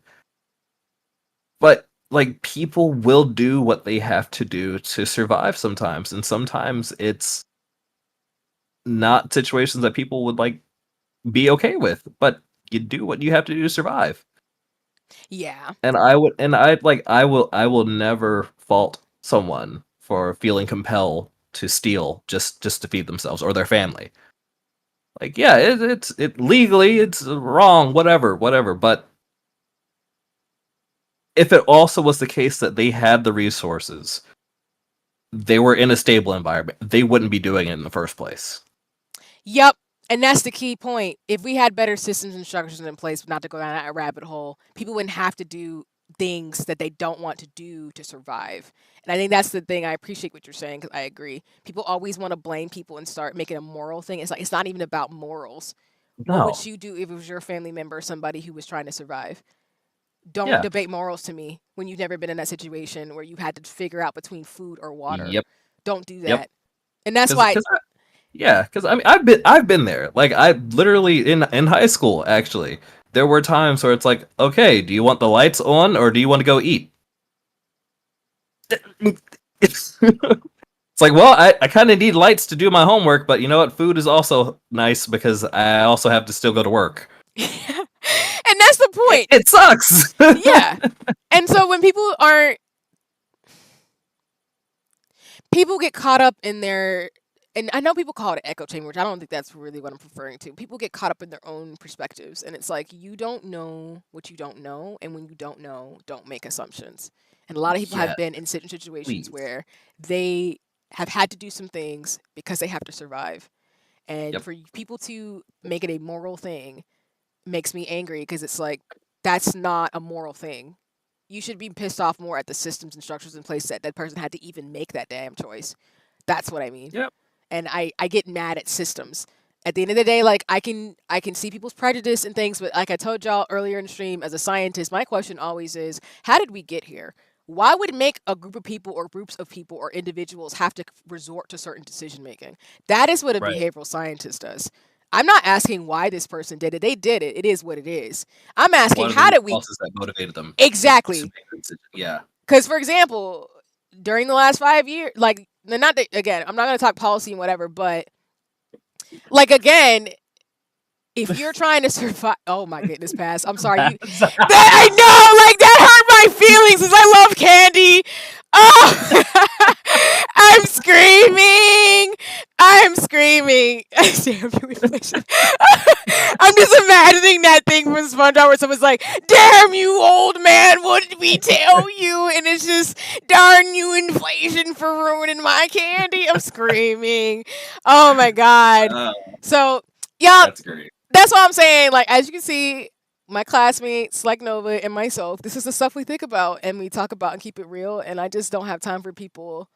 Like, I get if people are genuinely ignorant and they don't know and they can learn, and that's fine. There's nothing wrong with that. But I think people legitimately are not careful sometimes with some of the stuff they say, and you could tell based off where they are like, it's called the social ecological Yep. model in public health, where you can tell where they grew up, how they grew up, and what they're thinking, that they haven't been in certain situations or they just haven't been around certain people. Oh yeah.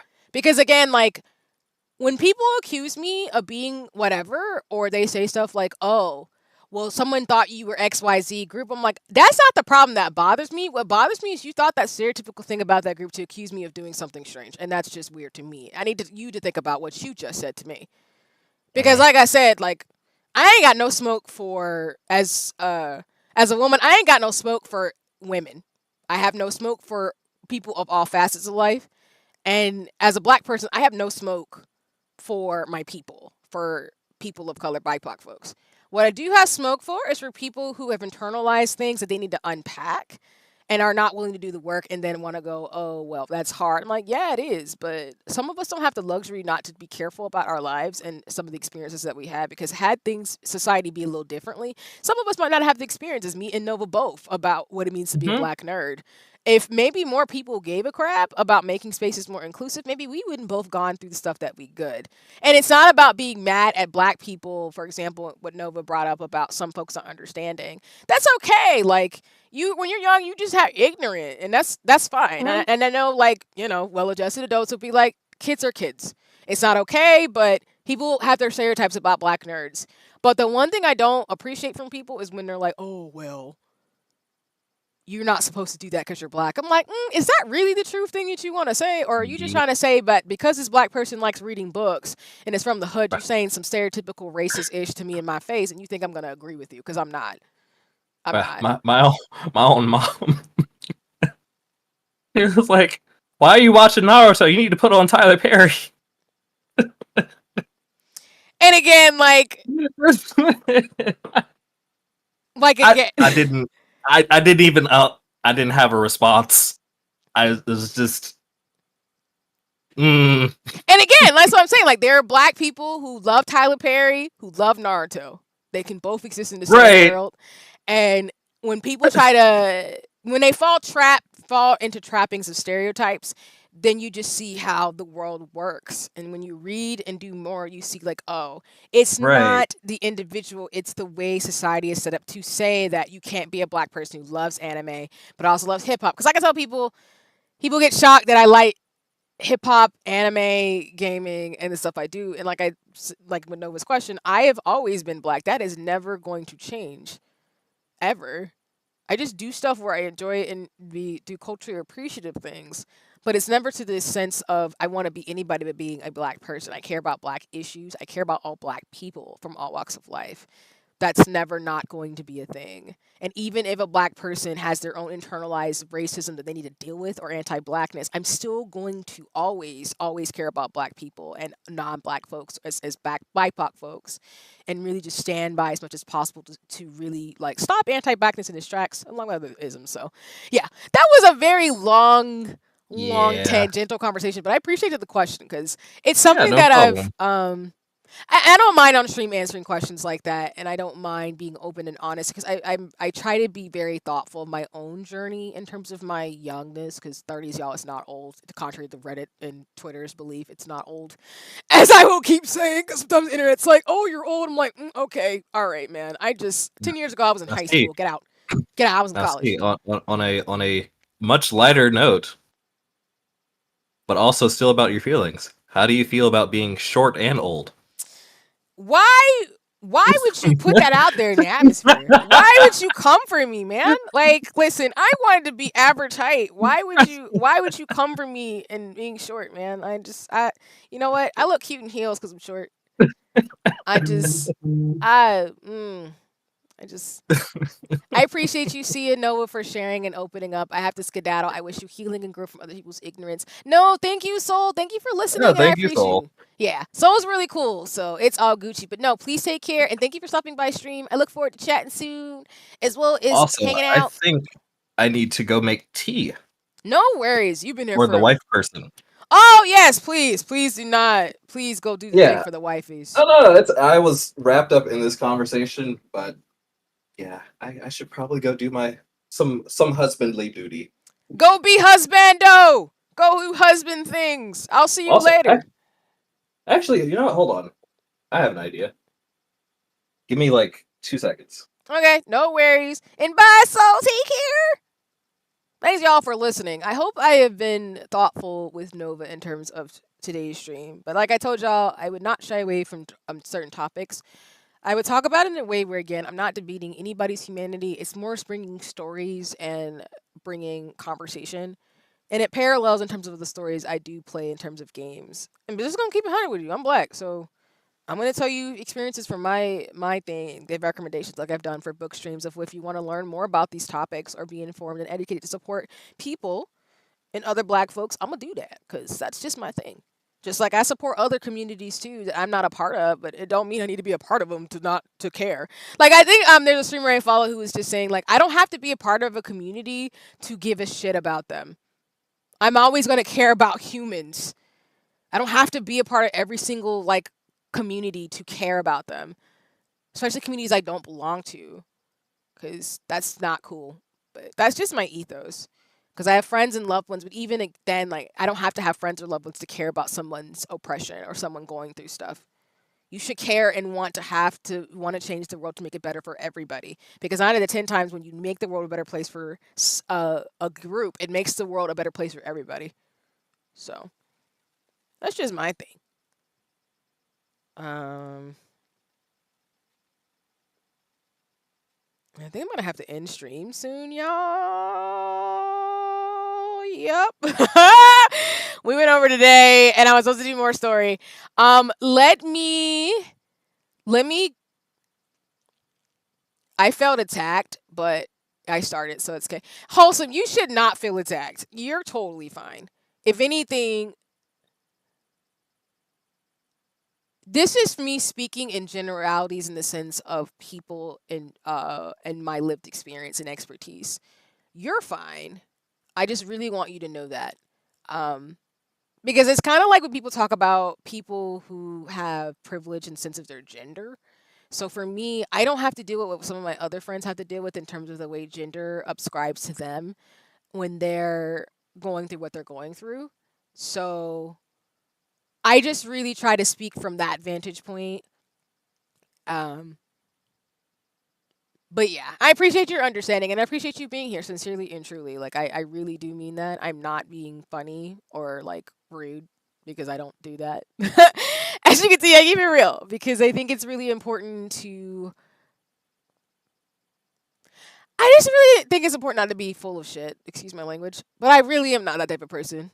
I'm like a lot of other streamers who've inspired me, but I just in general as a person, I just don't have the brain power to be fake about the stuff that I go through and the things that I know. If anything, I'll share and have a conversation. And if I'm wrong too. That's fine. But I'd rather be wrong and then informed by someone who has lived experience and check myself and move differently than anything. So I hope that makes sense. But yeah.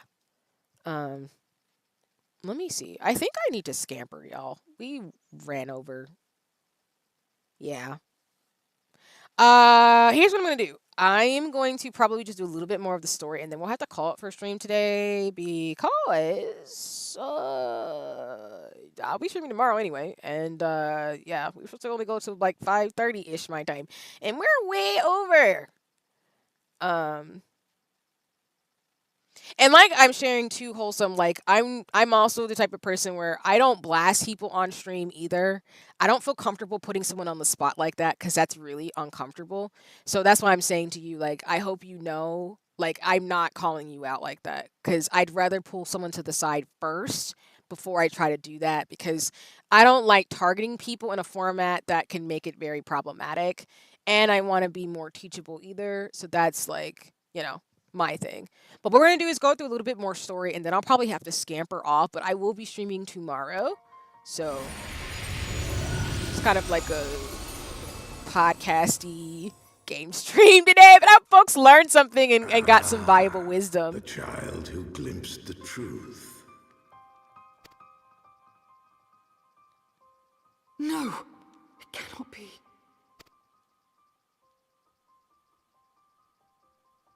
She cameth unto me, as didst thou.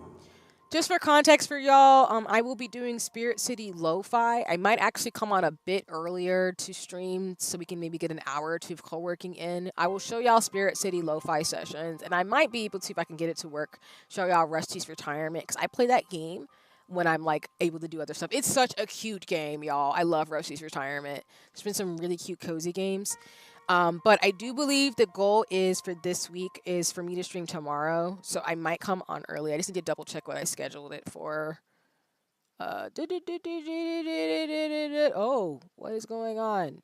Why are all these windows popping up as I'm trying to end stream because I'm running late because I'm being weird and ridiculous? I love me, but sometimes I be making things harder for myself.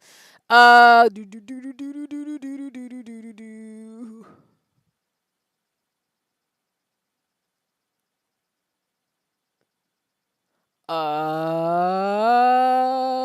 We are going live. So we're doing Spirit City Lo-Fi tomorrow, and so I'm gonna move it to noon. I'm gonna come on noon. That way we'll have maybe an hour to 2 hours of co-working, and then we're gonna do a couple of hours of Final Fantasy 14. I think it's the plan. Yes, it is. So I'll do that, and I'll also drop my schedule for next week to confirm some things with Winter Salt since I'll be doing a collab. So we will do that. But let me finish this Alike in cutscene gifts, yet first. set upon different paths. I'm sorry, I'm not gonna talk over cutscenes. We'll finish the cutscene first, and then I'll have to scamper. So.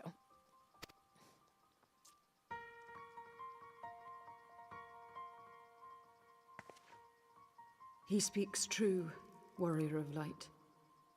Like you, I have been blessed with the echo.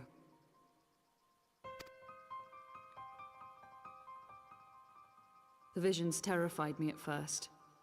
They came without warning. I wondered what I had done to deserve them. Also, the thing I want to emphasize too about what me and Nova are sharing is that, we are voluntarily sharing this information. And if it's a teachable thing to learn, that's fine. But I'm sharing this to say that it's really important, and that's why I believe in the power of storytelling. like many others, because I think people's stories, not in the trauma porn type of way, but in the way where you're actually helping someone understand and unpack some stuff they might not have thought could be something interesting in the sense of what they're thinking, is really important. So I'm emphasizing that to say it's really, really important to hear what we're saying and really think about it for yourself. Like, I always, when I get someone's story, think about the ways in which I've moved through life, and it helps me self-reflect. Kind of like what Paz said earlier of when you go through something really bad, it really tends to make you think. And I think that's really a part of the human experience, where sometimes, not saying people need to go through bad things, it's more of when some of these things happen, they give you a But I had flavor. no time to ponder such things once the calamity came. They give you a new lens to either get your stuff together or even think about the ways you've been reinforcing the status quo of life.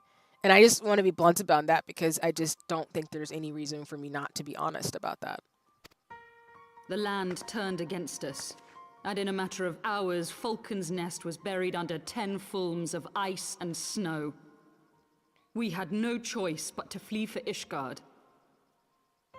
Because, like I say, people say everything's not about race, and I'm like, I don't really think that's the question you want to ask. It's more so people's lived experience and expertise is colored by the social position that they're in, which is a fancy way of saying, I cannot navigate this world without thinking about being black. I don't have the luxury, and in the ideal world, we wouldn't have these racial hierarchies, but unfortunately, we do. So, what do people do about it? Honoring people's ancestry, their legacy, and who they are as people, and not getting caught up forgetting that and trying to erase what they go through and what they may experience, and also not assuming either about what they will or won't go through. I hope that makes sense. We came to the wall, and while we searched for a way through, there was an avalanche. I was wondering what that's. And I was alone. So I set forth for Dravania. I knew full well what might happen where I found, but I could not survive on my own. I was found, of course. And not by a mere dragon, but by the great worm Hraesvelgr. And it was then that I knew why I had been given this gift. For with it I heard his voice, and saw the truth through his eyes. Sorry, I try not to talk over the cutscene, but I did get a free company, and I'm going to decline, though, of course. I was chosen to deliver this revelation to the people, to bring dragon and man together as they once were, and should ever be.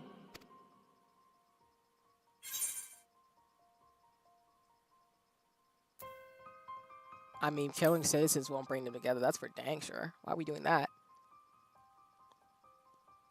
It wasn't supposed to be like that. You have to believe me.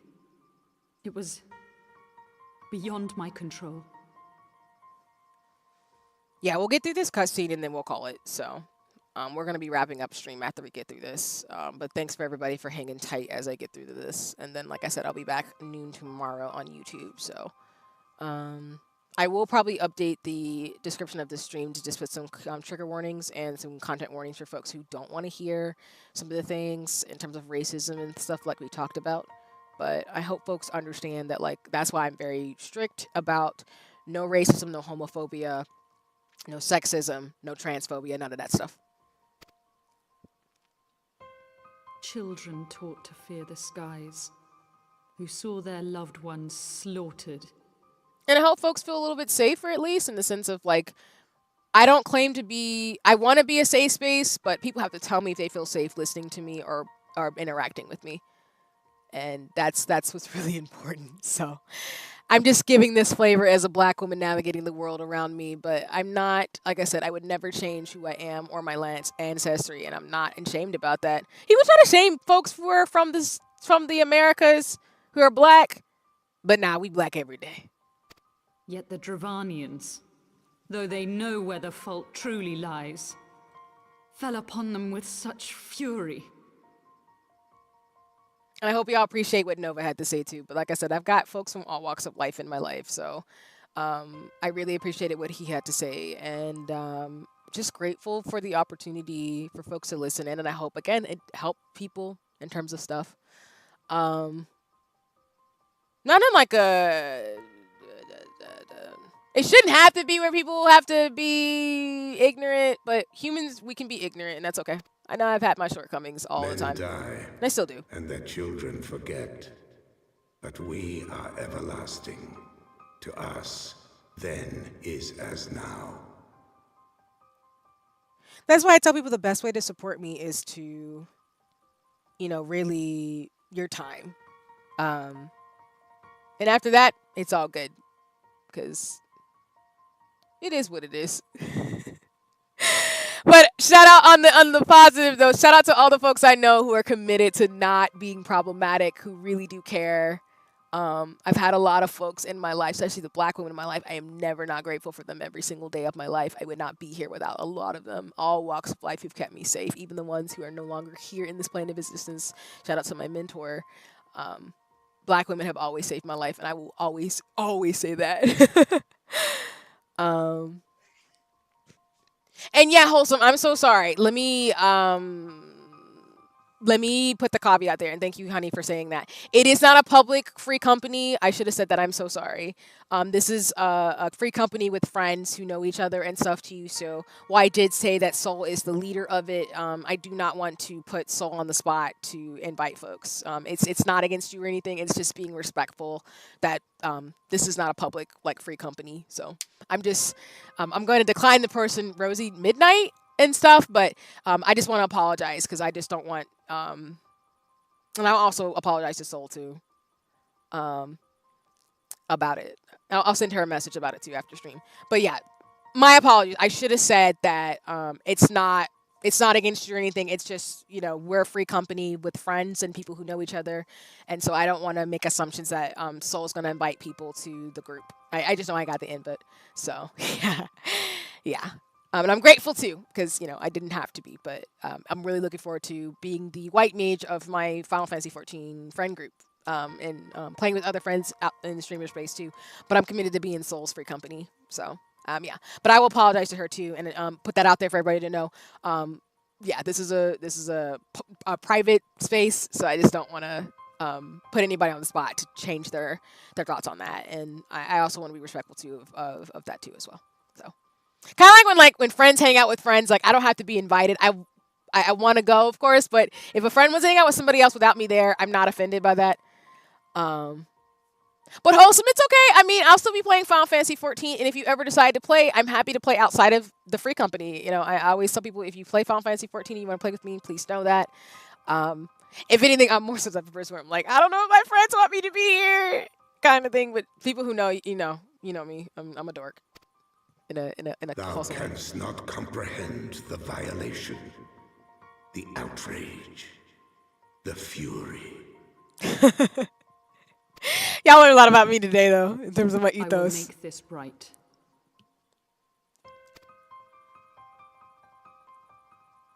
I am neither a saint nor a savior, just another sinner. Yet I will not forsake this cause. I cannot. I will see this cycle broken and peace restored.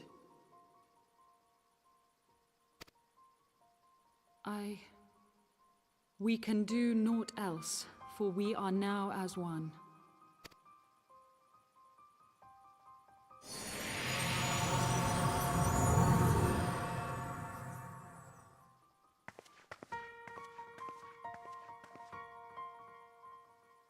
Oh, I guess I canceled it too. Okay. That's fair.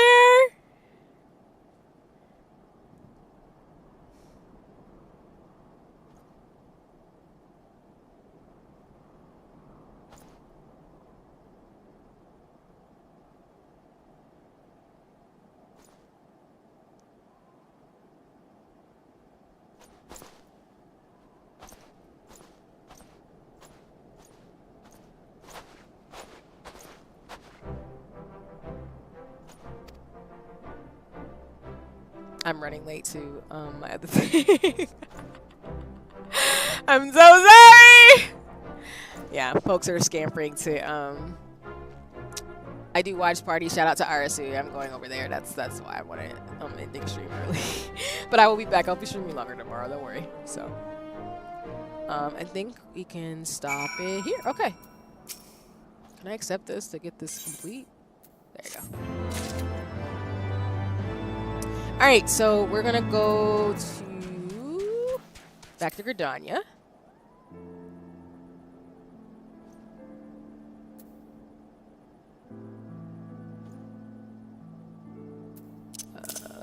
Ooh, why me? Clumsy.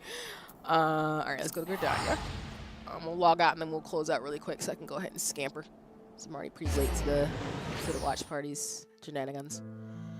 But as we're getting closer to closing out, I just want to say thank you all so much for coming by stream. I know I haven't streamed in a very long time, which is essentially a week or two, but I really appreciate the love and support everybody's giving me, especially everybody who came by stream today. You are always appreciated because, like I said, all you have to do is give me some of your time if you like, whether you stop by for a little bit, stop by for the whole time, you lurk, or you watch the VOD. Again, I have my goals that I'll be focusing on and honing in for myself over the next couple of months and the rest of this year. But like I said, you know, I'm happy where I'm at, so I'm really excited for what's to come. Again, I will be streaming starting at noon tomorrow. I'm going to do about an hour or two of Spirit City Lo-Fi while I walk through the game. I'll talk about Rusty's retirement a little bit, and then we will go ahead and play more Final Fantasy XIV so I can get a little bit more into the story. And then next week will probably be my collab with Winter Salts. We might do a pop-up for Final Fantasy XIV. If not, we're definitely going to probably switch it up to Princess Peach Showtime because I still have those other games that I want to play along with Final Fantasy X. So do not get it twisted. We still got stuff going on. So, oh, did I have this thing wrong the whole time when I was streaming? I did. That's embarrassing.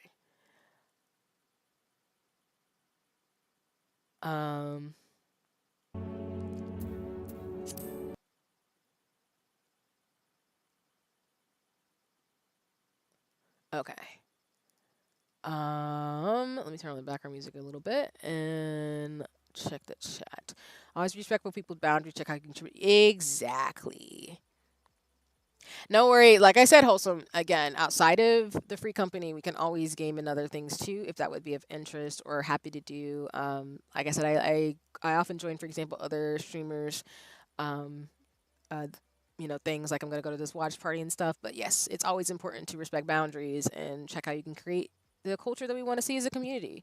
So, like I said, there are other ways to play games and have fun together in terms of things too, and that's really important. So, but thank you all so much for being here. Definitely appreciate you, Honey. Shout out to Ionic, Soul, Paz, everybody who was here, Nova. Really appreciate y'all listening in. I will be back, like I said, tomorrow at noon. We will do Spirit City Lo-Fi sessions. So if you'd like to come co-work for an hour or two, feel free to come by. And then I'll be playing Final Fantasy XIV, and then I'll bring my schedule up. But thank you all so much for your support. I really appreciate you. I'm gonna go scamper. I'm gonna like decompress. I'm gonna get some food myself. I got some tea next to me, but I need to actually drink that. So, hi, Bunch. Welcome in. I'm just rounding out stream, but just know I appreciate you, friend. Shout out to Wholesome, Bunch, everybody being here. So I hope folks enjoyed listening in as I played games. And just know that you are loved and appreciated. And keep it 100, keep it real. Stay safe. Care about civil human rights. And, you know, be mindful of stuff as always. I'm only here to just support and just do what I can on my end. But, you know, you got this. I believe in you. And you can be your own proof of concept, as I always say. So if you're doing good, just because someone else is doing good around you doesn't mean you can't do some good. And if you ever need any help, especially for my friends and mutuals out there, you know it. You know where to find me. You know where to reach me. But thanks for stopping by. I appreciate everybody. Oh, before I do that, I'm going to fix my commands, but I do this every stream, I'm on YouTube. If you want to watch some other folks, let me do that really quick. If you want to watch some other folks, my mutual in the streamer space, let's see. Who do I want to send y'all to if you want to go on Twitch? I'll drop their names in the chat. And thank you. Yeah, appreciate you, Honey, and everybody who's here. If you want to check out some folks later who are going to be streaming right now. Mavis, a mutual, really awesome person, an indigenous person, really great, is streaming another Crab's Treasure right now if you want to go check them out. Another person I follow on Twitch from mutuals from Ate, Honey Maru, and Ionix, and other folks is Daphne. Daphne does some great art and is drawing right now. So if you want to check out Daphne on Twitch, highly encourage you check. I think she uses she, her pronouns. I know Mavis, I usually use they, them pronouns, she, they pronouns. But if you want to check them out, highly encourage you go over to Twitch to check them out. They're doing art and again playing some games. So if you're into that, highly encourage it. If not, if you want to decompress and unwind after today's stream, especially if we talked about a lot of heavy topics, I completely understand. Please make sure to check in, get some self-care, rest, sleep, do whatever you need to do. I hope folks can unwind. And again, if for anyone who's close to me or is in the Discord or is mutual to me, if you need to reach out to me to kind of help you decompress, please let me know if I'm able to do that for you. But please take care of yourself. I know serious topics can be draining and exhausting. There's a lot of stuff going on in the world. So my first and foremost thing to do is to take care of yourself. Step away if you need to. Get some water, get hydrated, do whatever you need to do. But we talked about a lot of heavy stuff today, so I hope that you will take care of yourself and think about what I've shared, but also do what you got to do for yourself in terms of that care as well. Because this stuff is heavy. It's heavy and it's a lot, but it's not something that we should avoid. The only way we can make the world a better place is through and being knowledgeable and educated and moving forward. So. But alrighty, yes, Botch, appreciate you. Yes. As well as everybody else who's come by today, I will make sure to do my usual shout outs on Twitch, on Twitter, and on socials for folks to find my mutuals and friends who stream. So again, please know that they are available for you to watch. They will be available doing their thing as always with their schedules on their Twitch. But those are the folks who are streaming right now. And that's it. That's everything. All right, I'm running really late as always, so take care, everybody. I appreciate you. I will see you tomorrow for Spirit City Lo-Fi sessions and more Final Fantasy 14. So until then, whether you are watching me live in the morning, afternoons, or evenings, lurking, or watching the VOD, I hope you have a nice rest of your day. And your girl C, we're Audi 5000. Take care. Later days. Have a nice one. Bye-bye. Right out on the music. Let's go. Yeah. Later.